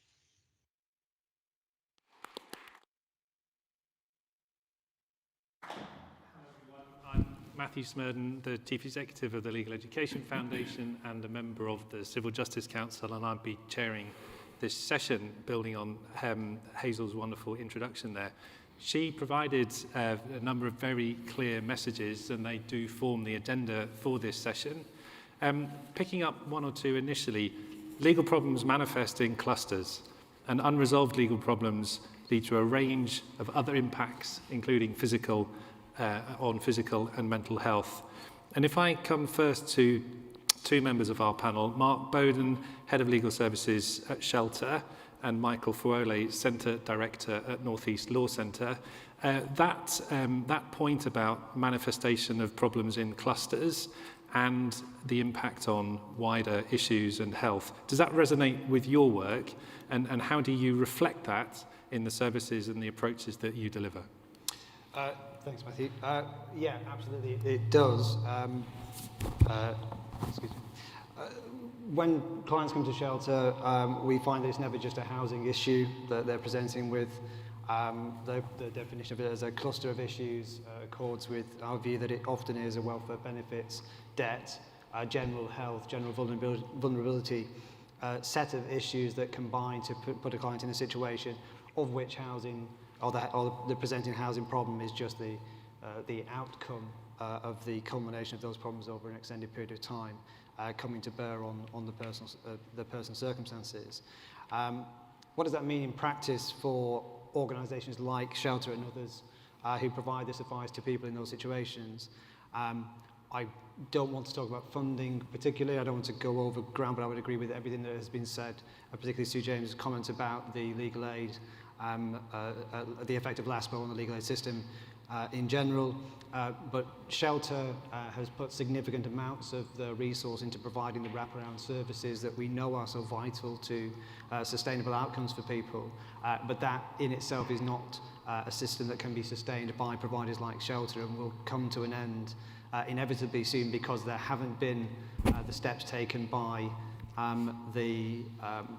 by those that control the funding of legal aid services to fill the void that we have been talking about for so very long. So what that means in practice is that we have to spend an increasing and a significant proportion of our limited resource and ever increasingly limited resource in dealing with much more complicated cases at a much greater point of crisis for each individual. So that's more difficult for the person, it's more difficult for Shelter, it's more difficult for general advice providers, but it also means that matters have escalated beyond a point where they can be reasonably resolved by conciliation or mediation or conversation, and they are doomed to expensive and lengthy process. So the consequence of that from a practical perspective for those that deal with clients in a situation where there presently isn't a connecting point or connecting organisation that sits amidst all of the different sectors that we have, housing, welfare, benefits, debt, to coordinate activities, that falls upon providers like Shelter to do that work. So we have to expend a significant amount of time that we do not receive payment for coordinating activities on behalf of clients to access them into points of contact, which historically they would have automatically and already been engaged with. And we find that we spend an increasingly disproportionate amount of time and effort not doing the substantive legal work on behalf of the client, but actually acting as a quasi-social service on behalf of clients. And clearly, again, that is not a sustainable position for Shelter and other organisations that have so very little resource ourselves against the significant demands that are out there to sustain indefinitely. Thanks, Mark. Michael, turning to you as a director of a key law centre, what's your Thanks, Matthew. perspective? I think everything Hazel said there definitely resonates with us at North East Law Centre. We always start our response to service development from the premise that the system our clients are trying to navigate was always designed to be difficult for them. So going back to welfare reform, for example, it was predicated on making work pay. So you always know it can't be easy to claim your rights. So we design our services so that we are ready to support them, knowing that they're going to find it very, very hard. A large area of our work is also around immigration and asylum. Again, I can go on about the hostile environment, about a bill that was passed this week alone. Our clients will always find it very hard to navigate the system. So we develop our service around that premise that they can't do it themselves. We have to help them to do it. Again, if you then look at the client groups we support, mostly vulnerable. These are often domestic abuse victims, the migrants, English is not first language for them. We've got hate crime victims. Now we've got a new collective or collection of people with no recourse to public funds, and the COVID has amplified that big time. So it now means that these people are left with no help at all and support. These are extremely vulnerable people, so we develop our services knowing that we have to help them. But we also know that we can't just help them, to get the advice. We have to educate them as well. So we work with community-based partners just to go back to the source and say, right, these systems are designed to be quite difficult to navigate. We educate them so they can educate their clients, and in turn, they start to develop their own expertise and capacity to support clients. Hazel talked about cluster of problems. We see that a lot at the law centre. So we had a case only last week of a client who runs in to say that, oh, my working tax credit has been stopped. And she was desperate to reinstate that. And then the advisor started talking to her, realized that actually she's got more than that. The problems were quite, complex. So tax has been stopped. She has rent arrears. She's got a young child, teenager who's got mental health problems. She's in debt to her eyeballs. So you can't just fix the working tax credit. You've got to think holistically. And luckily for us, we've got a project funded by the Access to Justice Foundation, supporting litigants in person. So that was quite useful, being able to refer to other partners who can pick up the slack in areas we don't do. So for me, I think that's what we do on a day-to-day basis. Also talking about partnership work, and Hazel mentioned that there, our services are developed, as I said before, with community-based organizations. We go to where the clients are. So the average client, I'll use an example, the Roma community, for example, they won't walk through our front door. We know that. But we support a lot of them via other organizations. That's how we develop our services, knowing that they won't come to us. We go to them.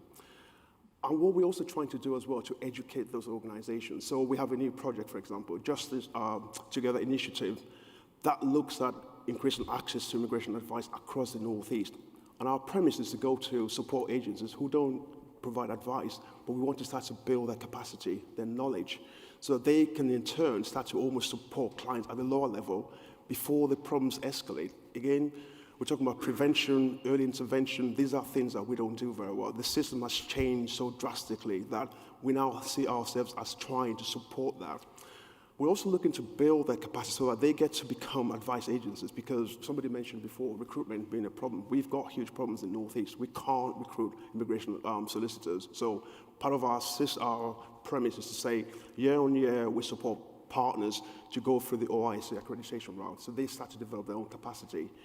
And then somewhere down the line, we hope to have enough practitioners in the system to be able to support the entire region.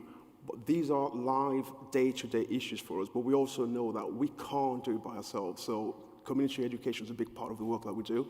Going out there, telling people, telling partners to tell their clients that these are your rights, because somebody mentioned before, often our clients don't know they have rights. So they get a letter from a debt collection agency, they ignore that.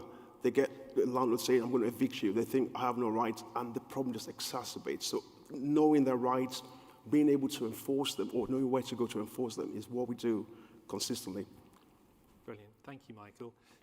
Coming to our other two panel members, there were key messages in Hazel's introduction, but also in the presentation from the MR earlier and Lord Wolfson about this importance of seeing the civil justice system in its widest sense, and about the essential nature of working in partnership.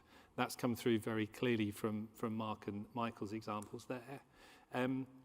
So there's the partnership being essential, there's the being present in the places where people to go for help in order to promote early intervention, but also this point from the floor earlier about tackling causes of demand at the point that those issues arise. So coming to Chris Minnock, Chief Executive of Legal Aid Practitioners Group, I think I know from your previous work that that resonates with you. You agree with the principles of that approach. How does that play out for you and across the members of Legal Aid Practitioners Group in terms of being able to work in a way that reflects that principle of integration? It's a really good question. And I'm going to have the same feedback issue that everyone else has had. It's a very difficult question to answer in the sense that from our members' perspectives, they're all, almost all of them are contracted suppliers of legal aid services. We have some barrister members and cost lawyers and others that aren't. But essentially, they're all reliant in the delivery of their services on a contract that's set and defined and tended by government.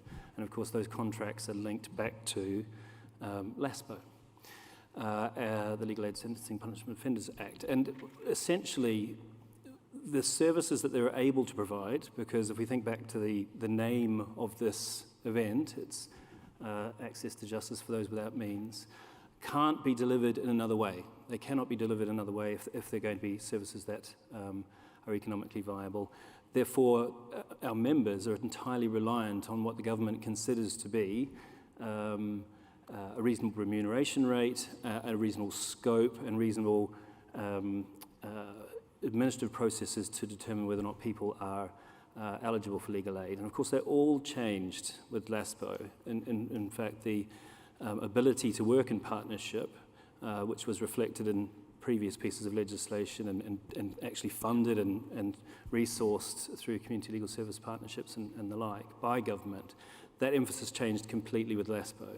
So LASPO is very specific on what services you can provide. They have to be prescribed services that are mentioned in Schedule 1, whereas the previous legislation had the opposite emphasis. So almost overnight, despite a lot of campaigning and over 5,000 consultation responses saying this is a bad idea, providers were told you can't do this more holistic form of service. You have to provide these very narrow services, and we're going to take a particular view from government's perspective on what is worthy of public funding and what's not.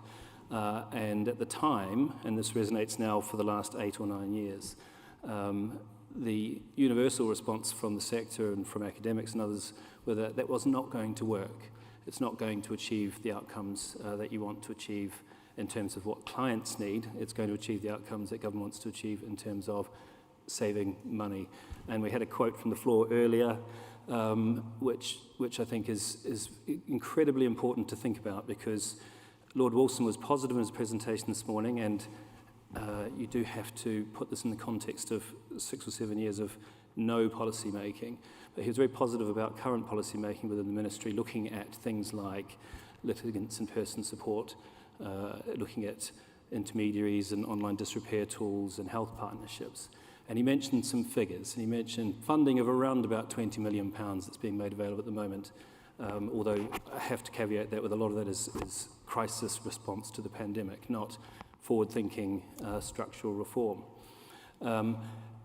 Over the course of LASPO's life, the government has saved over £4 billion, and that's just on legal aid. That's not taking into account the money that's been lost to the advice sector more broadly through local authority cuts and the like.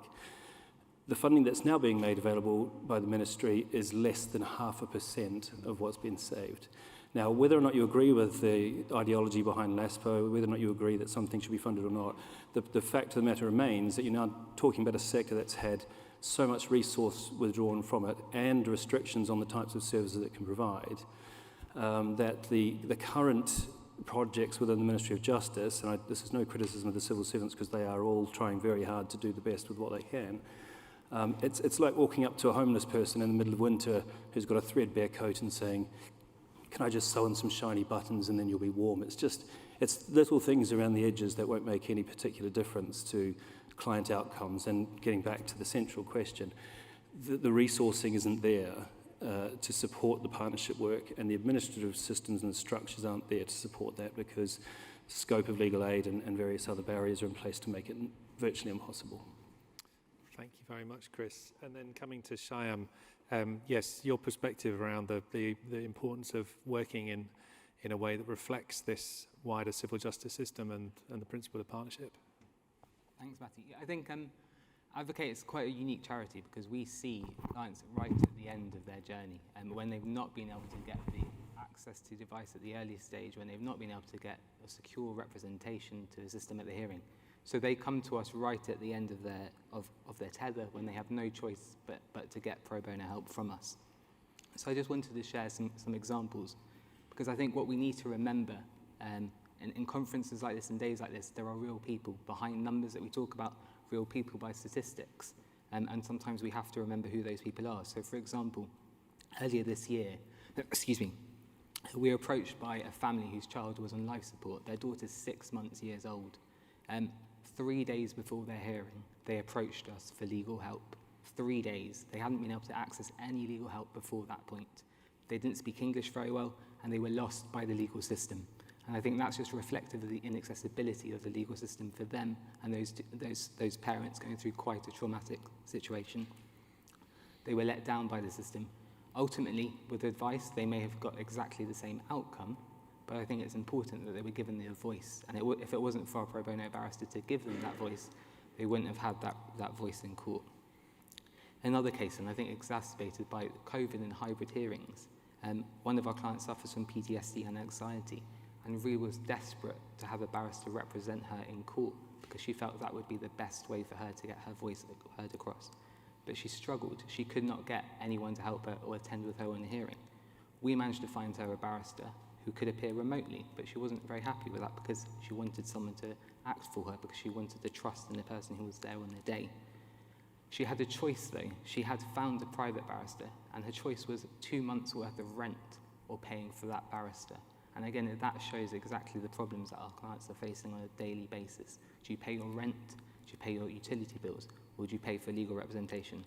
In the end, she did go with our barrister and she was able to be heard remotely and she was successful. But again, it just highlights the troubles that our clients are going through. And the final case I just wanted to share with you is an adoption case. Now that is covered by legal aid, it's covered by public funding. 2 parents who suffer from learning difficulties. It was alleged that they were not able to look after the children because of their disabilities.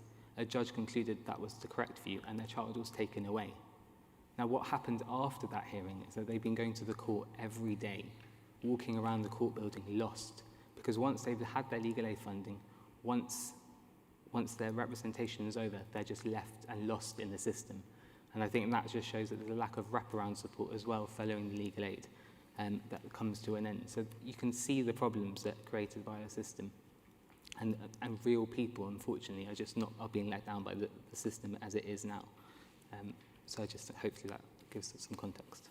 Thank you very much, Simon. Coming to the sort of last 15 minutes of our session, we can use this opportunity, I think, to connect some of the themes that came up in the previous plenaries.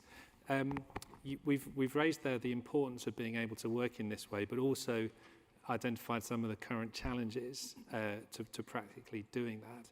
Hazel encouraged us to see the civil justice system as part of the solution to these challenges, to see the role of legal services as an intervention relating to social and economic inequality.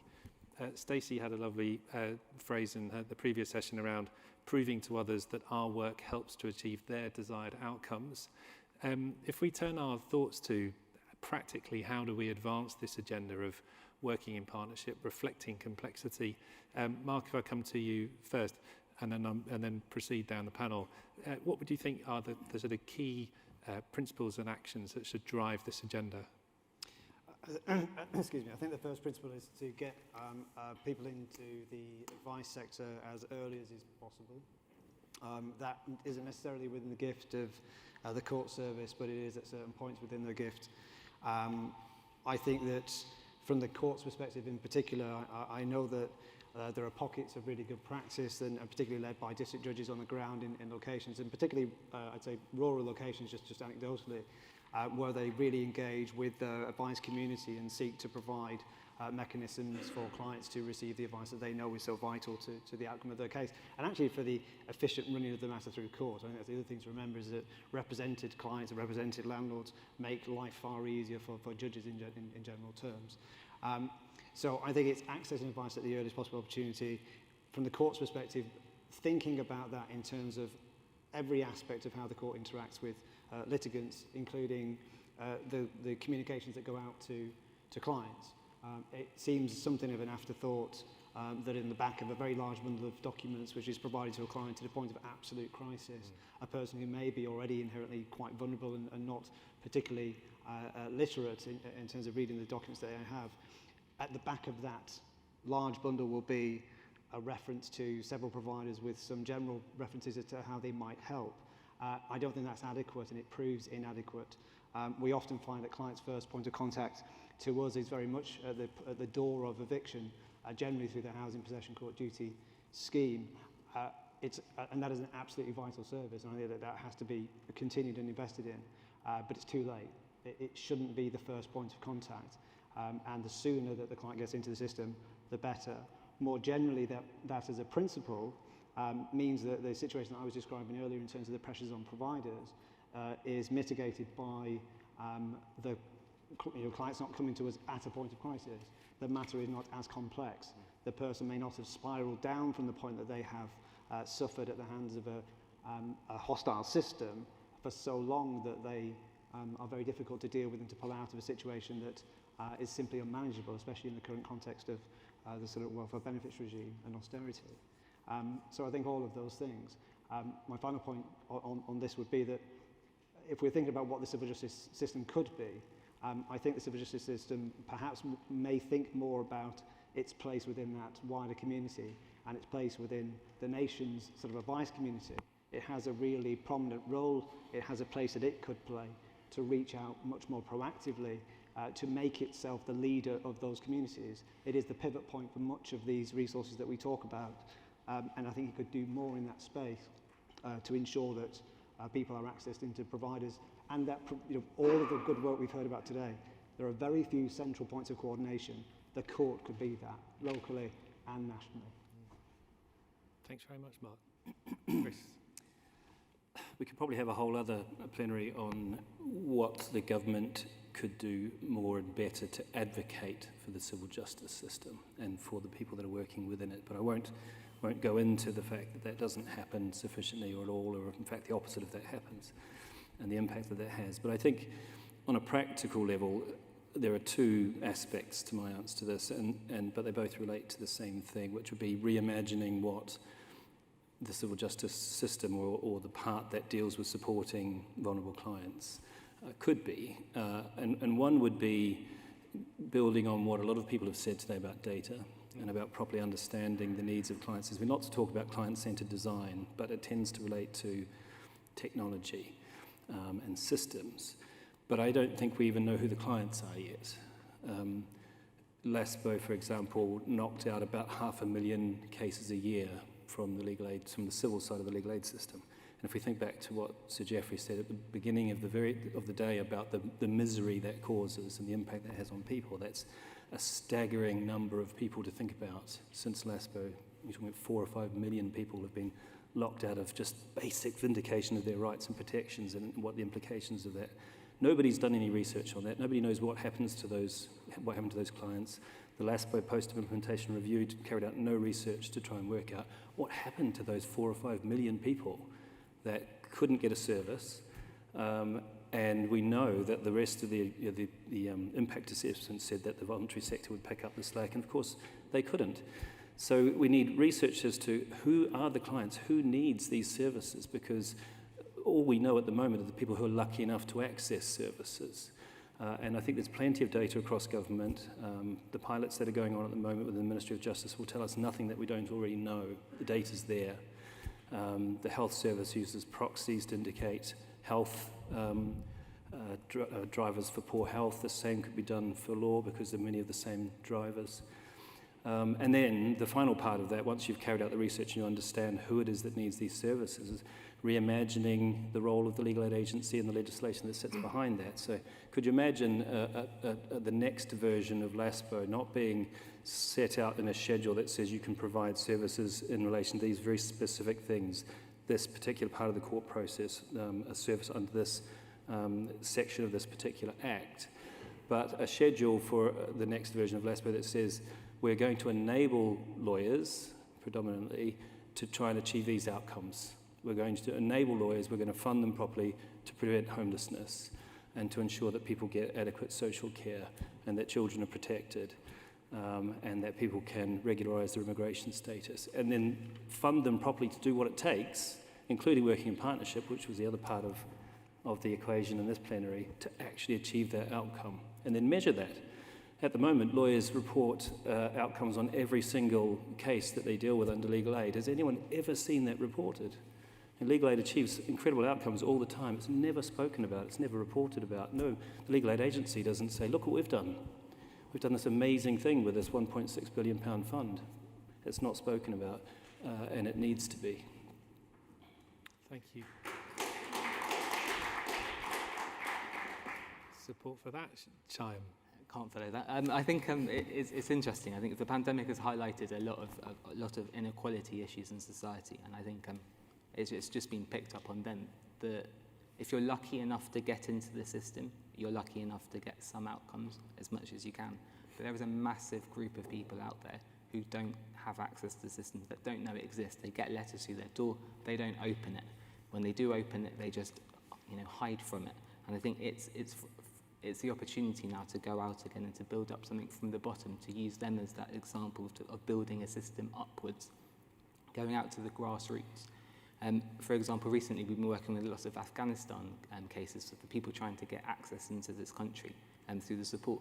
The way those people are getting access to the system is through grassroots organisations, and it's about supporting those grassroots organisations, providing education to them, so they can then support a wider group of people. Because if we don't get access to them, people don't get access to the system. We need to build trust in it. There's a massive lack of trust, I think, in legal professionals, because for whatever reason, but we are on their side, and they need to know that, and it's educating them that professionals are there to act for their interests as well. So I think the opportunity is now, it's never been best presented. There's a massive opportunity for us to build up something from the bottom, to use users at the beginning of the journey, and build a system that follows it. I'm not that old, I'm not that old.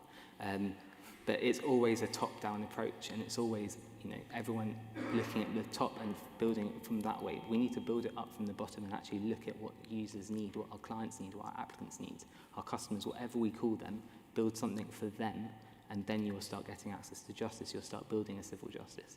And then you go out, it can go into GP surgeries, it can go to food banks, whatever it is. Start from them, because that way you can then start building a society that can strengthen itself. Thank you, Chaim. Michael. Thank you. At the risk of repetition, I think I go back to community education again. I think we need to do some work to ensure that people know their rights very quickly. That will start to stem the spiral of cases becoming complex. When I say education, I also mean ourselves as well. I think often we refer to our clients as numbers. They're not numbers, these are people as well with real life issues. So there's something about educating ourselves as well, a little bit more on that. Then I'll go back to our premise as a law centre. We don't want to see our clients within the civil justice system, to be fair. We want, at the earliest opportunity, for them to get the right advice, to get the right support, so that it doesn't escalate to something more complex. So an example I can give you is the support for litigants in person project that we are lead in Newcastle. We've been looking at things around benefits advice, so mandatory reconsideration. We put a lot of effort in that so that we're overturning them very quickly rather than the cases becoming tribunal cases. For me, I think there's a lot of work that can be done very, very quickly so that our clients don't have their issues just going on and on. These are real life issues that impact every area of their lives. Mental health is a big part. So we've seen a lot of our clients now with huge mental health problems, and there aren't services out there to support them. So they just suffer in silence, basically. So there's got to be a lot we can do. For me, I mean, obviously you're lawyers, judges, and all that. I would rather you didn't say our clients, put it that way. I would rather we're able to help them very quickly from the outset without the issues escalating. So those are my points, really. Michael, can I ask how successfully you've been able to talk to non-legal funders to demonstrate that you are using law, but it's actually achieving a much wider range of outcomes, which would be of interest to them? So we were funded by the Bearing Foundation to do to form a project, a partnership with our mental health organization. It was on the premise of using the law to change or support people with mental health issues to go through the system when they apply for benefits or mental health services. So that was an example of working to use the law in non-legal organizations supporting that kind of project. It's a tough one because I think in a sense our partners see their role as advocates and they don't necessarily see it as legal, so we have to educate them that actually every issue, or most issues, have a legal outcome or legal remedy. So we've done that for the last 2 years, but there's still something about educating people early. I think it's early education. I feel that's the key for me, I think. Yeah. That's great. Mark, can I come to you about the data agenda, which I think Chris mentioned, and it is a common theme through so many of the sessions. Talk to us about the sort of role that Shelter could play in capturing that sort of wider range of issues and problems that people have. Is that something, again, that sort of resonates with you from a data collection point of view, given the sort of volume and scale of people that you are working with? Yeah, absolutely. Shelter, in common with many other organisations, and because of the issues that I've talked about earlier and others have mentioned, we are having to decide on how we prioritise the services that we have. So we've invested a great deal in the past few years, in particular, looking at our data resource and looking at our data analysis to try to ensure that we're targeting our resources as effectively as we possibly can to make most effective use of them against the most the most complex and most important range of issues. There is a significant gap in data. There is no single central coordination point for data, so we have to spend a considerable amount of time and effort ourselves in collating that data. So I think a centralised data point, a single database, again, that look to coordinate organisations may be beneficial because it is a use of our resource that could perhaps be diverted elsewhere if that data were readily available to us. I think that today has actually opened up some potential future conversations. I think that it seems as though, and perhaps the theme of today is that lots of people are probably collating really good, useful bits of data that we could be utilising. Similarly, Shelter are collating data that might be useful for other members of the advice community. And if this day opens up collaborations in that space, then that would be extremely useful. That's great. Could I just quickly ask you and the audience on this question of data? How many of you have seen that this week the HMCTS published a data strategy? That's great. They've got about 4 or 5 hands in the room. I would invite others to go and seek that strategy out. And I would imagine that you will see, and you might conclude there's extremely sort of welcome vision and commitment to the importance of data being expressed by Kevin Sadler, Chief Executive of HMCTS. And I think, echoing the contributions from colleagues here, what that strategy needs to do next is to go further and to go quicker in terms of action. I think it's absolutely evident across this agenda, across the work that the Civil Justice Council does, that there are still basic things that we don't collect, that we don't know, and as a result, we are trying to progress through this territory without key information and without key insights. I saw the Lord Chancellor present this is a binary. Would you like me to invest in data, or do you want me to sort the court backlog? And it really sort of drew out this point that the data and the information is central to solving those big challenges. And unless we understand those problems, will we be able to deal with them positively and effectively? So I think that's a key strand from this session and the others which I wanted to draw out. I've been pointed at with the finger of doom from Robin. We've got another 5 minutes. Sorry, I thought he was pointing at the clock on his phone. Lee, would you be able to engage Slido, and we'll keep an eye on the screen here. We have got about 5 minutes left. Did Chris or Shaim, did you want to have any final comments? And then also Michael and Mark give you the opportunity to make a final comment, and I'll keep an eye on the screen to see if there are any questions coming in from colleagues elsewhere. Yep, I can do the same. I have a slightly internal contradiction about data, because the Ministry of Justice is looking at data in the sense of an early legal advice pilot, and I also have issues with the term early legal advice, but that's for another plenary. The problem I have with the data at the moment is I'm absolutely imploring the Ministry to invest in the systems it needs to gather data and to do the legal needs research to understand what is out there in terms of public legal need. But I also think it has the data in its own possession at the moment to make some significant structural changes. And it's the unwillingness to do that I have some issues with, because we see the numbers of providers gradually declining, and we know that there is a significant proportion of the population that's not getting a service, and the means test review won't change that. I'll just throw that out there for discussion with anyone who wants to come and talk to me about it in the break. So I think there's an absolute need to build the systems and start collecting better and more informative data, but I do think that there is enough understanding and awareness and data in the government's possession now to prioritise structural change that will improve access to justice. Thanks, Chris. Shaim, any final comment as we come towards our... I think on data, I think colleagues have expressed it better than I'll be able to. I think it's we need to find the gaps of what's missing before we can work out anything else. But yeah, I don't otherwise have much to add. We've got a question there from Slido about clearly civil justice is linked to other areas of social policy. Is the panel aware of any data elsewhere that we should be using more in our discussions about civil justice? Michael, you mentioned health. Sue James mentioned earlier this potentially fascinating and key report from the National Audit Office pointing out the impact of poor housing on NHS budgets.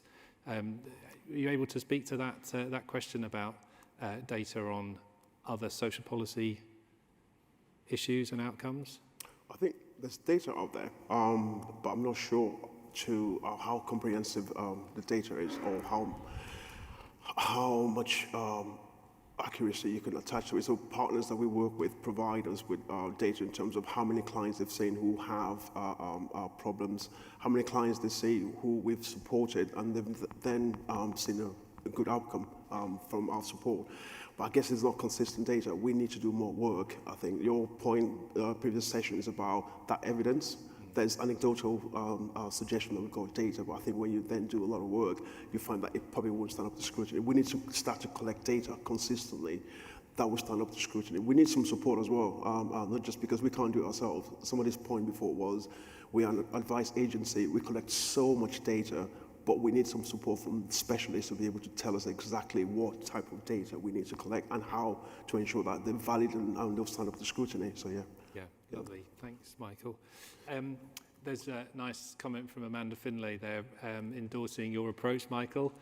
Growing capacity amongst those who have daily interaction with the most vulnerable. That's clearly another important strand from this work here.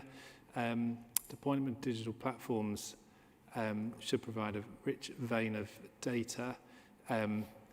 Yes, and I think we've done at the Legal Education Foundation a huge amount of work with HMCTS to try to make sure that those data points are designed into these systems now. And it will be prohibitively expensive to retrofit those systems if we don't build into them now those key bits of data that will enable us to understand who's progressing through this system and what outcomes are they getting. We are coming towards the sort of final minute. Mark, Michael, did you want any take a chance to make a final comment, and then the finger of doom will fall? I think just going back to the previous session that Stacey and colleagues ran, just going back to the sustainable access to justice, I think for me it's about the sector, the advice sector and support sector being sustainable. And how we do that, I think, is a challenge. We talk about partnership working, so funders collaborating, I think, for me, is the future. So that funders pull their money into a pot and they can then decide what service, what they're going to support. Because I think without a sustainable specialist advice or support sector, a lot of the work we're doing would just be absolutely undoable. We can't do it, basically. And all of us know that we talk about multi-year funding. There's not a lot of that about. So planning cycles are a pain in the, what to do, because we don't have that continuation funding to do it. And it's almost stop and start. To be able to make a meaningful difference in the work that we do, we need that sustained multi-year funding. So again, the work that Community Justice Fund are doing, I think is we have to applaud that, because again, it's looking at more than 1 year, multi-year funding, just to build on progress made, because otherwise you find that stop and start, you can't sustain access to justice that way. Yeah. Lovely. Thanks, Michael. Mark, final word? Simon has made the point about Vice Deserts, and I'm pleased that he has. I think all of these things are great. All of these initiatives that we talked about today are interesting and potentially useful. There needs to be a sector that underpins that. The advice sector is on its knees, has been for a long time. My final sort of note would be that I think we need to build the foundations that sit at the foot of any of these innovations that we want to build, and that comes back down to the point around remuneration rates, ensuring that we have providers, the points that were made about the sustainability of the sector in general, recruitment problems that we're seeing at Shelter as much as everybody else is seeing. If we haven't got solicitors, we haven't got trained advisors to deliver these systems, to do the work on the ground that makes these things happen. People do things. Systems do not in themselves necessarily do the things that have to be done. So it's a general point on sustainability. But yeah. Lovely. No, that's great. Well, I think I will draw it to a close. We wanted to look at the links between civil justice and other areas of people's lives. Thank you very much to the panel. You've provided practical examples that have really brought that to life. I think through the discussion, we've identified some principles that should drive this agenda. And I think finishing on that final point about none of this can happen without an effective and sustainable infrastructure to underpin that, that's a really good message to take away. So, panel, thank you very much.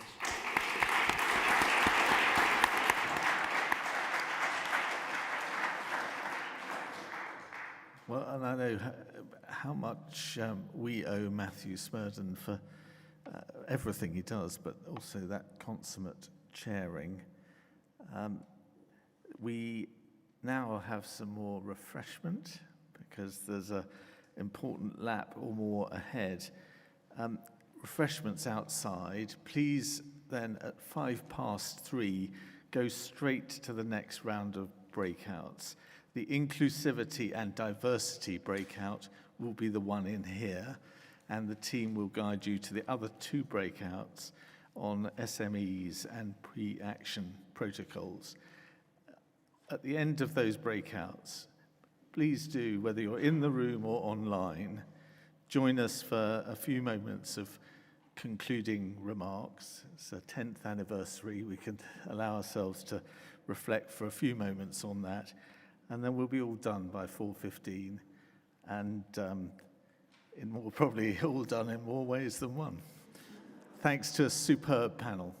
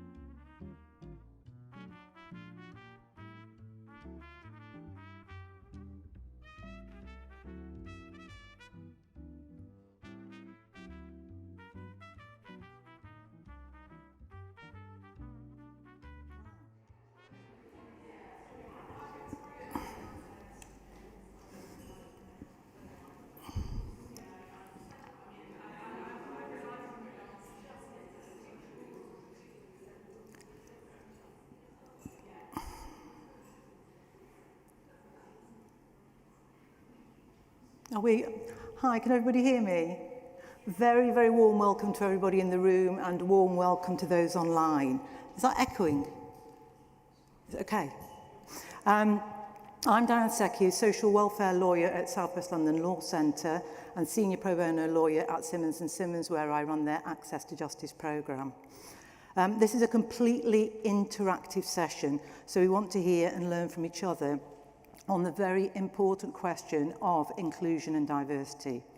We will all have our own ideas about what inclusion and diversity mean, and this can mean different things in different settings.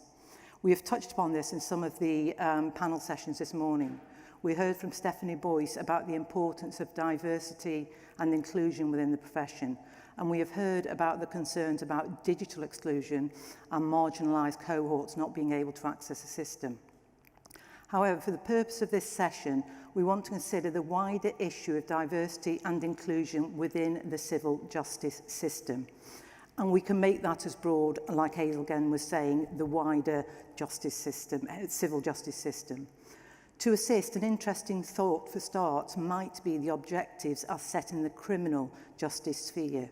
Within the criminal justice system, the Ministry of Justice has identified 3 overarching equality, diversity, and inclusion objectives. These are an inclusive workplace, a diverse workforce, and fair and accessible services. These may aid us in our discussion, but should only be used as an aid because we want to hear a really broad dimension. So we've got 5 broad questions to frame the discussion, and given the time, we should be able to spend about 10 minutes on each question. There is a roaming mic, so when you'd like to make a contribution, please do indicate. The first question looks at promoting and supporting inclusivity and diversity for those using the court and tribunal system. It's important to have an inclusive environment where everyone feels able to participate and where inequities have no place. So the first question, how do we ensure that all court users are involved in improving civil justice? So any thoughts, please do indicate. Yes, please, thank you. I suppose the trite answer is it has to go from top to bottom, that people need to see their own people in court, the judges, from the advisors to court users to where they access advice. They need to see their own people. And from my history and working in the advice sector, access is really important. So I started off in an unfunded advice agency in Hoxton. We were in Hoxton and people were coming from us from Stamford Hill, from a very strict Jewish community. They came to us and said, we know you're here.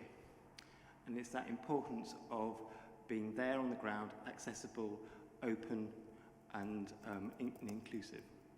Thank you, Patrick. Yes, please. Thank you.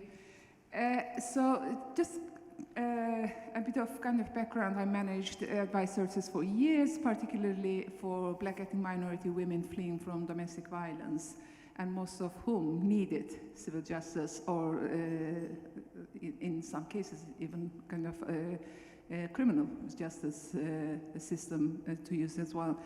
So where, just going back to about 25, 30 years ago when I was an advisor and comparing to now, so looking at women who are already very afraid, who are really scared for their life, and who do not have the social support system because they have had to move out of their community surroundings and their similar experiences. Going back to a justice system where they're actually not visible, their needs are not taken into consideration. They cannot speak the language of the system, let alone English, but they don't understand the system as a whole. But they're not provided proper service when they go to court to feel confident to actually talk about their issues. So I would say the first thing to be done is, like Patrick said, they need to see people like themselves helping them and being part of the civil justice system, so that they can feel confident to come out and talk about their issues. Interpreting and translation is the key part of the system, but not only providing an umbrella kind of service like language line on other services, but somebody who is able to understand their needs and their cultural background to be able to interpret and translate rather than just a language line. And also they need to have advisors that understand where they're coming from and who they are and what sort of experiences they're coming from. So that's really important to prepare them for the system that is already scary for people who understand it, let alone people who don't understand how it works. Thank you very much for that. Has anybody else got any thoughts on this visibility question that both our people have just mentioned there? The visibility of the justice system as a whole. Does anybody have any thoughts what that might look like? Yes.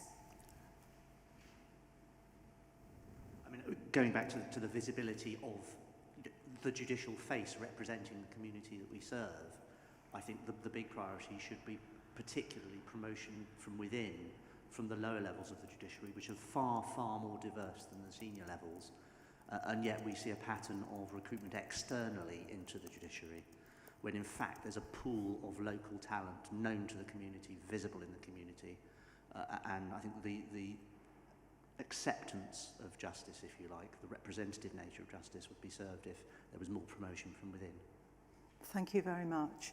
I mean, they're really interesting thoughts, because obviously this is potentially a very, very wide question, but visibility is really important. The language, as you mentioned, any language barriers are really important. But if we put in interpreters, if we make the system more visible, whether that's through the judiciary or through other court systems, would that ensure that all court users are involved in improving, because what we're looking to is improving the civil justice system. So how could we improve the civil justice system? Yes, please.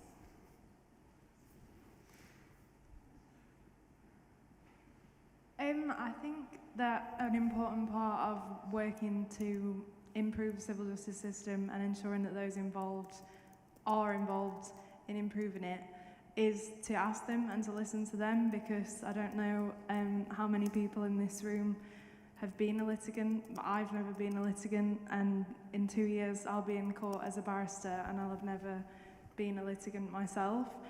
So I think we're kind of starting from the wrong premise to ask how we can get people involved in improving civil justice without asking the people who are court users and who need it to improve for them. Thank you. Yes, a gentleman there. Hi, it's Malcolm Brown from the Legal Aid Agency. I think there's a lot in visibility and clear role models, but I also think we've got to think of people with mental health issues, and I really think that barristers, lawyers, judiciary, all the people working in the vice sector should have some soft skill training in how to work and identify with mental health users, because I think they're disproportionately affected, and I don't think that they're able, some of them, to get their point of view across. However we deal with it, I just think there needs to be a lot more training on soft skills and how to recognise people with mental illnesses, which is a huge spectrum. And I think hidden disabilities or hidden users like that are equally as important to address. Thank you. Has anybody else got any comments? Yes.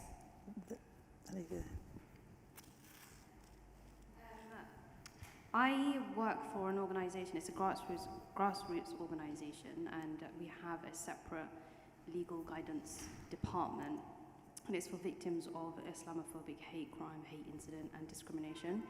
And one of the key things that we saw is, even though there's translators and interpreters at courts, the clients always wanted one of us to be there because we've been there from the very beginning. So facilitating I don't know what you want to call it, but working with grassroots organizations who are already there at the forefront, who know the clients very well, and giving them access to the courts. And usually our caseworkers, they're not lawyers, and they don't know the system as well, but they know the client, and that's the most important thing. So creating some way where the representatives are already there on the ground to actually go to the courts with them and be there for them, even if they're in the gallery just observing, because that presence really helps our clients. And we've seen such a huge improvement in the client's confidence from the very beginning to the end when they see us there with them. That's very interesting. Thank you. Yes. Just to build on that point, I think, again, maybe we're looking at this the wrong way, because I think it's really important for people to see civil justice as part of their community offering. That's where people go for help and support. It's to their local communities, it's to their local support organisations or people that they know that their particular community is served by. So rather than kind of asking, how do we bring communities in, or how do we represent diversity and equality in the civil justice system, isn't it more about pushing civil justice to the very front end to get it into those communities and make it part of their offering, so that they are kind of included from the very beginning, as several other people have said. That's really interesting. Thank you. Any more comments from the room? Thank you.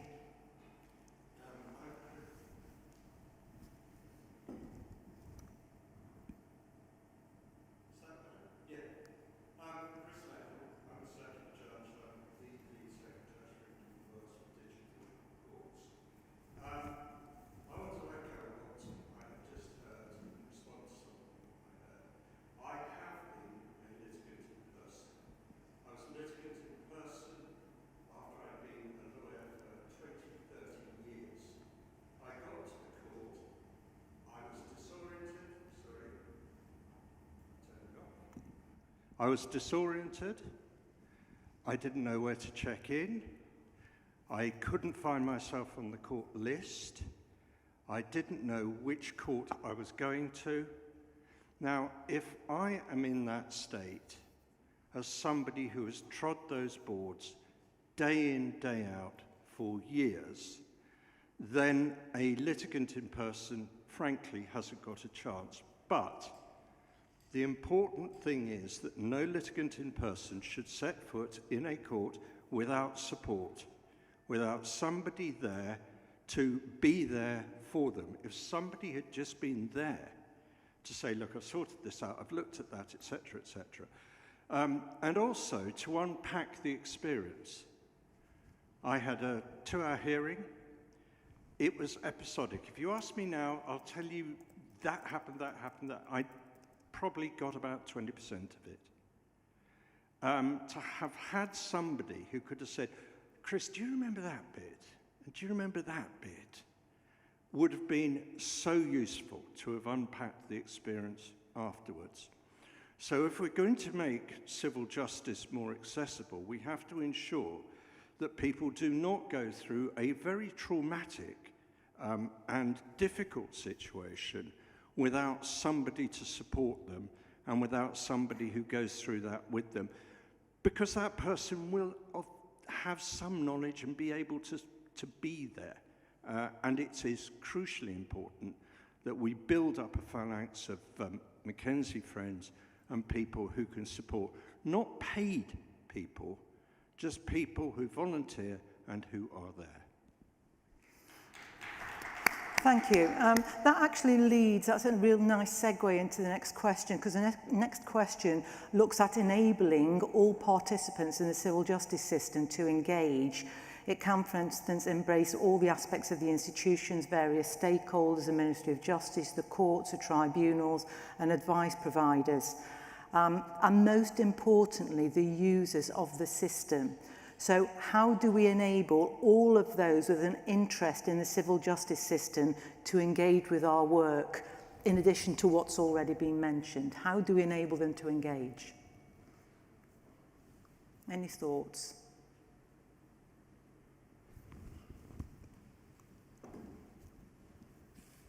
Thank you.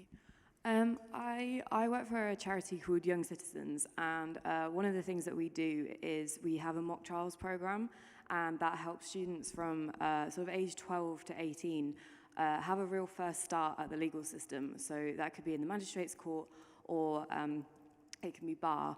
And for us, we think that's so important because it really sparks that passion from the beginning, and it gives them a gateway to be interested in it. Particularly, one of our main focuses is social mobility, so it can be possibly from schools that haven't had any idea of what the law is or any knowledge on the legal system beforehand, and it kind of will stem into what we're talking about here about visibility and having that interest in the civil justice system from any perspective. If you have that from the early age, we are then allowing them to grow through that with their studies. So that can be in universities, that can then feed into sort of legal advice clinics. Even if they're not necessarily wanting to study law, they have that awareness, and from there into their adult life, they can sort of contribute to their community and sort of take that understanding a lot further than perhaps, I mean, I know from my own experience, having a very limited knowledge until sort of the age of sort of 17, 18, and having to actively go for something, being given that opportunity can really go a very long way. That's really interesting. So that's marrying in the idea of kind of legal public education together with this idea of combining that with diversity and inclusion, so that you get that going forward and then going out into the communities. Does anybody have any thoughts on that? Thank you. I mean, I think, I was going to post it up on the thing, but I think that any child later in their school life should always have had the opportunity to be shown a court working. Too often, the first time that someone finds himself in a civil dispute or whatever, that's the first time they've seen a court. We need to demystify it. And I think I do, and I hope other judges do, you know, have students in, have them in for the day, have them watch things. Just demystify that process, because there's a lot of nonsense talked about the judicial system, and it becomes a sort of a magical thing. It just needs to be humanised, I think. And so I think every school kid should have the opportunity to see and observe civil court proceedings at some stage. That's really interesting. Do you think by demystifying the process, it would enable more diversity and inclusion? How do you see the two marrying together? I think so. I mean, when I've had people in, I've talked to them, and they realise that actually judges are involved in diversity work as well, and that it matters to them, then they suddenly start thinking, actually, this might be a career for me as well. I've certainly had that feedback from students and from bar students and from people coming straight out of universities, that they hadn't realised that actually might be an opportunity for them. And it's really great to see people sort of leave enthused from actually having seen that this isn't a sort of us and them thing. It's something that they can be part of too.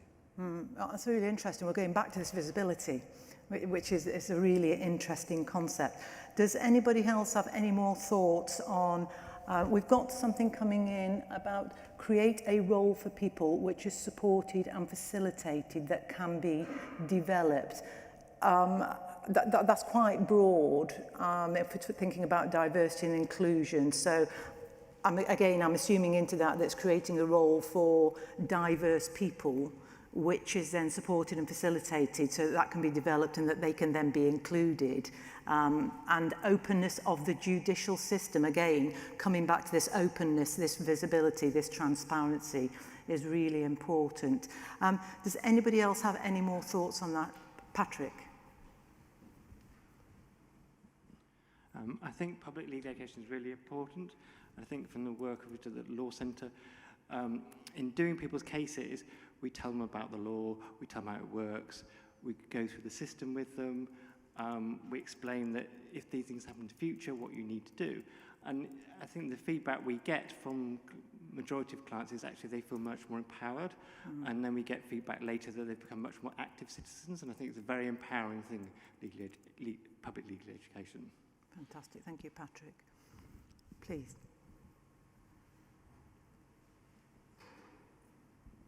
I'm struck that we are looking at the system as it is, or as it was yesterday, and we are not really thinking about the system as it will be tomorrow.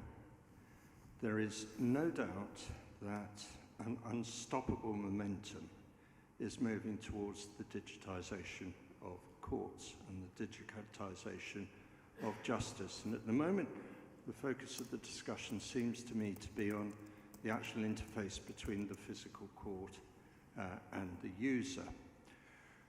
We heard, we all know about Geoffrey Foster's big fund. Everybody gets in at the start. And only very, very few cases, certainly under that system, will go to court. So you have to be thinking further back. I said in one of the other groups that if you think about what a justice system does, it gives process advice. You know, which form do I fill in? Legal advice, have I got a legal case? Resolution, and most of those aspects will be digitized in the next 5 years. And there's no doubt about that at all. And so we have to understand that we're operating in a different environment. And the important aspect, particularly for the third sector, is at the wide end of the funnel, is capturing people and enabling them to engage with what is going to be a digitized system, like it or lump it. One of the things that has struck me listening today and across a broader spectrum is that we treat the digitally disadvantaged as a homogenous group. Now, I used to have an area of London where I was judging, which had a very homogenous ethnic and cultural group where women simply weren't allowed mobile telephones.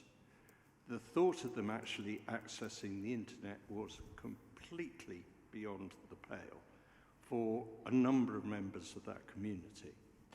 And so we've got to look at inclusion within a cultural informed aspect as well as all the other areas that we've touched on, which means that we have to be able to reach out into those communities, and the third sector has to be present in those communities or be able to reach into those communities in order to provide a bridge between humanity, the citizen, the people for whom the system exists, and a system that is likely to be somewhat digital and somewhat inflexible. It's a challenge also that we have to make that system responsive enough to be able to begin to resolve the issues and the disputes for all members of the population, and that too has a cultural aspect, albeit at the design stage. But I would hate us to lose the idea that everybody who is digitally disadvantaged is the same, because they're not. Thank you. Very interesting, thank you. Has anybody got any remarks on that or would like to respond, please? It's hard to be inclusive, Judge Stewart at Manchester, it's hard to be inclusive and get with people inside the system. So we've got to find a way of getting them easily able to access the civil justice system. Once they're in, question mark, does it matter what my background is? Sadly, on one face, I'm old and white, but I come from a council background, the first person at university, so I don't think that affects the people who are in front of me. They want justice, they want fairness. But when I go talking at schools, and I went to a disadvantaged school, one in Liverpool the other week, Judge, how many years have you sent someone down to prison for? Judge Rinder, are you like Judge Rinder? Are you like Judge Judy? Probably a bit more. I think probably harder than Judge Judy. They have no concept of what we do. I know how to, in 999, watch your emergency. I might even know roughly how to build a house. I can go in, see a surgeon, open a heart. I can see the local local program at Blackpool. Half my clients were in the cells, the famous ones on television. I've been arrested by everybody except I'm sworn on a helicopter. They have no concept. I can't imagine it would make great TV, but one never knows, does one? And that would be the way for people in the general public to understand how we operate, because they really haven't got a clue. And then when they come into my court to give evidence, the first thing we have them do is stand up, read a piece of paper, I do solemnly, sincerely, and truly declare and affirm that the evidence I shall give shall be the truth, blah, blah, blah. Words we use all the time. Solemnly, sincerely. Why can't we have, I promise to tell the truth? And I just think we need to make it easier because A, the spotlight's on them, B, they're nervous, C, some of them can't read, which you just have to pick up from the way they read the form and try and help them through it. So when we actually get into our court building, it's quite overwhelming. And then even the simple things like just promising to tell the truth are difficult for them. So I think we could probably look from inside out, how do we make it better for them when they come into our courtroom? So that's interesting, looking from inside out, and obviously you've got the view of, you know, the top bottom, so you're looking at the judiciary, making sure that the judiciary is representative of the communities, and then you've got this inside out. Does anybody else have any thoughts on this before we move on to the next question? I've got a few here that say, this is online, I agree with Patrick, and I reflect that the system is not the court system, but the whole system, from legal education, the provision of advice, all the way through to potential court interventions. Empowerment throughout is vital. That's what Patrick was mentioning. Early education on dispute resolution, not just the adversarial court system. Again, that's touching on the discussions this morning about dispute resolution. Highlight multiple pathways in, I think they probably dropped the sentence there, and create a role for people which are supported and facilitated that can be developed, which we've already mentioned. Okay, so we'll move on. Thank you so much for that discussion. We'll move on to the next question. Now, this is about looking at data. Now, it's around strategies and initiatives to promote inclusion and increase diversity. So this can consider the metrics for capturing outcomes of any initiative. Importantly, we need to ensure that diversity and inclusion become an integral and embedded part of the culture and speaks to the values of the justice system, rather than just a mini project capturing data, because we all have seen these projects and heard about them where you'll run it for 6 months to capture some data. Does anybody have any experience of policies or initiatives promoting the use of strategies and capturing outcomes in terms of diversity and inclusion? Or if they don't have any experience, could they possibly suggest any that they may think would be useful? Anybody? Patrick? I think one of the frustrations in the sector is there's no national data set. There hasn't been. Everyone uses different data.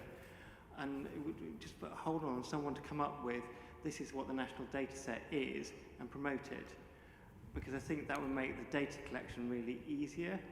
And it may have to be led by the sector to tell government, this is what we're collecting, and this is what we're going to give you. And maybe demand the government produce data on that. But until we do that, we're all, I have the time behind our back. Patrick, just for interest, what kind of data in terms of background data or ethnic minorities or age or gender or anything of that do the law centres capture? We capture in a piecemeal way for different funders in different ways. That's a part of our problem. We're operating 3 separate case management systems. It kind of goes back to the lack of investment in the sector that's meant that, you know, we struggle, we get funders come out, we want this data tomorrow, and I'm like, well, I could spend all night trying to grapple some data out of our system, but it's really problematic. And I think it's a huge, huge problem. Yeah, I mean, that is a problem when you've got different funders wanting different data, so you never get this kind of row of data that can be useful, and neither is that kind of translated in society or across other legal entities whereby it can kind of sit in a pot that would be useful for all. Has anybody else got any ideas about data collection? Yes, please. Thank you. Thanks so much. Is that? Yes. Okay. Just to briefly follow on to Patrick's point, I think really the crux of all data really comes down to that. As Patrick said, we know there's a need for a centralized data set and infrastructure to capture that, but where the lead from that should come from is still really confused. So I think there is a leadership gap there or vacuum to be filled in some respect of someone saying, okay, well, these are the data sets to take forward, and then bringing funders on board with that. On the funding point, the only project that I know of that has quite specific data sets included in their monitoring and evaluation is the Legal Support for Litigants in Person project, which is run through the Access to Justice Foundation, but is an entirely Ministry of Justice funded initiative. Now, if we could look at the types of data that they're collecting, then at least that's something that we know the Ministry of Justice is interested in collecting and has some data on, and we could look at maybe what we need to expand on that to kind of bring in and gather. But I just wanted to highlight some of the points, Graham, that you mentioned about kind of different types of inclusivity, and just the range of stuff that we ask people for information on is really broad, it's really personal, it goes back to childhood experiences, etc. So the fallout point is also that people might not want to give us their data, and going back to the trust point, might not trust organisations or initiatives to give their data over to. So there's huge numbers of issues in this, but some food for thought at least. Thank you. Yes, please. Thank you. I think something that a project that we worked on last summer was helping CAS Plus actually to look at clients that were coming in for hearings, and the data doesn't understand the complexity of a client situation, and that's a lot of problem with the data that they were collecting. Is it would say, how did you get your hearing today? And it would say, I walked or I took a bus. So we actually dove into those clients, and actually turned out the person who said they took a bus took 3 buses. And the person who walked an hour. So actually you start to see the complexity in that. It sounds simple, they just walked in, but they had to walk an hour to actually get there. Or they might have spent half the day taking multiple buses to get there and then having to do that to also go back home. So I find clients don't fit neatly into a lot of the data that we're collecting, and finding even the intersectionality of individuals and trying to actually build out that complexity to fully understand the picture is really difficult. Yeah, that speaks of the metrics, doesn't it? I mean, what metrics does one use? Yeah, it is incredibly difficult. We've got my experience when working in citizen advice is that there was excellent data collection, but other partners found it difficult to collect and collate a similar quantity and quality of data. It takes considerable investment in time and energy. Again, we've touched on this, the funding issues. While we all bristle at the worst aspect of social media, the data collection is formidable, and properly harnessed with the right expertise, not only can data be collected, but advice services can be flagged up as people search. It is particularly helpful for postcode and anonymised profiles. Does anybody have any experience of social media in that aspect? And do you think that is correct, and would that work? No. So we've got no, but having recently ceased part-time in socio-legal studies, but also a judge, the system is very reluctant to allow, sorry, I can't see the rest of that.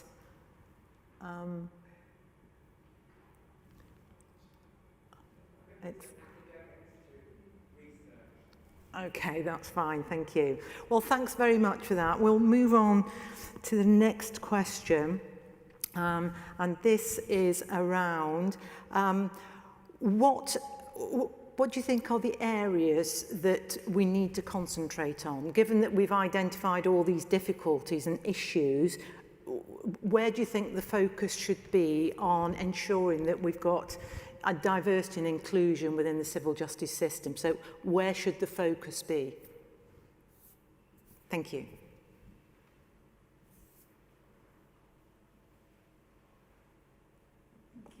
I think we've mentioned visibility a few times. I think that that's a really clear winner, because that's something that it's in front of you, you can see, and you can actually learn from it.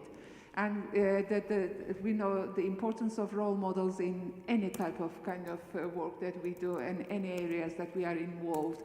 So once you see somebody like you, somebody who represents you, then somebody who understands you, I think that will give a really clear messages out. At this time, we don't have that. We know that we don't have that. And we talked about data. It will be really interesting to see how many disabled judges. For example, our senior judiciary we have in this country, let alone ethnic minority and LGBT and other diversity issues. So increasing visibility, I think, will be a clear winner to concentrate on. And if necessary, can we consider quotas, for example?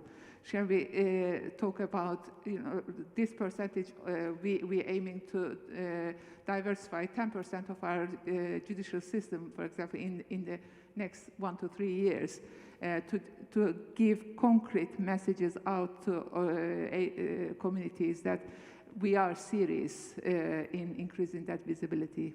Thank you very much.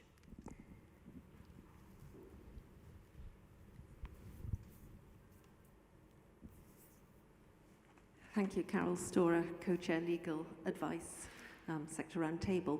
I want to make a point which is horrendously simplistic, but I honestly think that one of the problems for disadvantaged groups is if they go to a court and they don't know how long their case is going to be, the case is delayed, you think you're going to get on at 11, you're put over to 2. When I was in private practice, most of my clients were either facing housing problems or domestic violence. If you have got to collect kids from school, you are stressed from the moment that your 11 o'clock case isn't called at 2 or 2:30. And there is something about understanding that if you are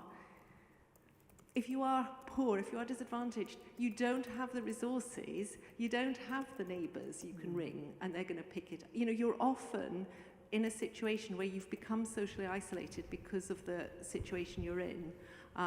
And it's so important that people at court are seen at an appropriate time so that they can plan the day. I mean, particularly if they're walking an hour there, or, which is, as something I've seen a lot. If you're getting 3 buses to a court and you've got to pick up kids from school, your day is a nightmare, and that's before you've even stepped into the court building. Yeah, that's really interesting, Carol. Do you think, that should be so for all court users, surely we should try to limit delay and make sure that, everybody gets their hearing on time. How would the system apply that to those we perceive to be excluded, so, and those we see as diverse? So how can we ensure that just that particular group, without putting in that almost like positive discrimination routes, how do we ensure that that improves diversity and inclusion? I don't know the answer to that, but I would hope that there are some judges in this room that might know. It may for gender.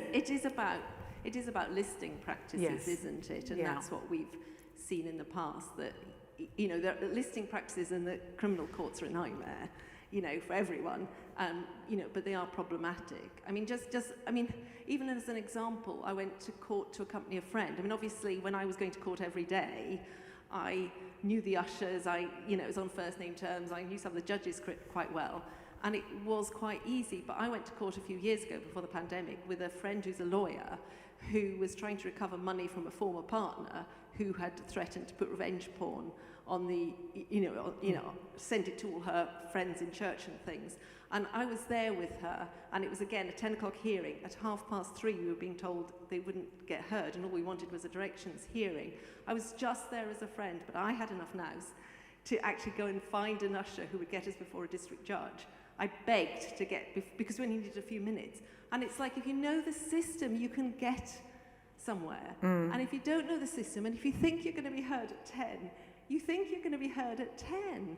And, there's something about a lack of information in courts. There's something about, the court listing. I know how difficult it is.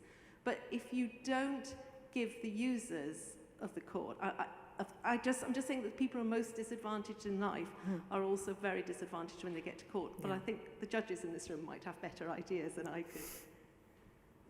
Thank you.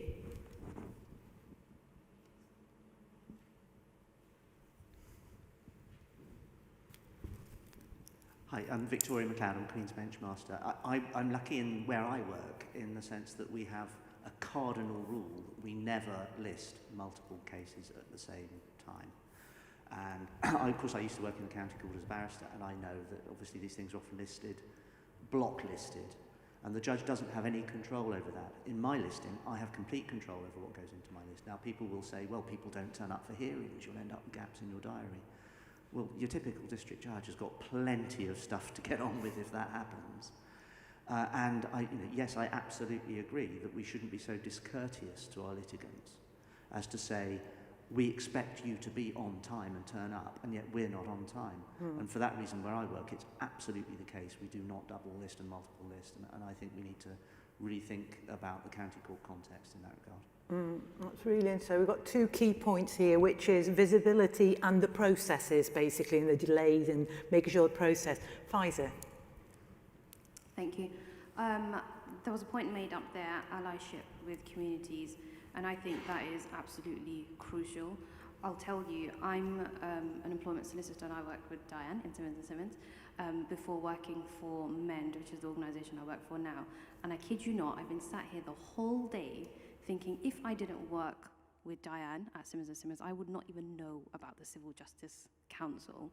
And there are so many organisations, grassroots, really good organisations out there that are doing this good work, reaching out to the communities, translating for them, doing the casework for them. So there's no need to reinvent the wheel.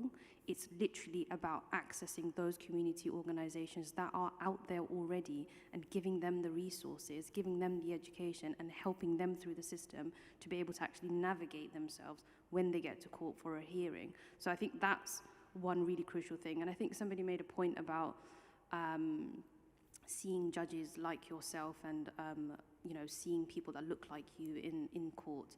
I'll give you a quick example. There was a case that I recently, a hearing I attended, and it was a criminal case, and the judge made a comment and said it was involving somebody who was basically going to be put in prison, and he said, I look after my elderly parents, and it was like a mitigating point that was being made.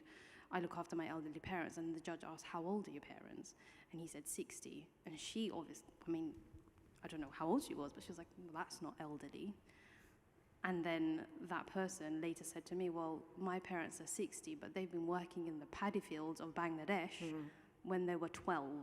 So their life experience has aged them and they can't walk properly. So it's having that understanding, and I completely respect that the court system have, really amazing judges and lawyers out there, but really and truly, if we don't see people like us there, then they won't really and truly understand our experiences and what kind of burdens we're having to carry on a daily basis. So I think those two things are important. So in summary, allyship with communities, and secondly, seeing more people, more diverse people in the court system. Fantastic, thank you. Don't double list, need neutral recruitment, public education, which keeps coming up, understand barriers, and allyship with communities, what Pfizer was just touching on. Patrick. I think one of our problems is that as lawyers, we don't want to be political. And I think throughout today, there's been lots of things described what we would think an ideal justice system would be, what the planks of it are, but there's nobody really to advocate for that. In other sectors, health and other social care, there are people coming out and saying the system's broken, you need to change it. But really, in the justice system, there's nobody doing that. And I think that's one of the biggest problems we have, and that's why we don't see change. Thank you. Any more points on that before we move to the final question? So, I'm on my glasses. So the final question, we've probably fed into a lot of this, and we're probably not doing it, but it is, how do we check that we are being inclusive? So how do we check that we are being inclusive, or how do we avoid being exclusive, if we want to look at it the other way around? Any thoughts on that? Yes, thank you. It's going to be very brief, actually, the meaningful data collection, because data, statistics are something to show you that you are inclusive, but a meaningful data collection. And when I say that, we talked about data collection earlier on. Just to give you an example of what you need to understand what you are collecting, and you need to understand the communities from where you're collecting data from. I mean, an ethnic minority case was given already, but for a lot of people think that ethnic minorities are a blank kind of overall community without specifics within in it. I'm from Turkey. I'm Kurdish from Turkey. When I actually identify myself as a Kurdish person from Turkey, but a lot of people will think that because I'm Turkey, I'm supposed to be Turkish. So that's the meaning of kind of data. And if you know your communities, if you know what you are collecting, and if you know how you're going to use that data later on, that will be the meaningful data that will show you whether you are inclusive or not. Thank you. Carol. Can I just completely support what Nezahat has just said, is the answer has to be data. And I was just remembering that I think there is one, I think the judicial diversity data is quite good. I don't know. Yes, I've got that. Yes, it's just, yes. Yes, but that is one thing which gives you a good overview of what's happening. And I think that's the most thorough. I don't know if anyone from LawWorks is here, but I know that LawWorks collects data on the people who come to its law clinics. And I was just talking about it with it recently, and it is extraordinarily hard. And it is extraordinarily hard to ask people the questions about diversity. You know, if you do a one-off bit of work for people, it's quite, you know, they don't trust you yet, and the point that you're making is it's quite hard to, you know, sort of fit those questions in at the right time, I always think. And, you know, to get the best quality answers rather than people saying, I'd prefer not to answer that. Yeah, no, absolutely agree with all of that. My only kind of thought about collecting data, that it tends to capture diversity, however one wants to define that, but it doesn't necessarily mean to say that we are being inclusive. So we may be capturing this information about all these diverse cohorts that we serve, but is the justice system including them?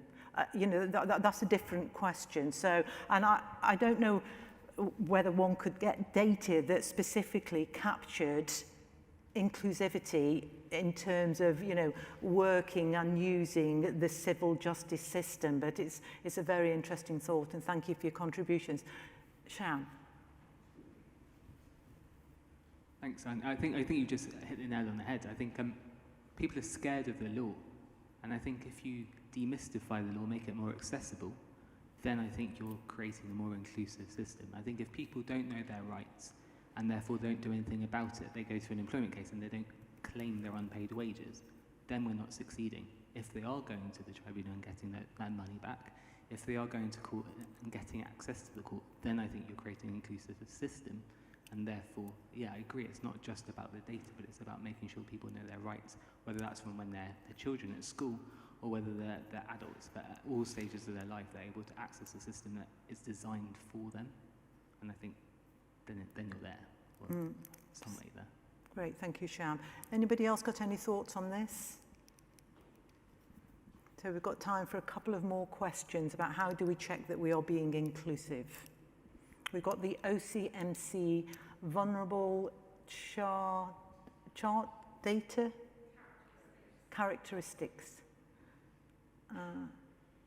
Okay, has anybody seen that? Is it a report?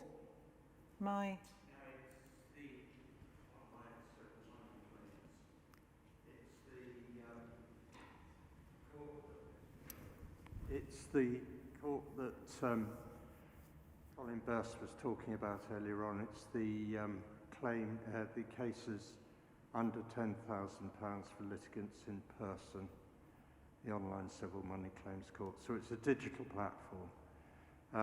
And because it's a digital platform, of course, they're able to collect, store and crunch an awful lot more data. So that's what it is. Great, thank you for that. Listen to. Any further thoughts on that last question? How do we check that we are being inclusive? Yes, certainly.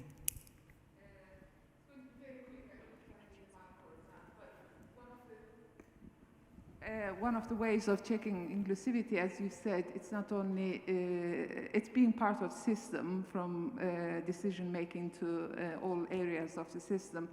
So we need to keep checking whether the voices of diverse voices are represented around the decision making tables, and where the decisions that affect the system are being taken, whether those platforms are representative of the communities that we serve. Thank you. Yes. Hi, Mark from Shelter. I think put some resource behind the provision in courts. If we're serious about the initiative, then people will make this happen. Fund people to do this work and to coordinate efforts. I think somebody else said about moving courts to the communities and reaching out to communities rather than being a fixed place, perhaps in a town 20, 30 miles away nowadays from where the person or where a community might be located. I don't think we can expect that people should come to the court.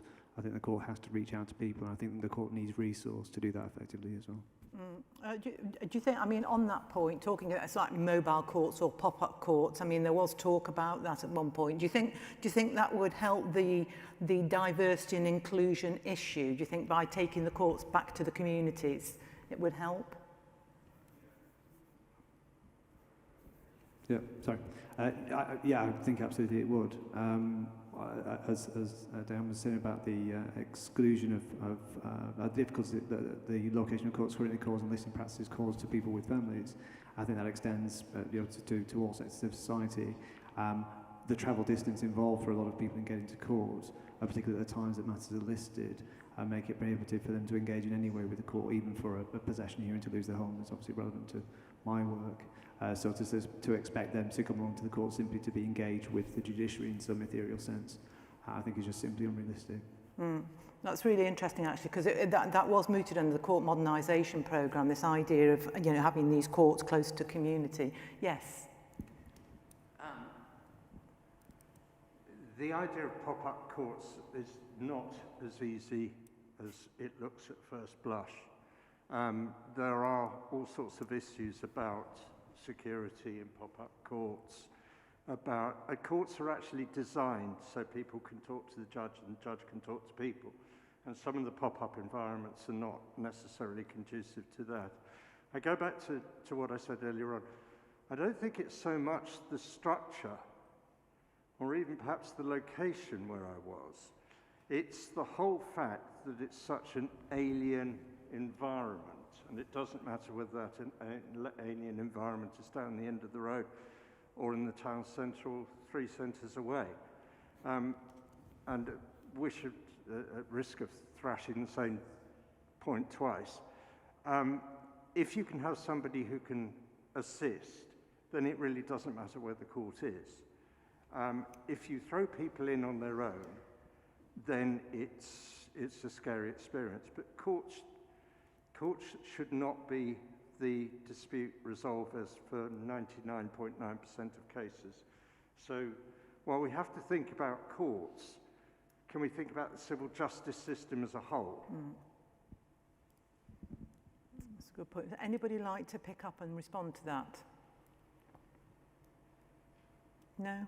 No further comments? Carol? It's more of a question, actually. There's been mention of initiatives where judges, for example, go in and talk to pupils in school.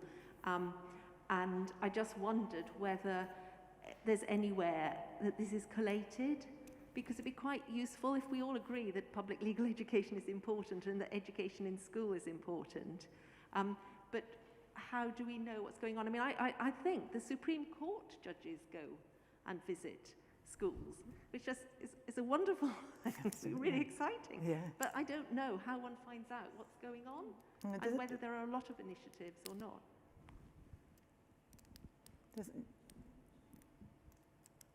I think Mark Dwight runs the Diversity and Community Relations Judge, and they pick up stats. I think they do a report every year as well. I went in with the Lord Chief Justice last week. He's the big boss, big honcho, so to speak, and he was more than willing to go into schools and talk to in this particular one of the most deprived schools in the country. So there is quite a lot of work done that way. Going on to just one or two other things, as Chris says, people all thought we're going to go to the local town halls for justice, but then people have been attacked. I've had a knife in my court, even though it's high security. So it's all about then security, accessibility, etc., etc., etc. So what looks like a fabulous idea, when they looked at it in more detail, didn't become one. I went to a Nightingale court. I was one of the first judges to sit in Nightingale courts, but they were in quite large centres like I was at the Lowry Theatre, just like to make it accessible to people. But what we've forgotten is, question mark, and I think I'm in the middle on this, video hearings, telephone hearings, people are accessible. It's a bit like Brexit, you're either one side or the other, and some of us are in the middle. And I find them very helpful. Most of the people who come in front of me on the phone, I give them the option, and they still pick often the phone. It's been easier for them. They don't have to travel. If you have to travel where I work, it can cost you £8, £10, £12. If you're only getting £100 pounds a week, it's a huge chunk. Some people have had to wait over if the lists aren't running properly, don't have any money for lunch. So there's lots of things to really have a look at. But then on the other balance, we've got to get through the cases, so you've got to balance the listings. So HMTTS sometimes take a gamble, and sometimes, sadly, in the case shown before, it failed miserably. But most of us try and keep to time. But in the timed hearings, more recently, I think you found the anecdotal evidence is everything runs pretty smoothly on time. At 10 o'clock, your phone goes, and I'm on the phone to you, or vice versa, or Teams. So I think we probably need to look at a new way of accessing justice, but that's not my pay grade. It's well above it. Thank you very much. Thank you all. I'm afraid we've got to close the session now. Thank you all very much for your very valuable contributions. It's been really fascinating. Thank you.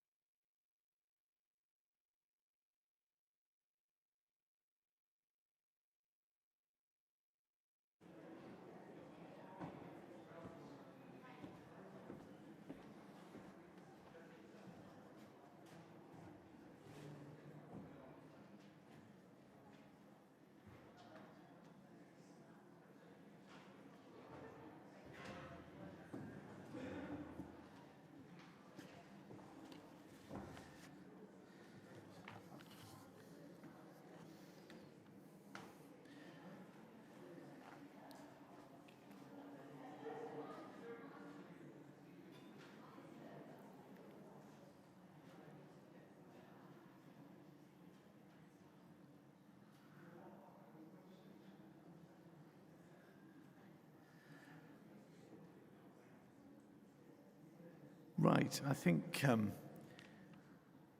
both in the room and I'm delighted to say still online, we'll move into the closing moments.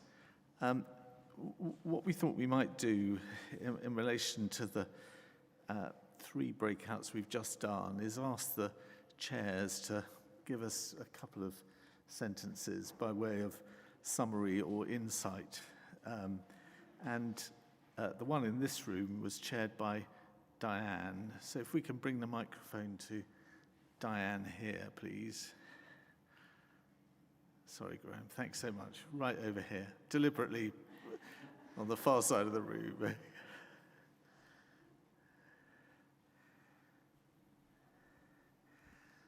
Diane on inclusivity and diversity. Many thanks. Yeah, it was a really, really interesting discussion and some fantastic ideas. I think there were a couple of themes that really came out, and one was around visibility. And so visibility is seen as an important issue in terms of making sure that you not only have you got diversity, but you include that diversity. So if you haven't got visibility of where to go and get access to justice, then that is seen as some kind of a limitation. And the other thing is about visibility of people like ourselves. So this idea of role models, so that one should have a court system that actually is representative of the community that it serves. So the judiciary should be representative of the community it serves. There was quite a few about process, and that people should be processed fairly, and that this itself was exclusionary in the fact that if somebody goes to court, they've listed at 10 o'clock in the hearing, it's then put back until 3 o'clock in the afternoon, where you've got a socially disadvantaged background that can have real implications for their lives. So that was another one. Another key theme was reaching out to the community. So rather than people actually engaging in the civil justice process, but can the civil justice process look to reaching out to the communities a little bit more? It was mentioned about judges going around and visiting schools, etc. So yes, so some very, very rich data, rich materials. The question on data was difficult, and one of the issues that I found is we may well be able to collect data on diversity, but that necessarily doesn't ensure inclusion.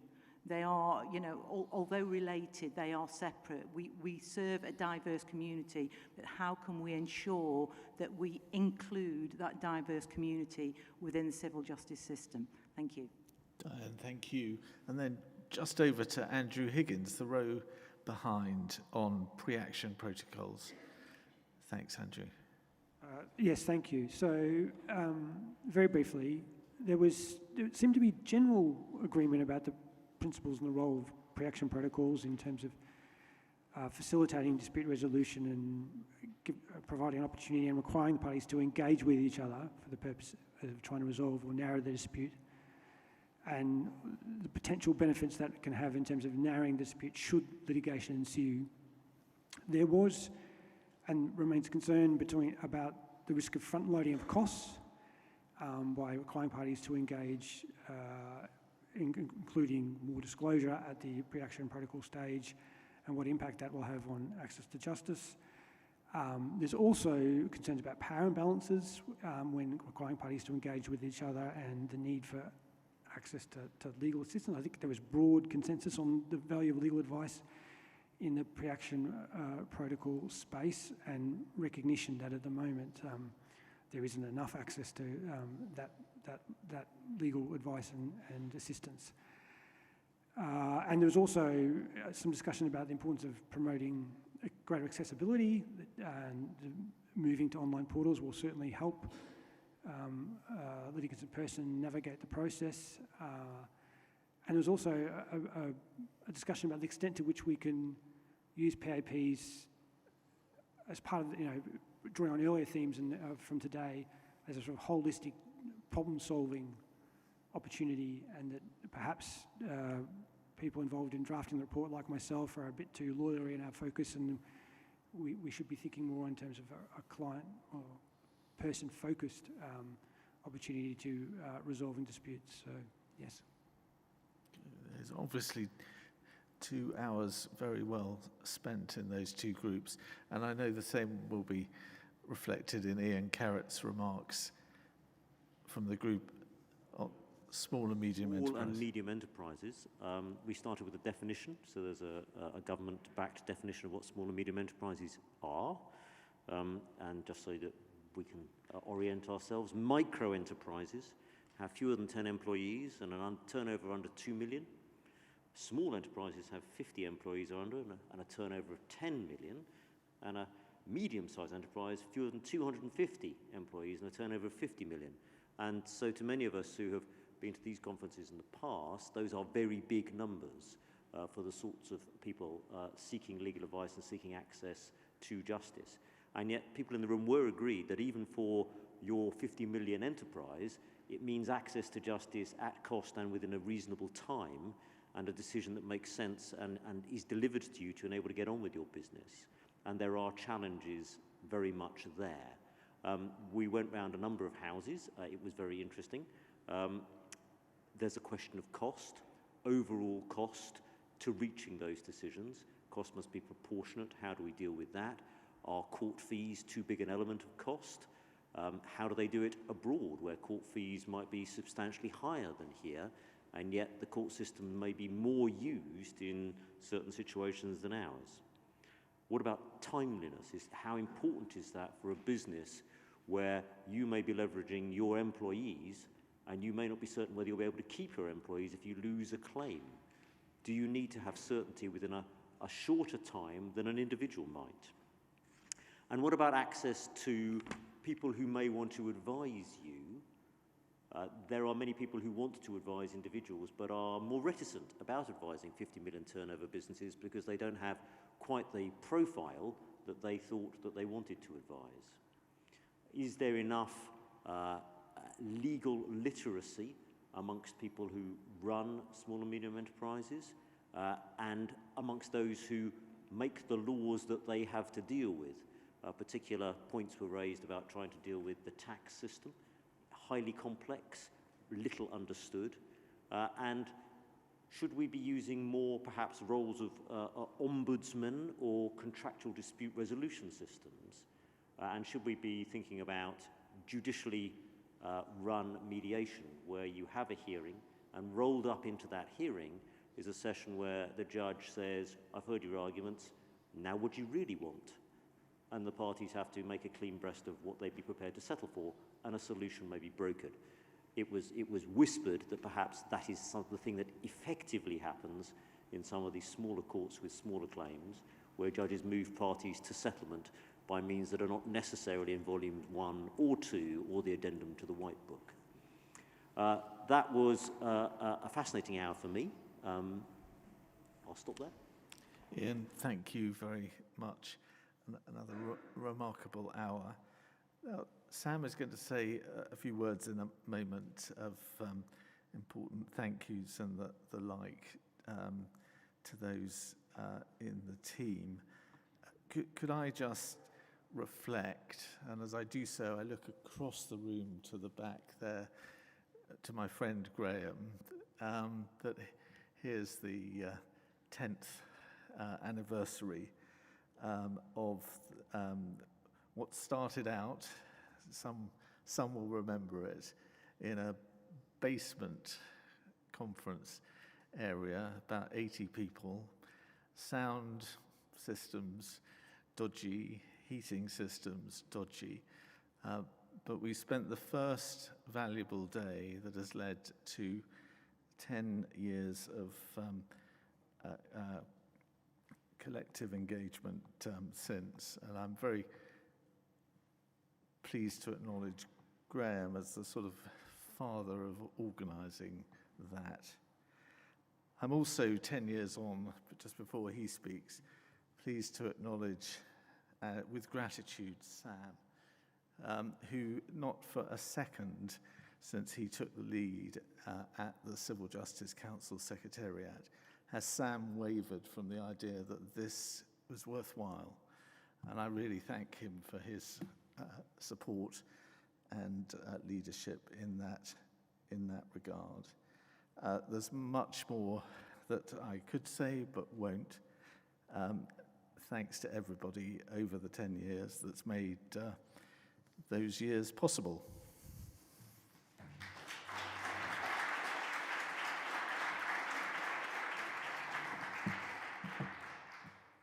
Robin, thank you. I will be very brief. I'm Sam Allen, I'm Secretary to the Civil Justice Council, and I'm lucky to be able to add thanks to some that Robin has already given. Firstly, Lee and Amy of the CJC Secretariat. I'm sure you will agree that they've been magnificent in organising today, and in truth, they are the real engine room of the CJC.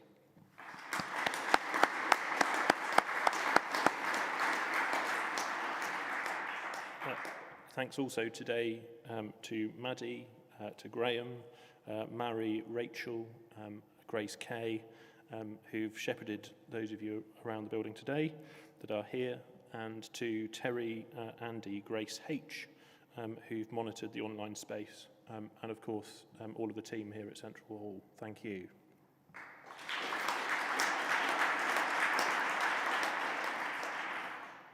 Thanks also the members of the Access to Justice Committee, Standing Committee of the CJC for their part in preparing today, and especially Matthew and Elizabeth for chairing the earlier plenary sessions.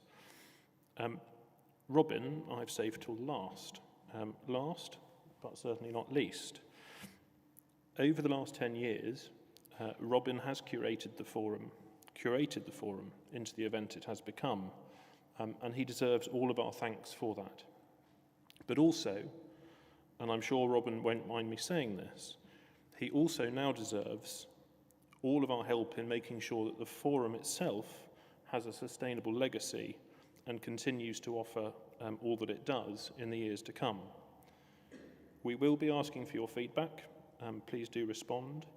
And depending, of course, on what that feedback says, we hope too to be able to ask for your practical support in events like this as we move forward. I won't go into summarising further the various discussions that we've had today. I am conscious of the time, but just to make one important point. The dialogue begun today or continued today should not be seen by any of you as a standalone activity. We have been lucky to be able to convene today, but as we go back to the vital work we all do elsewhere, often without the regular coffee breaks or sandwiches, please do build on the links that you've made today and the ideas that you've heard today. The conversations should continue, and I can promise that we as the CJC will do all we can to support that. So finally, this is only my third National Forum, and each year I've left feeling energised by the collaboration, by the ideas, by the work, by the passion that has been highlighted across the day. I hope you leave with the same enthusiasm. Together we really can cause the improvement of our civil justice system. If you're at home, a special thanks for joining us. We hope the live stream has worked well.